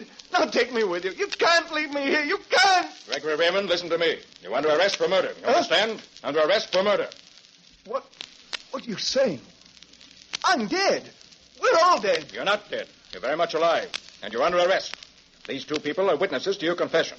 Now come along with me. No, you can't arrest me. Don't you understand? You can't arrest a dead man, and I'm dead! Dead!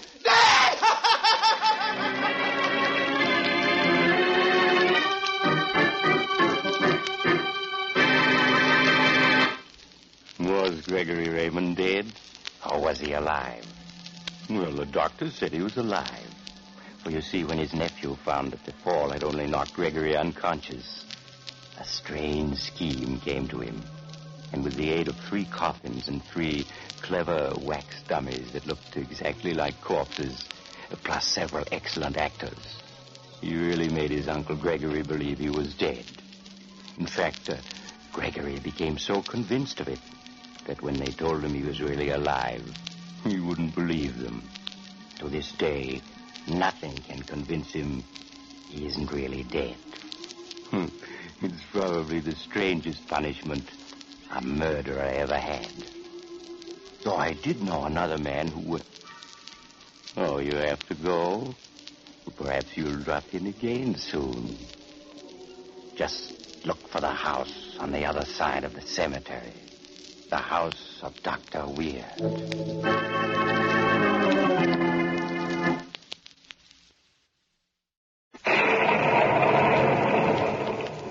The Strange Dr. Weird.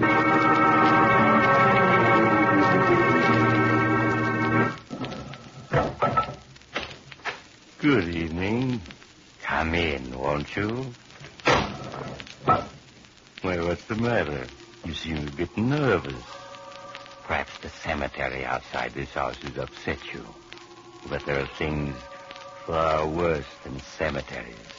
For instance, men with murder in their hearts, as in my story tonight, a story I call The Devil's Caverns.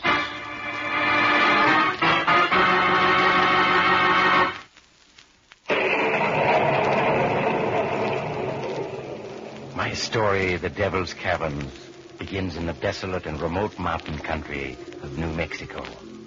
It is early morning.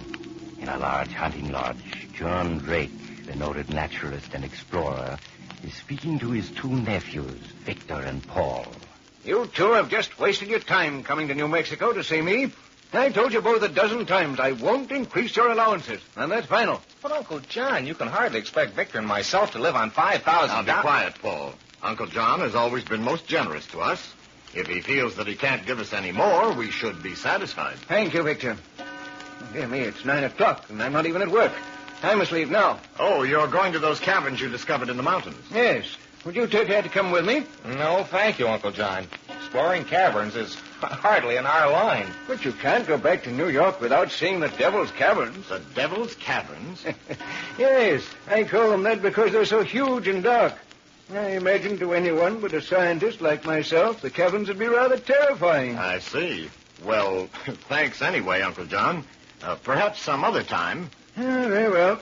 I'll see you both this evening when I return. The old fool.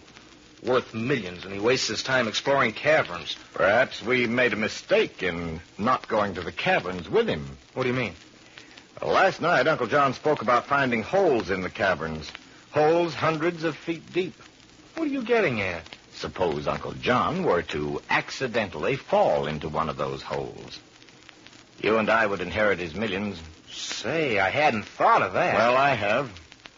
Yes, Paul, tomorrow you and I will accompany Uncle John into the caverns. Who knows? Perhaps he will meet with an accident.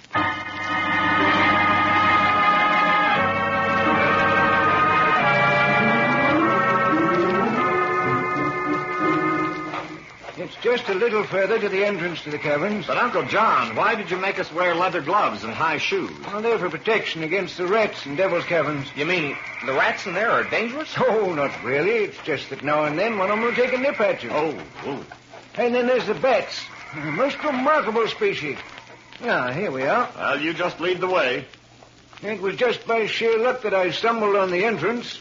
Oh, it certainly is dark in here. Now, just a second. I'll turn on my flashlight. There. Wow. I can understand now why you call these the Devil's Caverns. Something terrifying about this place. Yes, and there are others even more terrifying. Come along, I'll show them to you. Just a minute, Uncle John. What for, Paul? Paul, why in the world are you lighting a candle? I'm going to leave this candle here by the entrance. I figure we'll stop every 50 yards and leave a burning candle so we won't get lost. Yes. The candles will serve as beacons to guide us back to the entrance here. But that isn't necessary. Why, I know every inch of all the caverns by now. Well, nevertheless, Uncle John, we'd feel safer this way. Very well. It'll make you feel better. Now come along. There's so much I want to show you.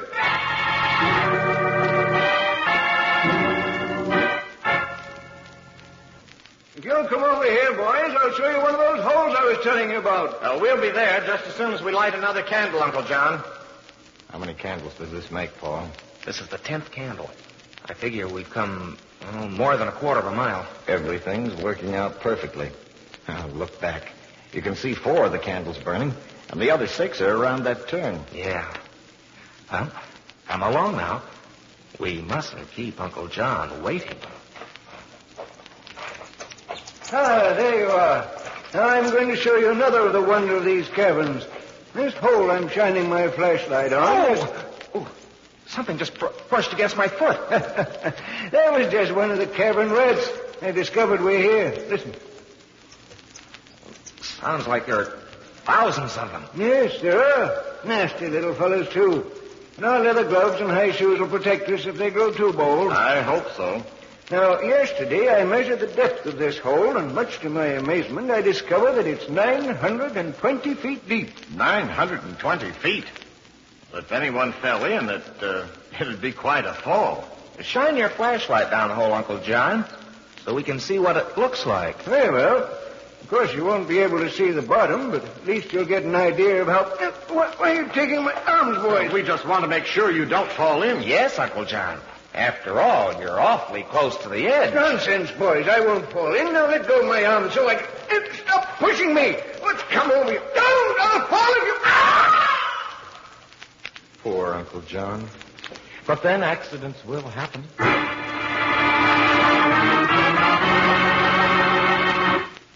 Doctor, after listening to the first part of your story, don't you think some of our listeners may be a little shaky?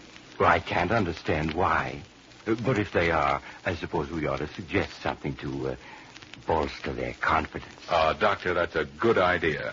And then there's nothing that gives a fellow more confidence in himself than correct attire.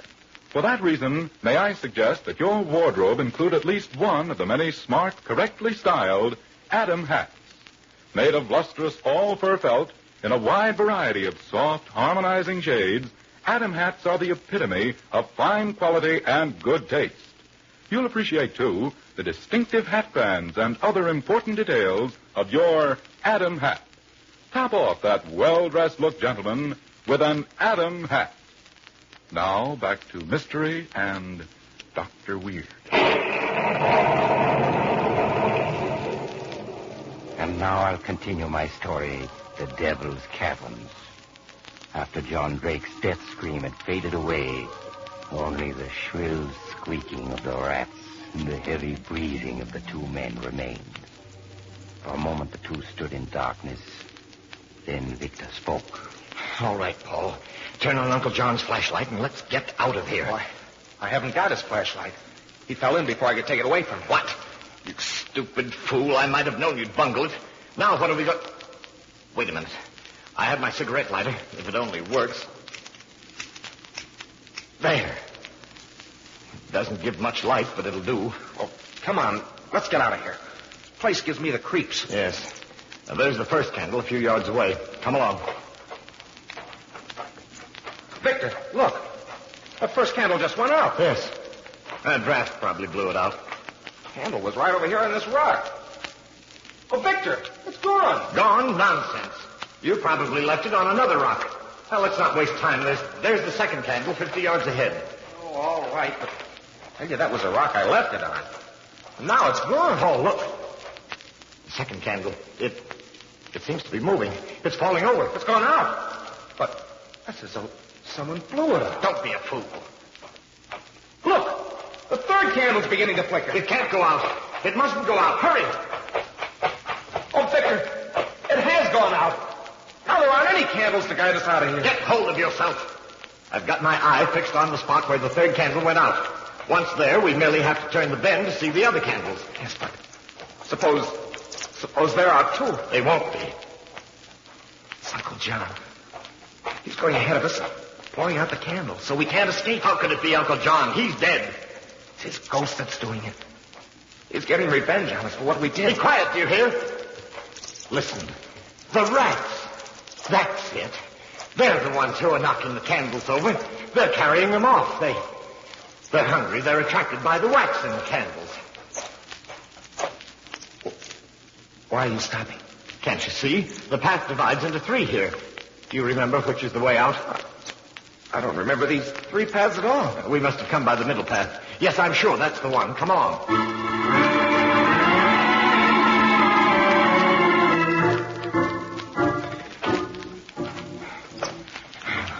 We're bound to find the entrance. After all the hours we've searched, we're bound to. Why do you keep on saying that over and over? We're lost, and you know we are. We're never going to get out of here, never. Uncle John has seen to that. Stop talking about Uncle John. He's dead. Dead? No, he's all around us. I can feel him. He blew out all the candles. And now he's waiting for us to die. Shut up. Even the rats know that we're going to die. Listen. My cigarette lighter. It's gone out. It's Uncle John. He blew it out. It won't work. The fuel's all gone. Paul, where are you? I'm over here. You have some matches, haven't you? Yes. Those matches are a matter of life and death. We don't dare walk in the darkness, not with all those holes around. Paul, keep talking so I can find you. How can you find me when I'm lost? You'll never find me. Oh, Paul, what is it? Uncle John. He just brushed past me. He's come to take me. Don't be a fool. It was a bat that brushed past you. No, it's Uncle John. He's coming to get me. No, stay away from me. Stay away. Paul, come back. Come back, do you hear? It's dangerous to run like that. Paul. He's fallen into a hole. He's gone. Now I'm all alone without any light at all. So, Uncle John, you think you've gotten the better of me. Well, you haven't, you hear? I've got to get hold of myself. I must. If I go to pieces, I'll never get out of here. I've got to take this thing out. There must be some way that I can... Ow! My left leg. Oh, one of those rats bit me. But they're swarming all around me. Ow! I've got to fight them off. If I don't, they'll... Ow! Oh, no! Get away! Get away! Ow!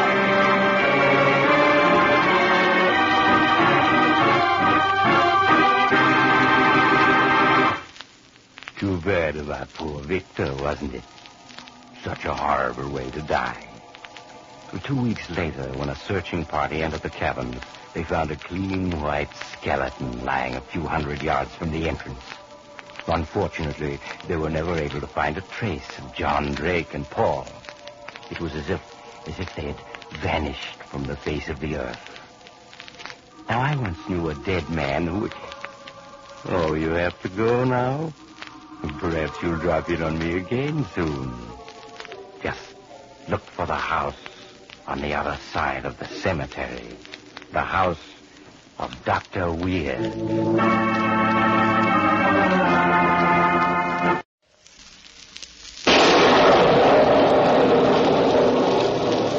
The Strange Dr. Weird.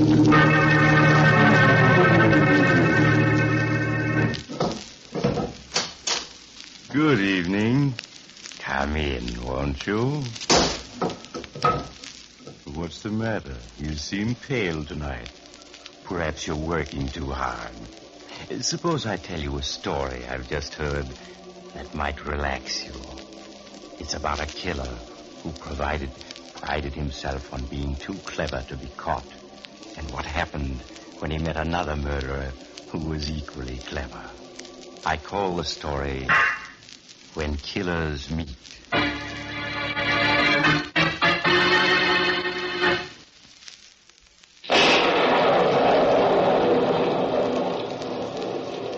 My story begins in a small Midwestern city. It is late afternoon, and two men are crouching in the shadows of an alley in the downtown section. They are Nick Randolph, clever jewel thief, and his companion, Mike Nelson. And they are being hunted by the police. Nick, listen.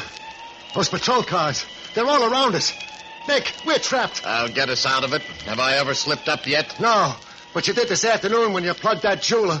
Oh, what did you have to kill him for? Because he saw me substitute that phony diamond for the real one. His testimony could have sent us to the pen for 10 years. Yeah, and now he's dead. And if we are caught, we get the rope instead. A dead witness can't testify, and we're not going to be caught. Once we get hold of a car, I know every back road around here. I can get us onto one where they'll never dream of looking for us. Yeah? And where are we going to get a car? We're going to have one inside of 1 minute. Look at that guy walking this way. He's taking keys out of his pocket. He's going to unlock that car parked there at the end of the alley. Here he is stopping. And it's his car, all right. Come on, follow me. I'll handle this. Okay, Nick. Oh, excuse me, sir. Yeah? What is it? A gun. What is this, a hold-up? Not exactly. Call it an emergency borrowing.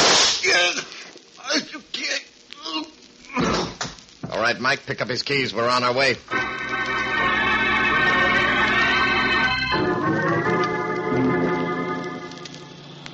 Well, Mike, you getting your confidence in me back yet?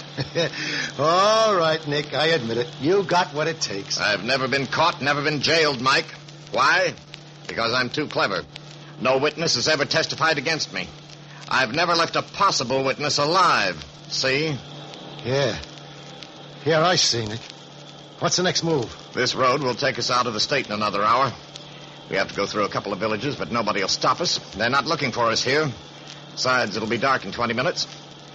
Suppose you turn on the radio.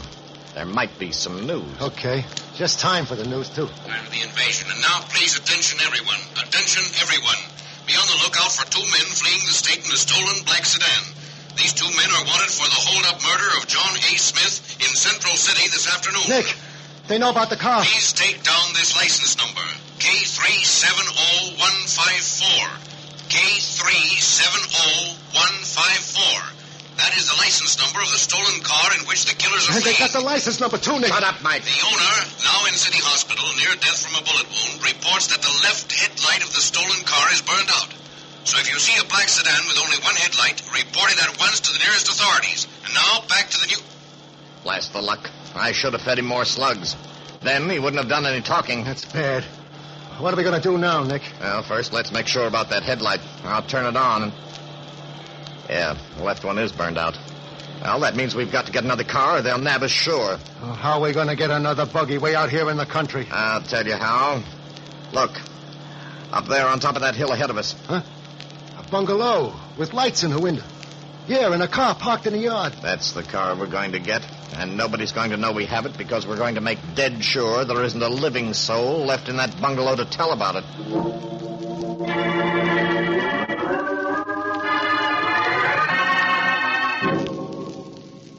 Hardly 2 minutes later, the 2 men stopped their car in the driveway outside the little bungalow and stared with hard eyes toward the brightly lighted windows.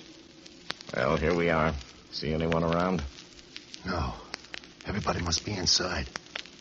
What's up, Lee? We'll go up and knock, pretend we've lost our way. Get inside, then make sure we have everybody in the house spotted. And then we start blasting, huh? That's right. And this time there'll be no slip-up. Okay, let's go.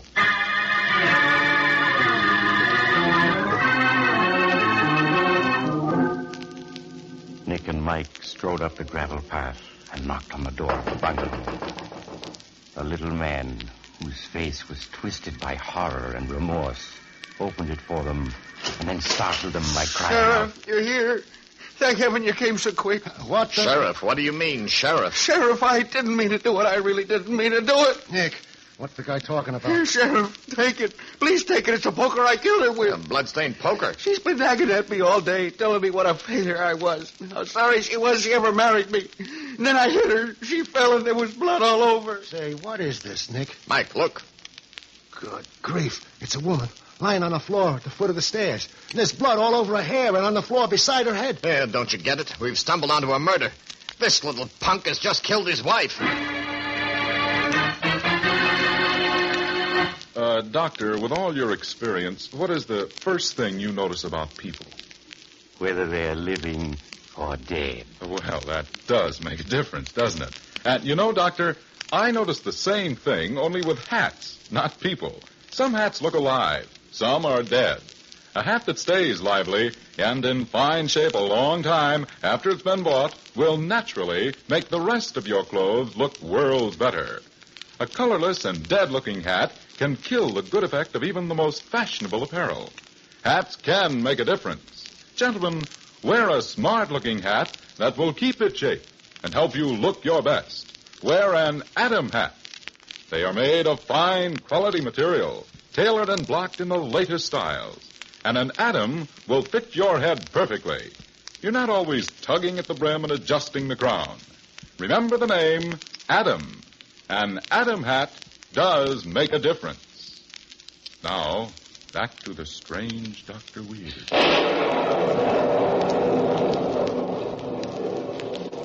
And now I'll continue my story when killers meet.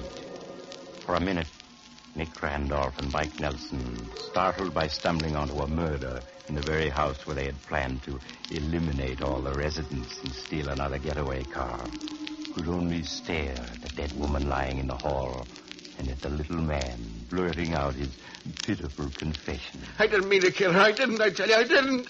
Then brutally, Nick grabbed the little man and shook him. Listen to me. You hear? Listen to me. Yes, Sheriff. What's your name? Harry Williams. But I told you that over the phone just now when I... Yeah, I know, but now let me get this straight, Williams. Your wife's been nagging you all day. So just now you hit her with a poker, is that it? Yeah, I just couldn't stand her nagging me anymore. Something in me snapped, but I didn't mean I didn't. Now, get control of yourself. You say you telephoned the sheriff 20 minutes ago? Yeah, but aren't you the sheriff? No, I'm not the sheriff. I was just passing, see? The sheriff will be here in a minute. Now, you sit down and wait for him. Wait for him? Yes, I'll stop in town to make sure that he's coming. Now, you go back in and sit down. Go back and sit down? Yes, that's right. All right, if you say so. Nick, what is this? Don't you understand? This guy's a murderer. The sheriff and his deputies will be here any second. We've got to get away from this place, but fast.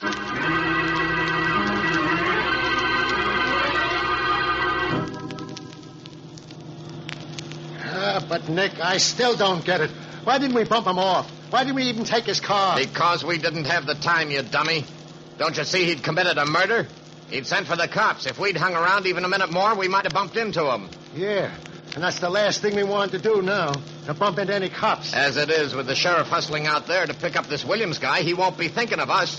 We can get into the next town, maybe pick up another car there. But one place we had to get away from fast was that house back there with that dead woman in it. Sure, I see that now. And, Nick, Nick, look, down the road. A car pulled right across the road. And a bunch of guys with rifles. A trap. Well, we're not stopping. We're not going to be caught. Yeah, what are we going to do? I'll swing around it. I'll hit the ditch. Hold on. Here we go. Nick, they're shooting at us. Well, hang on. We're going to make it. No, look out, Nick. That's free. We're going to hit it.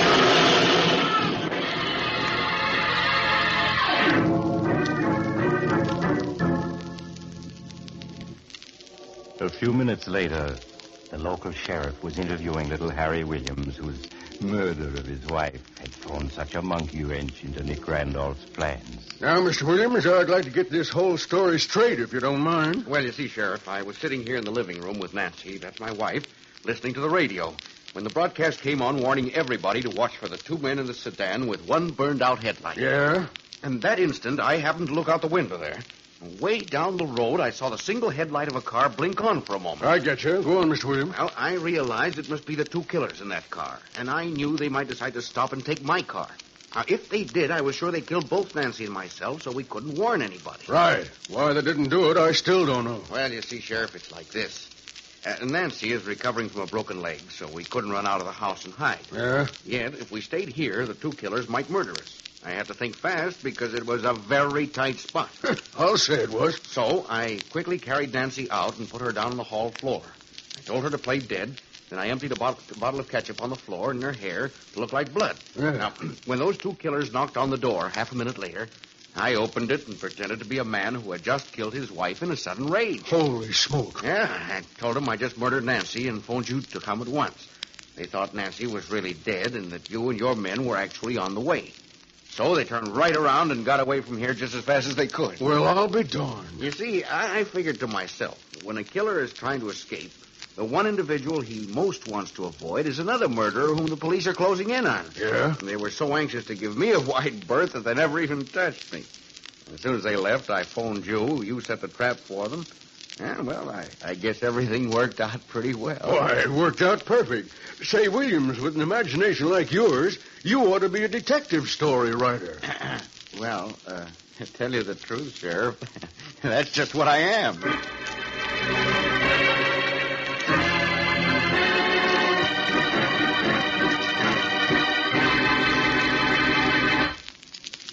So that's what happens when one killer meets another.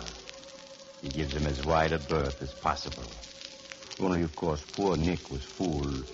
Harry Williams wasn't really a murderer at all. Now, what would have happened if, instead of being just a make-believe killer, little Harry had really been the real thing? Do you suppose that... Oh, you're leaving now. I'm sorry. I hope you'll drop in again soon. Just look for the house on the other side of the cemetery. The house of Dr. Weird.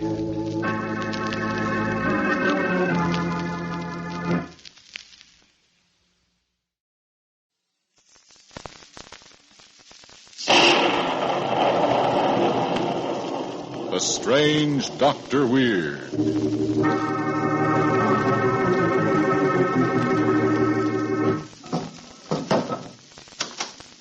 Good evening.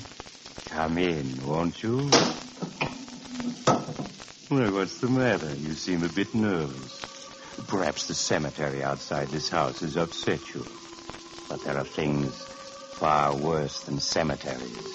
For instance, being lost in a wilderness where death is never more than a few inches away. As in the story I want to tell you tonight. A story I call Dead Man's Paradise.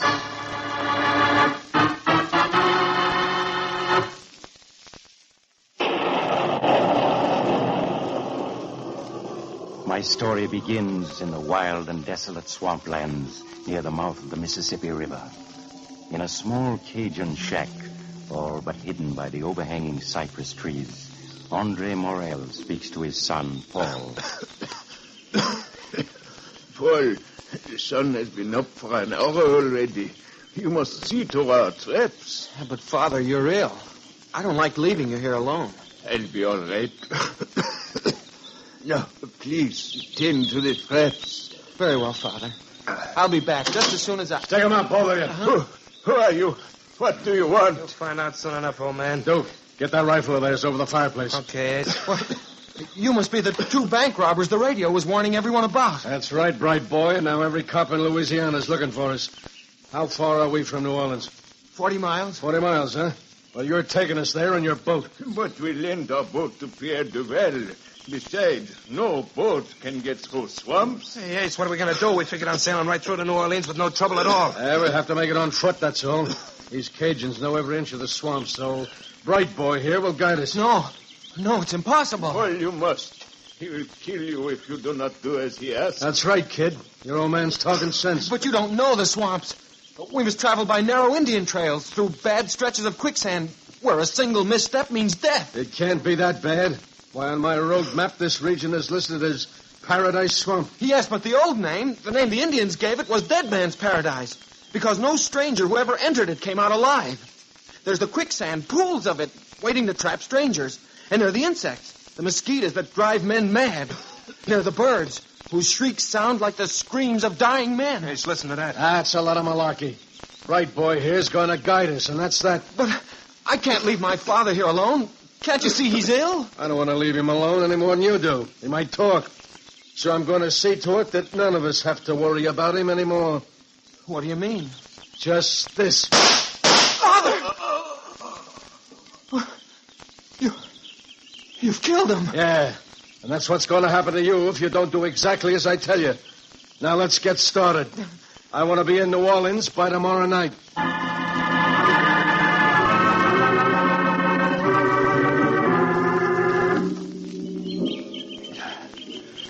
We've been working for 7 hours now, Ace. How far do you figure we've come? Hey, bright boy. How far we come since this morning? 10 miles. 10 miles? Hey, that ain't bad. Hey, Ace, what's that? That's just a bird, not a ghost. Pull yourself together, Duke. There's nothing to be scared of. Just trees, underbrush, and swamp pools. Yeah, I know, but every way you turn, everything looks the same. Yeah. If we didn't have that Cajun kid to guide us... Hey, look, kid's trying to give us a slip. Oh, he is he? Well, this'll teach him. Ace, you hit him. Yeah, I could hardly miss him at this distance. Come on. Should have kept a closer watch on him. Might have known he'd try something like this. Well, here he is. Yeah, his head's all covered with blood. He's dead, all right. Yeah. You never knew what hit him. Yeah, but Ace, what are we going to do now without the kid to guide us? We'll just have to go on the rest of the way by ourselves. But how we find our way every way you turn is nothing but swamp. We can't go on without a guide. Get hold of yourself, you fool. If you lose your head, you're done for. Yeah, but Ace, what chance we Shut got? up, will you? Listen to what I have to say. Now, by keeping our eyes on the sun and doing a little figuring, we can keep going in the right direction. As for the quicksand, well, we'll just have to watch our step. Just keep saying one thing to yourself. New Orleans is only 30 miles away, and we're going to make it.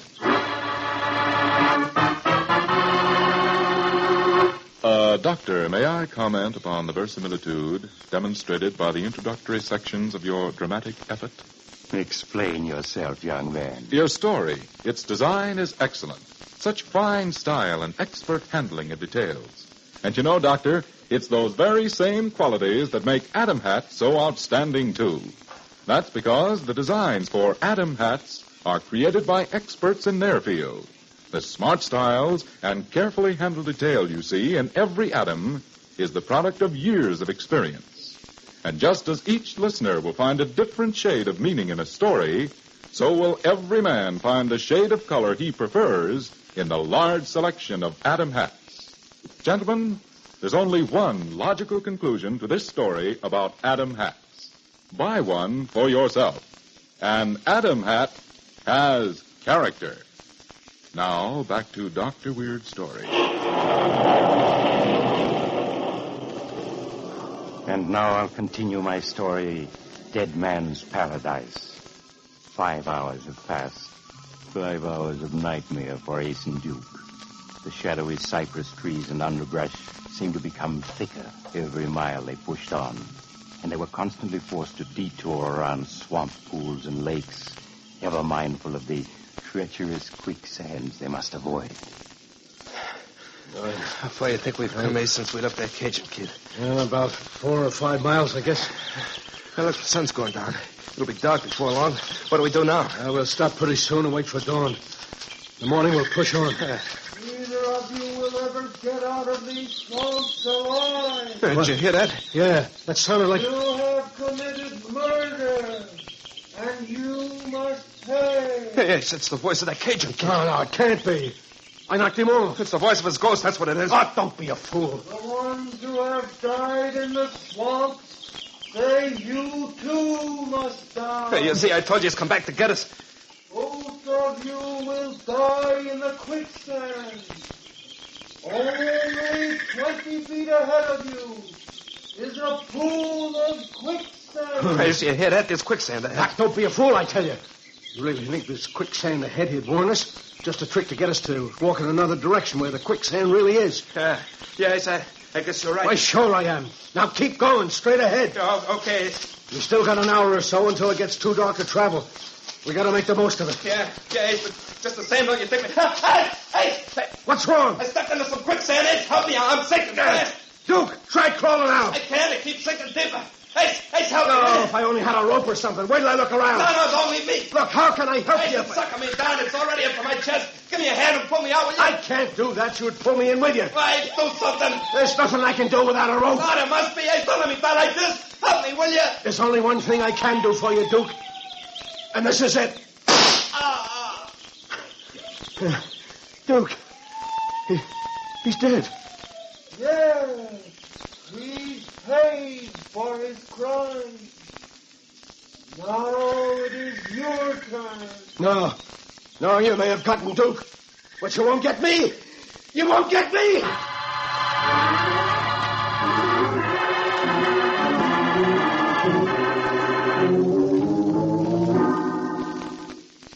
With an effort, Ace pulled himself together, determined not to suffer Duke's fate.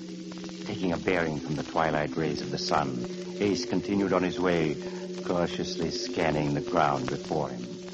Time and time again, the voice of the Cajun boy came echoing through the swamps, mocking Ace's efforts to escape, telling him of the quicksand that lay waiting on every side. There's no escape for you. Just ahead of you lies quicksand. And you are going to die in it. Shut up! Shut up, you hear? Death is waiting for you in the quicksand ahead. Maybe this will keep you quiet. You should have saved one bullet for yourself. Be quiet. Be quiet, you hear? You're dead. You can't talk. You seem confused now. Is the quicksand ahead of you? To the left? To the right? If I were you, I'd turn to the left. Oh, trying to outsmart me, aren't you, huh? Well, you can't. I'm going straight ahead. You're making a mistake. There is quicksand just ahead. If it was, you wouldn't be telling me. I know better than to... I'm caught. It is quicksand. I'm sinking. Yes, it's quicksand. And in a minute you'll sink beneath the surface.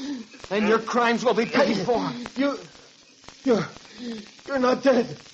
You're alive. I didn't kill him. No. That bullet you fired at me only creased my scalp, knocked me unconscious. I recovered in time to trail you, get my revenge. Oh, don't stand there. Get me out of here. I'll confess to anything. Only get me out of here. Why should I help you? You killed my father. No! This is the same pool of quicksand that Duke died in. And now you're going to join him. No.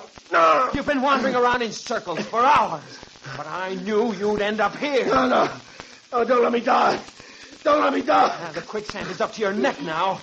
In a minute it will reach your mouth. And then it'll be all over. Save me. I don't want to die. No, my father didn't want to die either. But you killed him. Help me. You must help me. Nobody can help you now. Don't let me go.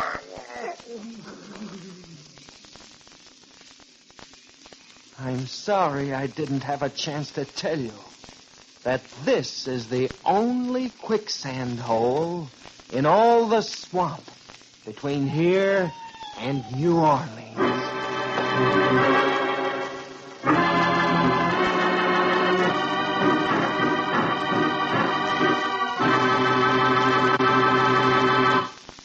If Grace had only known there was just one pool of quicksand, he might have reached New Orleans.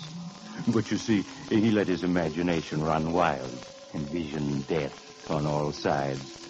No wonder he traveled in circles and ended up dead. I know another case where... Oh, you have to go now? Too bad. But perhaps you'll drop in on me again soon. I'm always home. Just look for the house on the other side of the cemetery.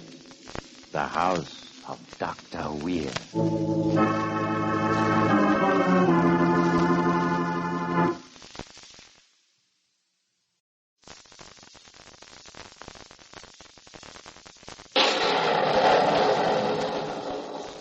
The Strange Dr. Weird.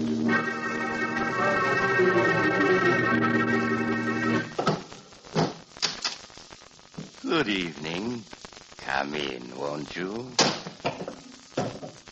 Why, what's the matter? Your hand is shaking. Surely you're not afraid of me. Perhaps it would steady you to hear a little story that was just told to me. The story of a strange ship that sails the 7 seas with no crew save death, and no passengers except the dead. I call the story The Ghost Ship.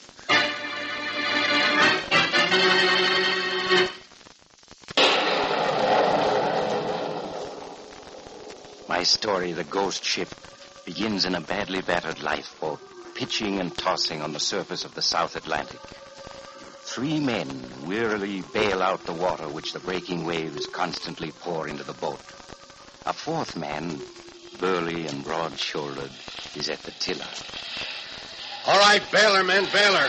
The water's gaining on us. What's the use of bailing? We'll never make land. Why don't we admit we're done for and get it over with? Stow that, bosun. We may sight a ship any minute. You've been saying that every day for a week now. Captain! Yeah, what is it, cook? I think it's a ship. You know it's here. They're to port. All right, look sharp, man. Oh, I don't see anything. Just another false alarm. No, it's not. Captain, I see her. It's a small steamer heading this way. Yeah, I can make her out now. She's heading straight for us. It's a ship, all right. But she looks mighty funny. Look how low she is in the water. See the way she steers. She does kind of stagger back and forth. Maybe her steering gear broke. And there's no smoke from her funnels either. If you ask me, she's a derelict. Well, maybe she is. Even a derelict is better than this lifeboat. The wind's carrying across our cords. And we're going to board her.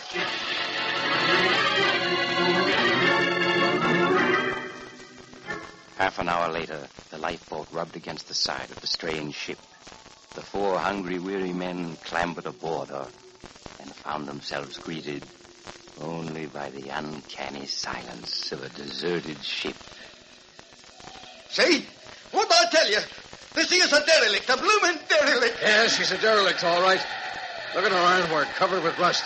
I'd say she's been drifting about for a good many months. Suppose there be no grub or water aboard her, that's what worries me. No, that's what we're going to find out right now. Cook and I'll search the starboard side of the ship. You other two search the port side. Look lively now. We'll meet in the chart room in 30 minutes.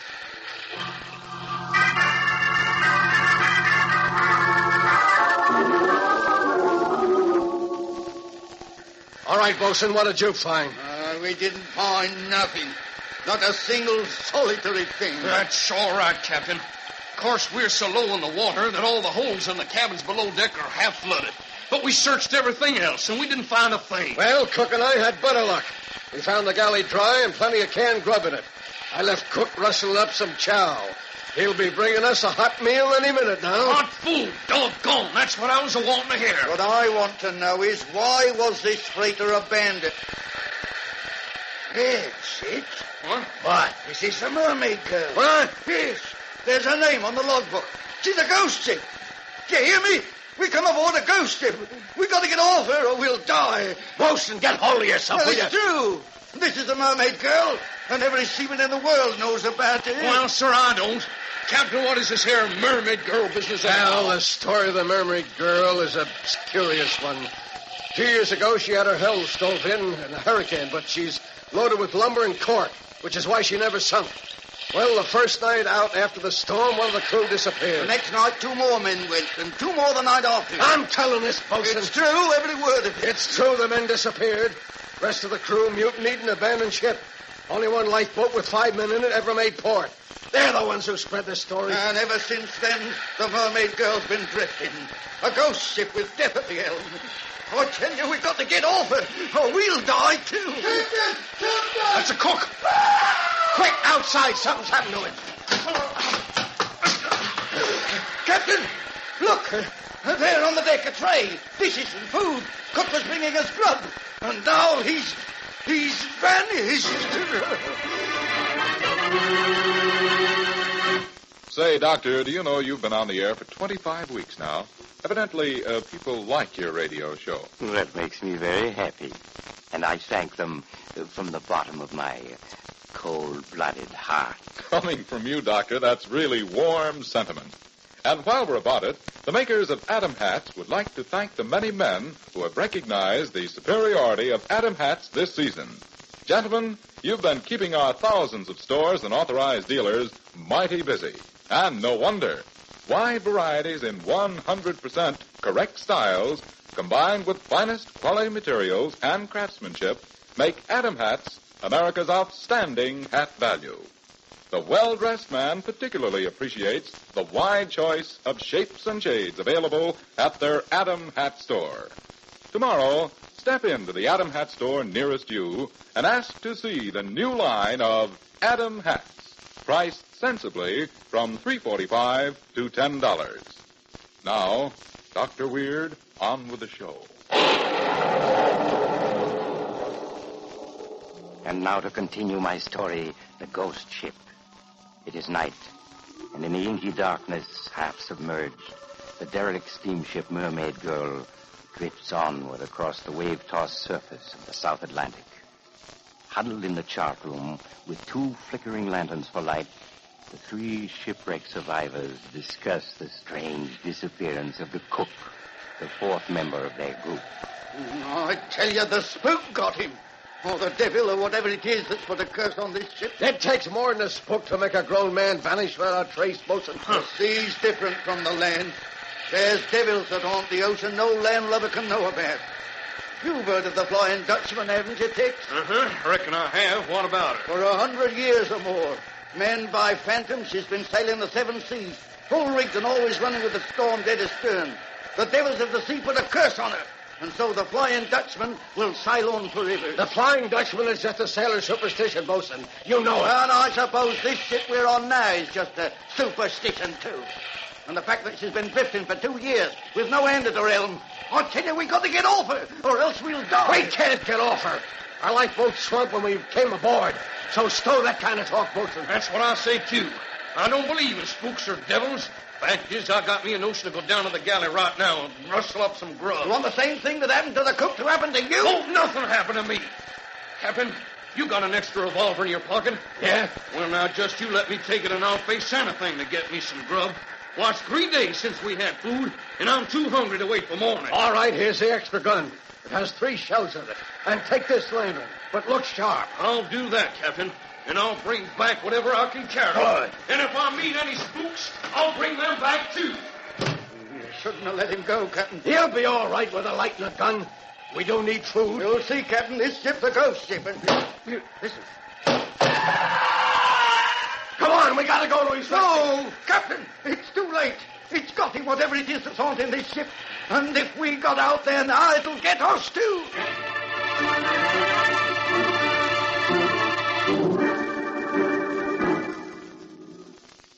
All night, the 2 men huddled in the chart room, the doors bolted, the memory of Tex's screams ringing in their ears. In the morning, with a fog covering the sea, they cautiously emerged and searched the ship, the captain keeping his revolver always ready. And they found... Nothing. That's what we found, Captain. Nothing but a smashed lantern and the empty gun line on the deck where Tex has dropped them. Well, frankly, I think Tex and the cook went out of their heads and jumped overboard. There's absolutely nothing on this ship that could have harmed them. But there is. Only it's something you can't see unless it wants you to see it. Oh, that's ridiculous. Bosun, listen to me. I tell you... Wait. What is it? Listen. What is it, Jock? It's a foghorn. There's a steamship someplace in the fog, off the starboard of us. Heading this way. But you'll never see us. Look how fast the fog's thickening. Yeah, we gotta work fast. There's a hand-operated foghorn up in the bow of this vessel. Get up forward and start sounding it. I'll hunt for distress rockets. We've got to attract attention before that ship gets too far away. Aye, sir. I'll signal an SOS with the arms. Good man. Oh, she's passing the stern of us. Blast this fog. If it hadn't thickened up so fast, we'd have been sighted. Captain! Yeah, what is it, Bosun? Captain, he's got me! He's dragging me toward the old! Captain, help! I'm coming, Bosun! Bosun, where are you? Captain! Down here, in the hole! Help me! In the hole? Bosun, what's happened? Captain, it's an octopus! What? A giant octopus! It's got me down here in the hole! A tentacle caught me! Pulled me in! An octopus, so that's it! That's the devil that's been haunting this ship. I can see it, Bosun. Just under the water. I'm going to try and shoot it. Hurry! All right, devil, take that. And that. And that. It's pulling me under. It's going to... my gun's empty. I've got a tentacle. A giant tentacles around my legs. I can't get loose. It's pulling me down into the hole, too. If I can only... I can't. Help!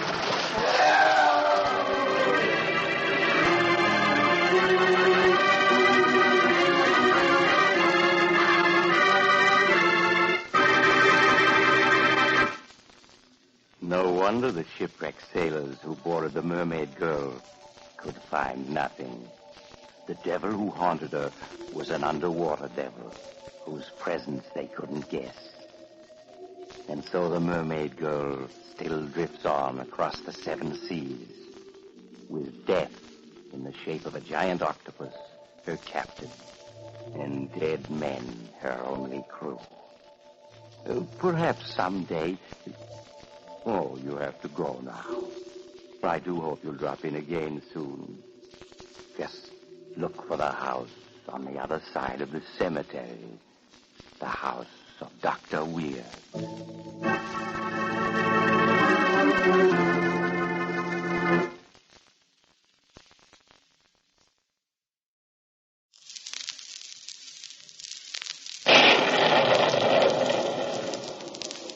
The Strange Dr. Weird.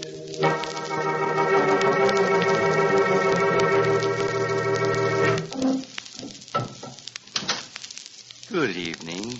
Come in, won't you? What's the matter? You seem a bit nervous. Perhaps if I told you a story, it might help calm your nerves. A story, say, about a man who found a new and amazing way of hiding from the police. I call the story The Man Who Played Dead.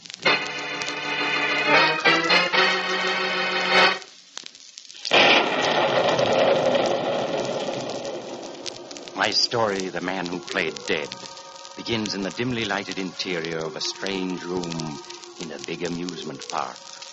The room is a waxworks museum known as the Chamber of Horrors, and wax figures of history's most diabolical murderers stand motionless all about it. The only living figure is the proprietor, Pop Malloy, who moves slowly from dummy to dummy, dusting them in preparation for the big spring opening. As Pop approaches a figure in a dark corner, the figure unexpectedly speaks to him. All right, Pop. Put up your hands. Hey, Morgan. Bert Morgan. Yes, Morgan, and not a dummy either. But I don't understand. You were in prison. You're supposed to go to the electric chair tonight. I was supposed to, but I broke out, see, after they had me all prepared for the hot seat. Well, what do you want here? Just to hide for a while. The cops are right behind me, so since this is the only place in the park open, I slipped in 10 minutes ago when your back was turned. There's no place to hide here. There's just this one big room. No arguments. You go ahead of me while I look around. All right, look around. Say there's no place to hide it. I'll find one. Hey, these three dummies here. They look like my old partners. Joe Norton, Marty Phillips, Tony Benson. Yes, Bert, that's who they're supposed to be. The ones you shot in the back last year. What do you got them standing around this phony electric chair for? Well, you see, tomorrow I was going to make up a dummy of Joburg and sit in that electric chair. Then I was going to put up a sign saying, Execution of Bert Morgan on the night of May 1st, 1944, as his murdered partners look on. Why, you... Don't you like it? You're a little previous, Pop. I'm not sitting in any hot seat tonight. No, I guess not. It was a cute idea, though. Too cute. Hey, their faces seem to shine in the dark.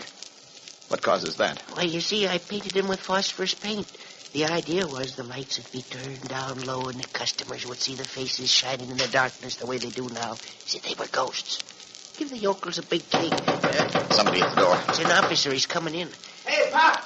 Pop Malloy! Listen, Pop. I'm going to stand right here, absolutely still in the shadows here, like a dummy. You get rid of him. If he spots me, I'll plug him. Get it? Yeah, I get it.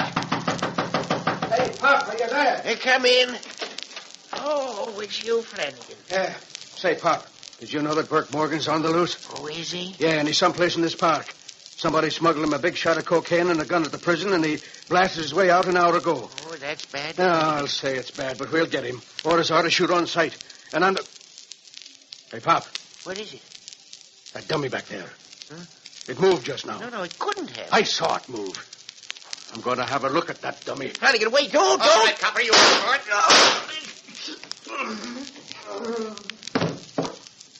You killed him. Yeah. And if you want to stay alive, you better listen fast.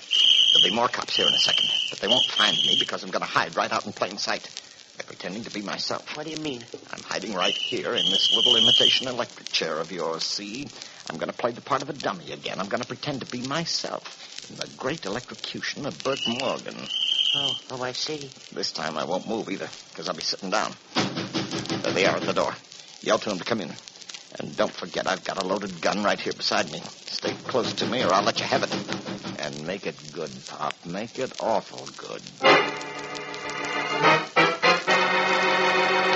Dr. Weird, I'm breathless. You mean The beginning of my story has you excited? Well, yes, but it isn't only your story that leaves me breathless, Doctor.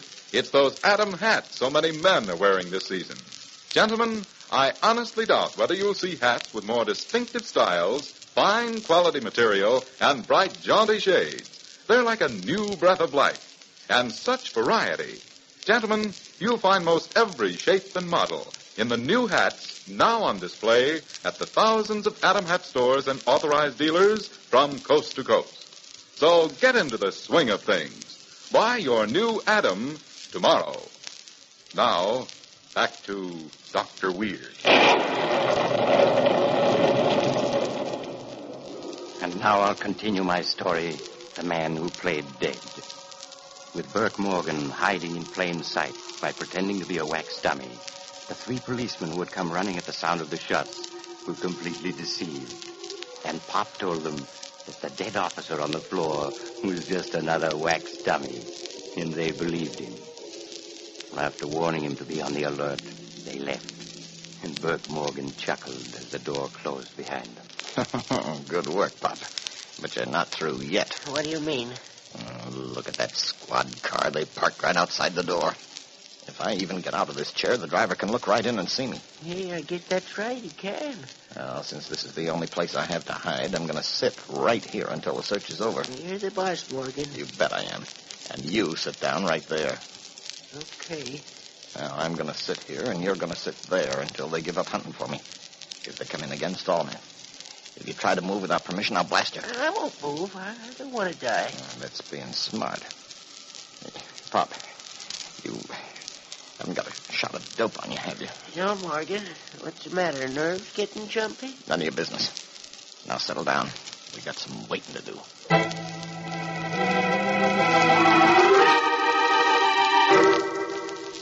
The two men settled themselves to wait. Burke Morgan sat in rigid silence, ever alert for the return of the police. Half an hour passed, then an hour. His taut nerves cried aloud for the drug they craved. His muscles twitched. 2 hours passed, and Burke Morgan's tortured nerves were screaming. The three waxen faces which Pop Malloy had covered with phosphorus paint glowed in a ghostly fashion before his eyes. And then Burke Morgan thought he heard an eerie voice speak to him.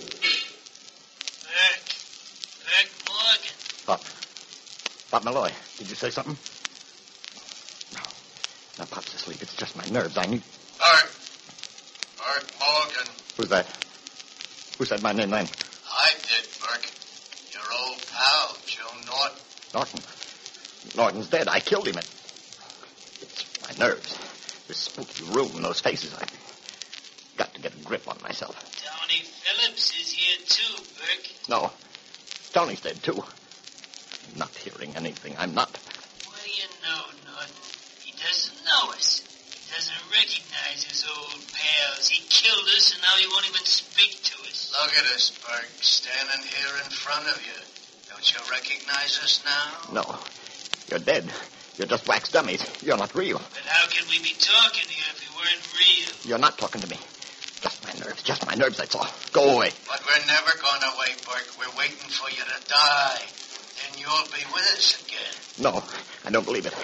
This is Pop Malloy's Waxworks Museum, and you're all just three wax dummies. Maybe, Burke, but did you ever hear a wax dummy talk before? Now that you've seen us and heard us, Burke, you'll always see and hear No. us, no matter where you go. You'll always know we're with you, waiting for you to die. Waiting for you to die. No, Thought no. of us a lot lately, haven't you? No. Burke? Had nightmares about us. You've been worrying about what would happen after you die. And now you know that we'll be waiting for you. No, get away from me. You killed us once to be rid of us, but now you can never be rid of us again. Never. Never. I can. I'll show you. I'll show you. Take that. Now go away. Because I've killed you. I've killed you. Do you hear?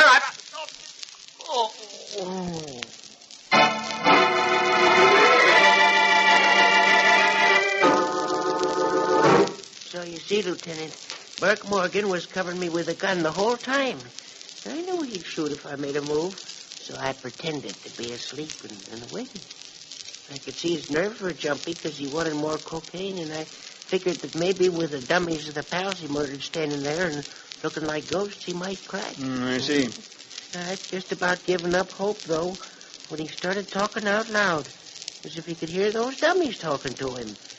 And all at once, he lost control of himself and emptied his gun at him. Then I ran for the door. Yeah, Lieutenant. As soon as I heard the shots and Pop yell, I come busting in. And you know, Burke Morgan had fainted? Yeah, fainted dead away there in that fake electric chair. So I handcuffed him, and there he is. Not even come to yet. I see. Well, I'd hate to have to sit here myself looking at those 3 green faces glowing in front of me. Not surprised Morgan cracked. Yeah, me neither.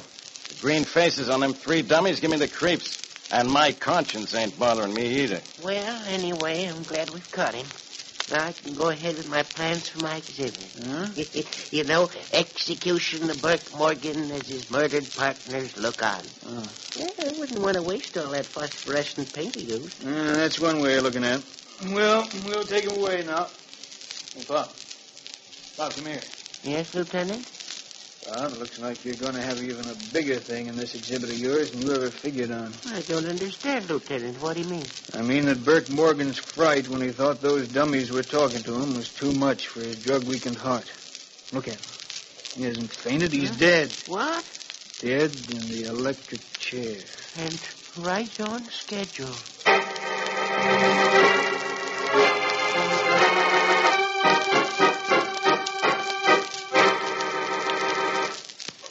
So Burke Morgan died in the electric chair, just as the law said he would.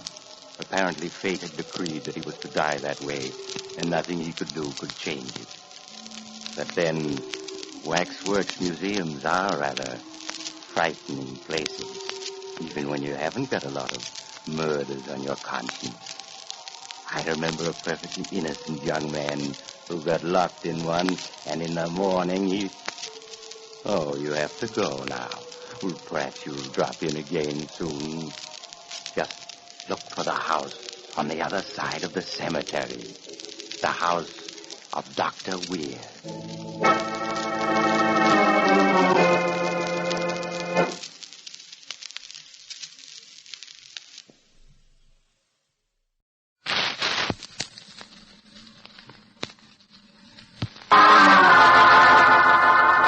Adam Pat presents The Strange Dr. Weir.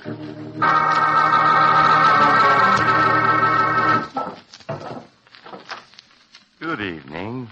Come in, won't you? Why, what's the matter? Your hand is shaking. Surely you're not afraid of me. Perhaps it's the cemetery outside my house that has upset you. Speaking of cemeteries, reminds me of a story I want to tell you. A strange murder and a strange burial. The strangest ever known. I call the story Murder 1 Million D.C.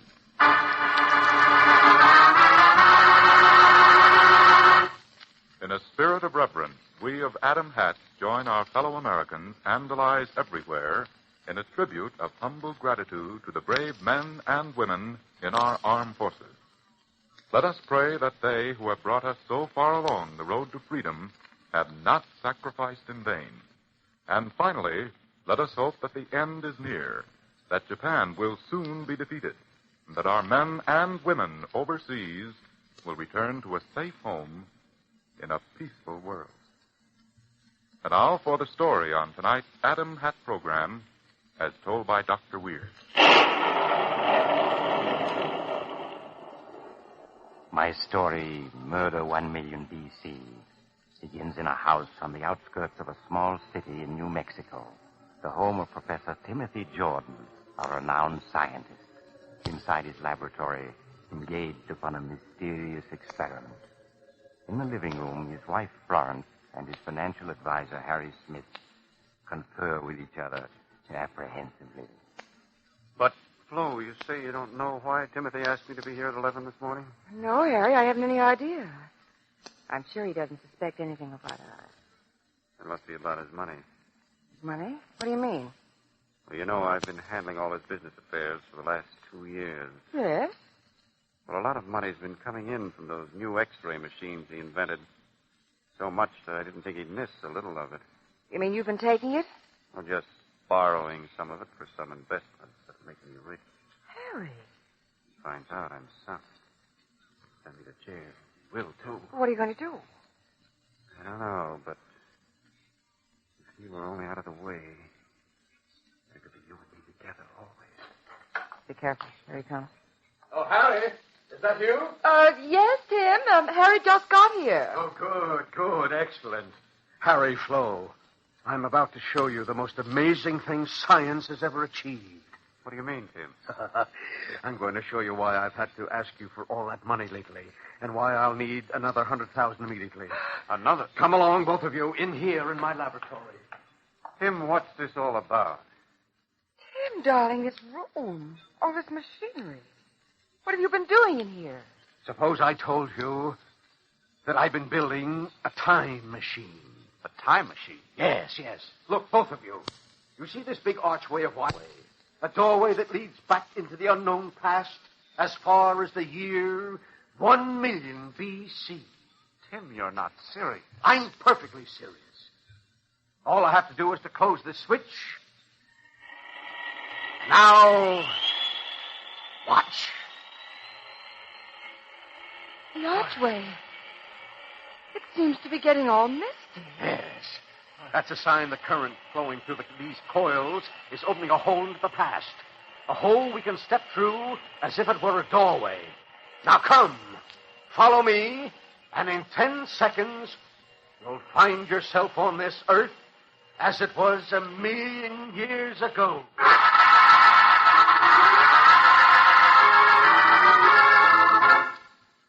Startled, Harry and Florence saw Professor Jordan step into the amazing machine he had built and vanish.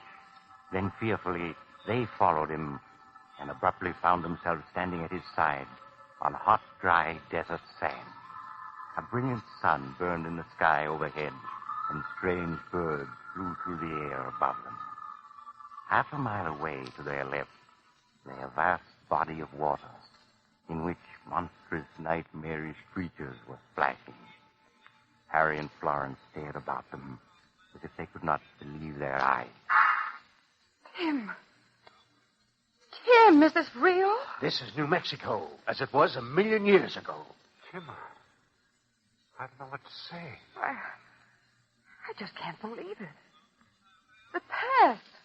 We've come 1,000,000 years into the past. And just by stepping back the way we came, we'll be in the present again, in my laboratory, in the year 1940 A.D.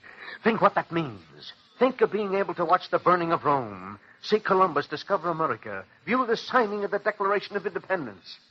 Well, it'll all be possible as soon as I can get more radium. More radium? Yes, radium provides the power my time machine needs. That's why I have to have $100,000 at once, Harry. Yes, I see. Excuse me, Tim, this Huh? stone. What's interesting? Stone? Oh, that's just sandstone covered with clay. Well, Harry, about the money. There isn't any money. No money? What do you mean? Just what I say. You've stolen it. Embezzled it. You'll go to jail, do you hear? I'll send you to the jail if it's the last thing I do. Oh, no, you won't. Oh, his head. It's all crushed in. I had to kill him. It was that or go to jail. Oh, what are we going to do? I'll tell you what we're going to do. We're going to bury him right here. But his body, it may be found. And then... Oh, listen, don't you understand? This is a world 1,000,000 years in the past. We'll bury Timothy here in the sand, then step back through the time machine into the laboratory. When we get there, he'll have been dead for 1,000,000 years, don't you see? He'll have been dead and buried for 1,000,000 years, and there won't be any body left to be found. There won't be any evidence at all.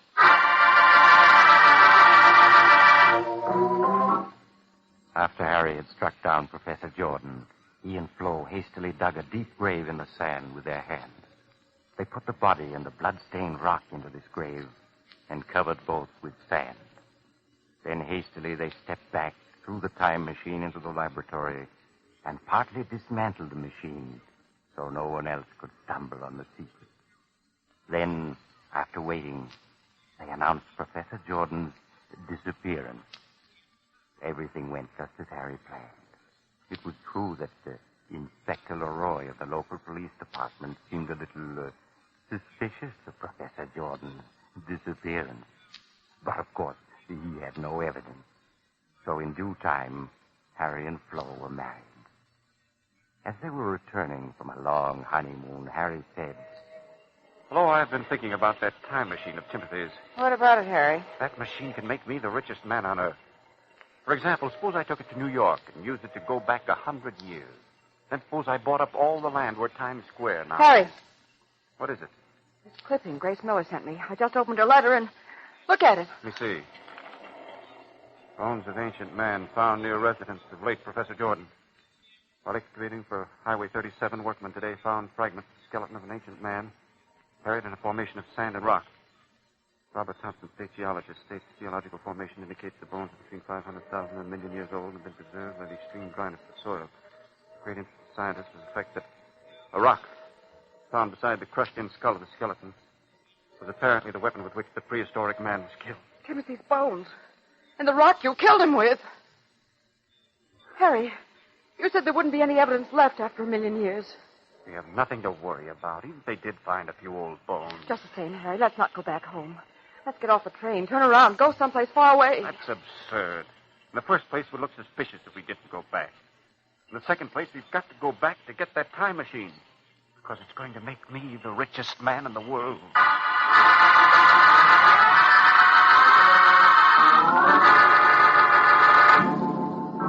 Harry succeeded in calming Florence's fears, and next morning they arrived home. They were having breakfast when an unannounced caller, Inspector Leroy, walked in. Good morning, folks. Welcome home. What's the idea of barging in like this, Inspector? Mrs. Smith, do you recognize this locket which was found and turned into the police department? Locket? Why, that's my gold locket that's been missing for months. But what happened to it? It's so worn and scratched. Looks 1,000,000 years old. Yes, doesn't it? Oh. And we found an inscription inside as good as new, indicating your former husband gave it to you for a birthday present. All right, so it's Florence's locket. So what? As a matter of fact, I want to talk to you about that skeleton which was found out back of this house last week. You know about it, I suppose. Yes, we know about it. So what? It was a very interesting skeleton, Mr. Smith. 1,000,000 years old, the scientists say. But this locket was found lying underneath it. Oh, no. What? It's impossible. Another thing about that skeleton which is puzzling the scientists, it has gold fillings in its teeth. Gold fillings Professor Jordan's dentist identifies as fillings he put into the professor's teeth himself. Oh, Harry. You're crazy. No, it's the scientists who are going crazy trying to figure out the answers. But I'm no scientist, so I didn't have any trouble. My answer is that body is Professor Jordan's, and you two killed him and buried him there. And, Mrs. Smith, that's when you lost that locket. No. No, it isn't true. It isn't true. I said you're crazy, and I mean it. Not crazy enough to believe dentists were putting gold fillings in people's teeth 1,000,000 years ago. Those are Professor Jordan's bones, Smith, and I can prove that you murdered him. You can't. I didn't. Yes. You see, that rock that killed him just fits the wound in the skull, and you know what? The killer left his fingerprints on that rock. Fingerprints? It's not possible. But it is. The scientists say that 1,000,000 years ago, that rock was covered with clay, and that the murderer left 4 nice, clear fingerprints in the clay. Since then, the clay has hardened to become part of the rock itself, and those 4 fingerprints, there in that solid rock, match specimens of your prints that I got from your office. How's that for evidence? Fingerprints embedded for all eternity in the solid rock with which a murderer struck down his victim.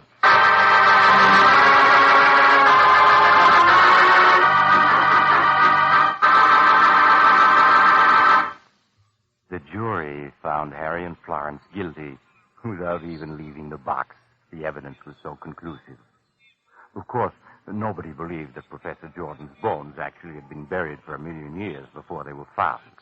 But nobody could explain how Harry's fingerprints came to be embedded in a solid chunk of rock. Perhaps Harry could have, but he didn't dare to, for fear of making matters worse. I remember another scientist who... Oh, you have to go now. Perhaps you'll drop in again soon. Just look for the house on the other side of the cemetery. of Dr. Weird.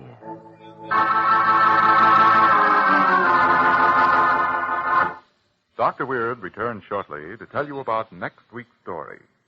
Meanwhile, here's a thought for all of us. While the war in Europe is over, the war in the Pacific is far from won. Our land troops still have many hundreds of miles of tough island hopping to go, and may even have to fight Japan's armies in China. That means we must continue to keep up the flow of ships, guns, munitions, and food to our far-flung Pacific outposts. And that means we must continue to buy bonds. The mighty 7th War Loan Drive is now on. Let's support it to the utmost. Buy till it hurts, and then some. Now, let us hear again from Dr. Weird. I hope you'll plan to drop in on me again next week. I want to tell you a story I call Picture of a Killer. It's an unusual tale about a killer who had never had his picture taken. And when a photographer finally did snap his picture, it was... But the rest of the story will have to wait until your next visit. Good night.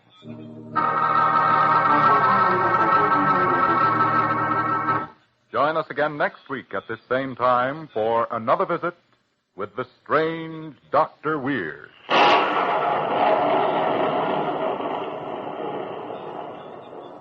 The Strange Dr. Weird, directed by Jock McGregor, is written by Bob Arthur and David Cogan. It's presented by the makers of Adam hats, the hats that are always top in quality.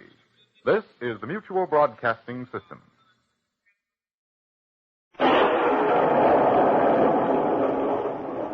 The Strange Dr. Weird.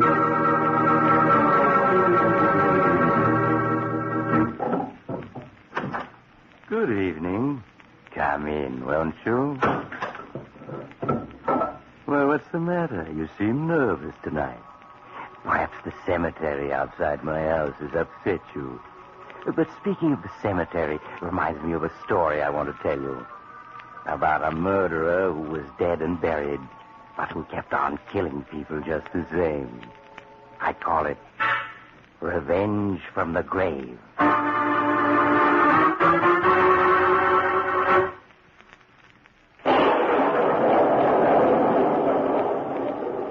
My story, Revenge from the Grave, begins in the suburban section of a large city. It is just midnight, and a full moon casts dark shadows beneath the trees that line the street. John Rogers, a businessman on his way home, turns a corner, but stops abruptly as a man with a scarf about his face steps out of the shadows. Just a moment, Rogers. Who are you? What do you want? I want to talk to you. Get out of my way. Not so fast. A gun? What are you threatening me with a gun for? What have you got that scarf covering your face for? Because my face?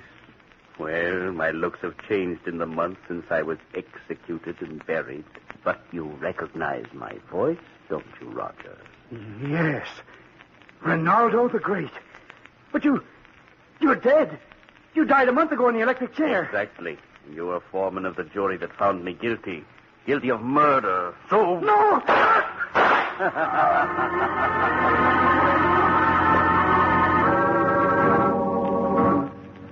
John Rogers' strange death remained a complete mystery to the police for a month. And then, early one evening, a pale-faced young man called upon Henry Wilson, the district attorney who had successfully convicted Ronaldo the Great, to tell him a story that Wilson found quite impossible to believe. Now, wait a minute. Let me get this straight. You say your name is Walter Jones and that you used to be assistant to Ronaldo the Great. That's right, Mr. Wilson. I was his assistant for 3 years. I see. And you're trying to tell me that last month Ronaldo climbed out of his grave and murdered John Rogers? Is that it? Yes. You see, Mr. Wilson, the day of Ronaldo's execution, I visited him at the prison. He'd sent for me, you see, and I can still hear his voice as he greeted me. Well, Walter, so you came. Yes, Ronaldo. What can I do for you? Tomorrow, after I'm gone, you must get the names and addresses of the judge, the prosecutor, and the 12 jurymen who sent me to my death. Their names and addresses? Yes. Write them down in my secret notebook and be sure to bury that notebook with me. I don't understand. Each month, On the night of the full moon, I shall return from my grave to execute one of the 14. I shall not sleep in peace until they are all dealt with. And did you put the names and addresses in his coffin when he was buried? Yes, and now I'm positive that Ronaldo is using them to get in touch with the 14 men he sworn to kill. Please, Mr. Wilson. Tonight the moon is full. Unless you do something, Ronaldo will kill someone else. Perhaps even you. Oh, my boy. Go home and get some sleep and forget all this. Nobody's going to be murdered tonight by Ronaldo's spook. I personally guarantee it.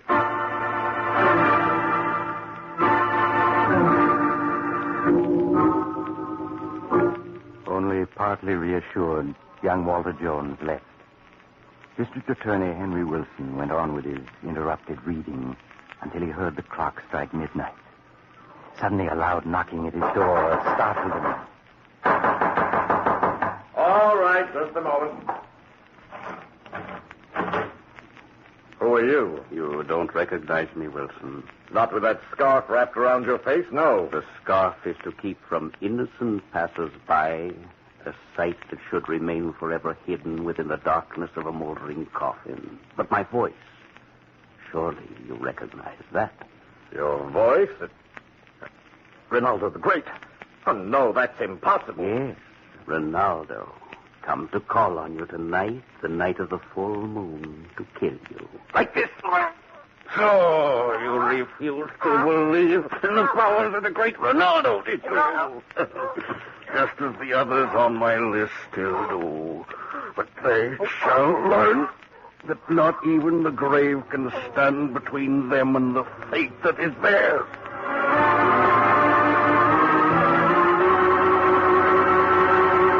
Say, Dr. Weird, what kind of a doctor are you? Well, I'm an MD of a different kind.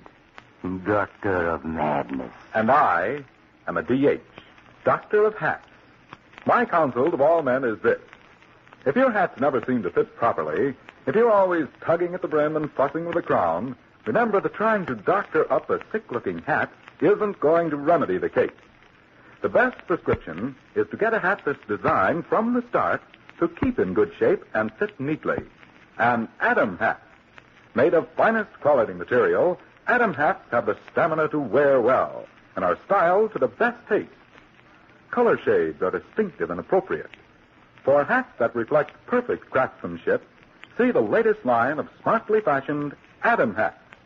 Prices only $3.45 to $10 at all of the thousands of Adam hat stores and authorized dealers from coast to coast. Now, the good Dr. Weird. And now I'll continue my story, Revenge from the Grave. After the mysterious murder of District Attorney Wilson, young Walter Jones went to Judge Dexter, who had sentenced Ronaldo the Great to death. He told Judge Dexter the whole story of Ronaldo's vow of vengeance and was greeted, as he feared, with skepticism. Now, Jones, you want me to believe that Ronaldo the Great, dead and buried for 2 months, emerged from his coffin that night to strangle Wilson? It's true. I know it's true. If you really believe that, why didn't you go to the police immediately? They just have laughed at me.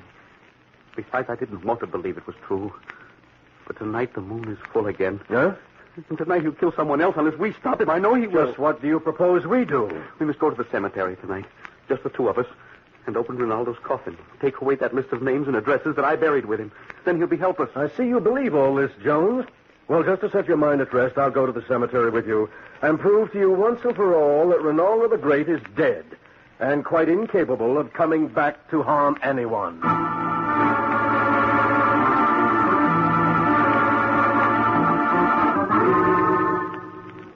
An hour later, the two men stood outside the small marble mausoleum where the body of Ronaldo the Great lay in its coffin. Walter Jones opened the door with a key, and they stepped inside. Then he shut it again and turned on the flashlight he had brought. Look, Judge. That's Ronaldo's coffin. Look at it, Judge. It's solid bronze, and it can be opened from the inside as well as from the outside. From the inside? Yes. That was Ronaldo's last instruction. The lid is fastened with a catch that can be worked from the inside. I see. Well, we're going to open it now. And I'll prove to you that in spite of everything, what you believe is impossible.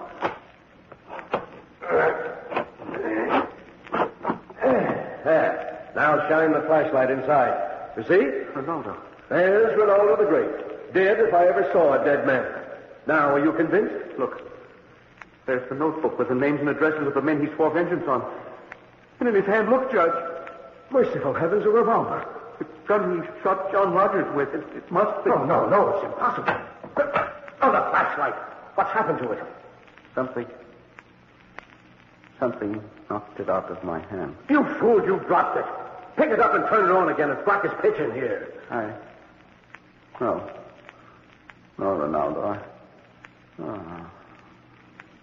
Jones, what is it? Where are you? Jones, answer me. He cannot answer you, Judge Dexter. I have silenced him for the time being. Ronaldo. At your service, my dear Judge. No, I don't believe it. It's not possible. You're dead. I saw your body there in the coffin. Quite true. I'm dead and I'm also alive. An interesting paradox, isn't it? Time now for you to suffer the fate to which you sentenced me. No, let me go. Let me go. You must die. I call the rape. You're sworn that you shall die, and you shall. No, if you won't let me go, I have to shoot. Now, where are my matches? Yes. There, now I can see. Jones, speak to me. Judge, what happened? I feel so funny, so weak. My chest hurts.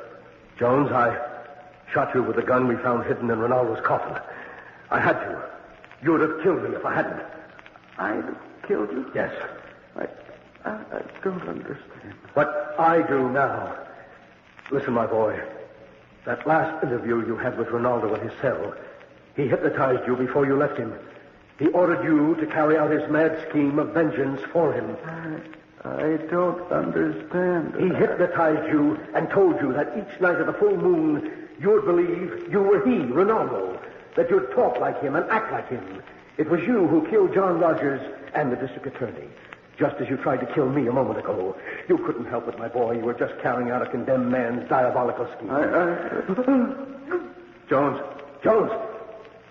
It's no use. He's gone. And Ronaldo the Great is really dead. At last.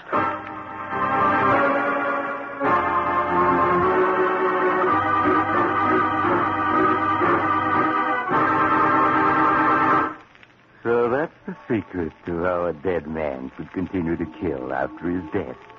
By hypnotizing his assistant into acting for him. Clever, wasn't it? Lucky Judge Dexter found that gun where poor Walter Jones had unknowingly hidden it in Ronaldo's coffin. Or Ronaldo might still be coming to life on nights of the full moon to continue his diabolical plan of revenge. Hey, you weren't on that jury that convicted Ronaldo, were you? If you were, I'd certainly...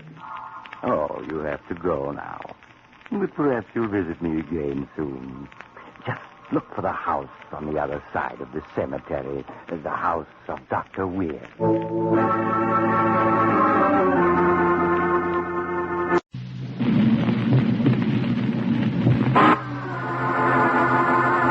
Adam Hatt presents The Strange Dr. Weir.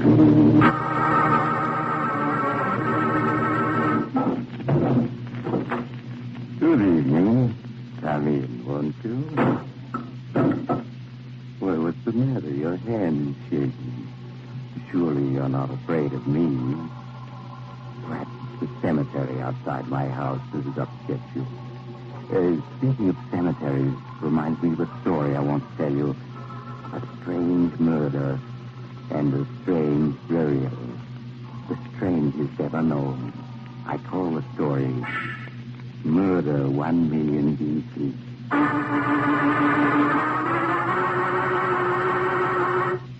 In a spirit of reverence, we of Adam Hatt join our fellow Americans and allies everywhere in a tribute of humble gratitude to the brave men and women in our armed forces.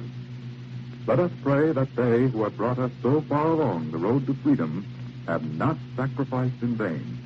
And finally, let us hope that the end is near, that Japan will soon be defeated, and that our men and women overseas will return to a safe home in a peaceful world. And now for the story on tonight's Adam Hat program, as told by Dr. Weird. My story, Murder 1 Million B.C., begins in a house on the outskirts of a small city in New Mexico, the home of Professor Timothy Jordan, a renowned scientist. Inside his laboratory, engaged upon a mysterious experiment. In the living room, his wife Florence and his financial advisor Harry Smith confer with each other apprehensively. But, Flo, you say you don't know why Timothy asked you to be here at 11 this morning? No, Harry, I haven't any idea. I'm sure he doesn't suspect anything about us. It must be about his money. Money? What do you mean? Well, you know, I've been handling all his business affairs for the last 2 years. Yes? Well, a lot of money's been coming in from those new X-ray machines he invented. So much that I didn't think he'd missed a little of it. You mean you've been taking it? Well, just borrowing some of it for some investment that makes me rich. Harry. He finds out I'm tough. Send me to jail. Will, too. What are you going to do? I don't know, but if you were only out of the way, it could be you and me together always. Because, here he comes. Oh, Harry, is that you? Yes, Tim. Harry just got here. Oh, good, excellent. Harry Flo, I'm about to show you the most amazing thing science has ever achieved. What do you mean, Tim? I'm going to show you why I've had to ask you for all that money lately, and why I'll need another 100,000 immediately. Another? Come along, both of you, in here in my laboratory. Tim, what's this all about? Tim, darling, this room. All this machinery. What have you been doing in here? Suppose I told you that I've been building a time machine. A time machine? Yes. Look, both of you. You see this big archway of waterway? A doorway that leads back into the unknown past as far as the year 1 million B.C. Tim, you're not serious. I'm perfectly serious. All I have to do is to close this switch. Now, watch. The archway. It seems to be getting all misty. Yes. That's a sign the current flowing through these coils is opening a hole into the past. A hole we can step through as if it were a doorway. Now come, follow me, and in 10 seconds, you'll find yourself on this earth as it was 1 million years ago.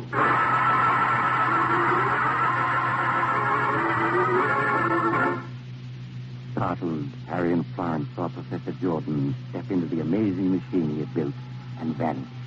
Then fearfully, they followed him and abruptly found themselves standing at his side on hot, dry desert sand. A brilliant sun burned in the sky overhead, and strange birds flew through the air above them. Half a mile away to their left lay a vast body of water in which monstrous nightmarish creatures were splashing. Harry and Florence stared about them as if they could not believe their eyes. Tim, is this real? This is New Mexico, as it was 1 million years ago. Tim, I don't know what to say. I just can't believe it. The past. We've come 1 million years into the past. And just by stepping back the way we came, we'll be in the present again, in my laboratory, in the year 1940 A.D. Think what that means. Think of being able to watch the burning of Rome, see Columbus discover America, view the signing of the Declaration of Independence. But it'll all be possible as soon as I can get more radium. More radium? Yes. Radium provides the power my time machine needs. That's why I have to have $100,000 at once, Harry. Yes, I see. Physics in this. Huh? Stone.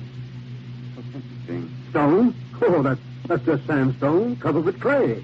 Well, Harry, about the money. There isn't any money. No money? What do you mean? Just what I say. You've stolen it. Embezzled it. You'll go to jail, do you hear? I'll send you to the jail if it's the last thing I do. Oh, no, you won't. No! Oh, his head. It's all crushed in. Had to kill him. Either that or go to jail. Oh, what are we going to do? I'll tell you what we're going to do. We're going to bury him right here. But his body, it may be found. And then... Oh, listen, don't you understand? This is a world 1,000,000 years in the past. We'll bury Timothy here in the sand, then step back through the time machine into the laboratory. When we get there, he'll have been dead for 1,000,000 years, don't you see? He'll have been dead and buried for 1,000,000 years, and there won't be any body left to be found. There won't be any evidence at all.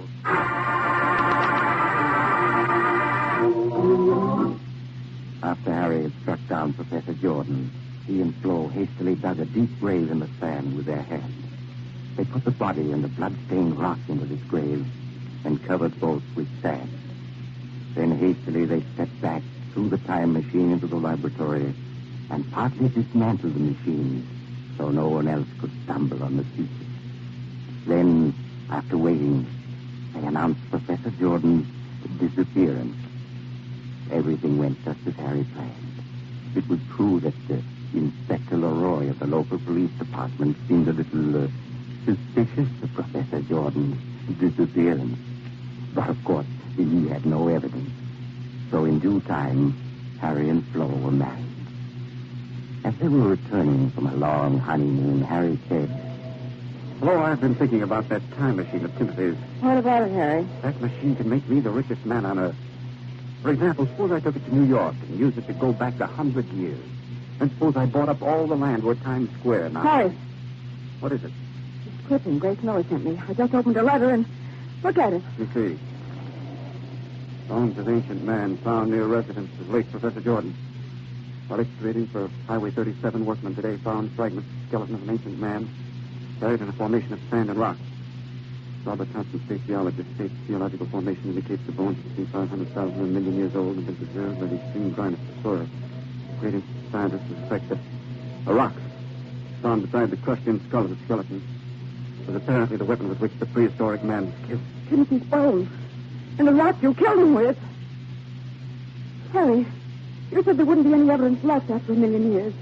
You have nothing to worry about. Even if they did find a few old bones. Just the same, Harry. Let's not go back home. Let's get off the train, turn around, go someplace far away. That's absurd. In the first place, we'd look suspicious if we didn't go back. In the second place, we've got to go back to get that time machine. Because it's going to make me the richest man in the world.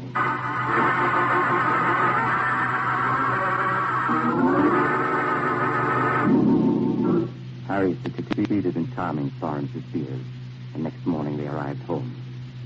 They were having breakfast when an unannounced caller, Inspector Leroy, walked in.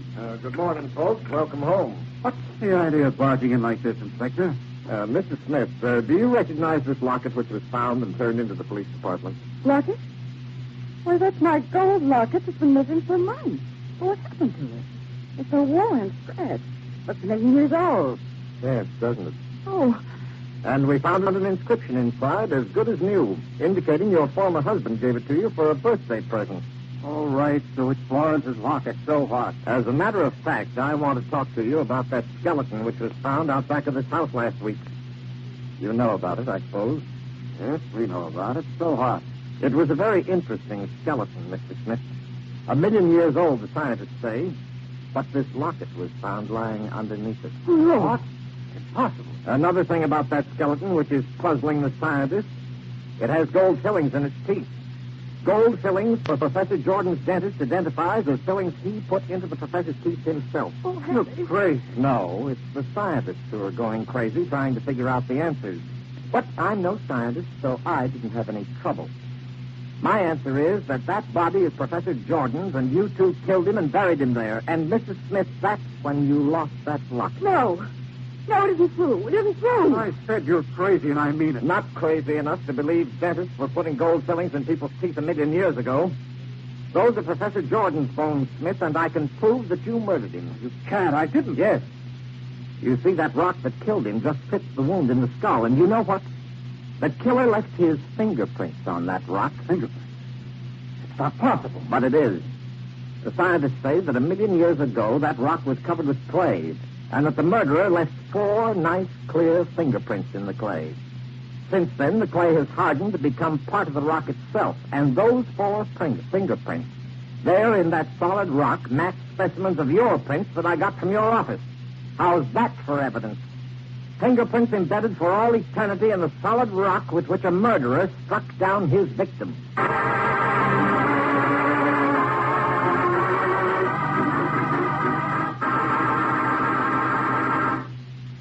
The jury found Harry and Florence guilty without even leaving the box. The evidence was so conclusive. Of course, nobody believes that Professor Jordan's bones actually had been buried for 1,000,000 years before they were found. But nobody could explain how Harry's fingerprints came to be embedded in a solid chunk of rock. Perhaps Harry could have, but he didn't dare to, for fear of making matters worse. I remember another scientist who... Oh, you'll have to go now. Perhaps you'll drop in again soon. Just look for the house on the other side of the cemetery of Dr. Weir.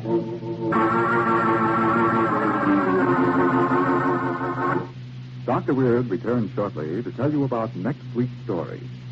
Meanwhile, here's a thought for all of us.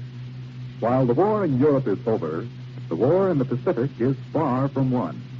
Our land troops still have many hundreds of miles of tough island hopping to go, and may even have to fight Japan's armies in China.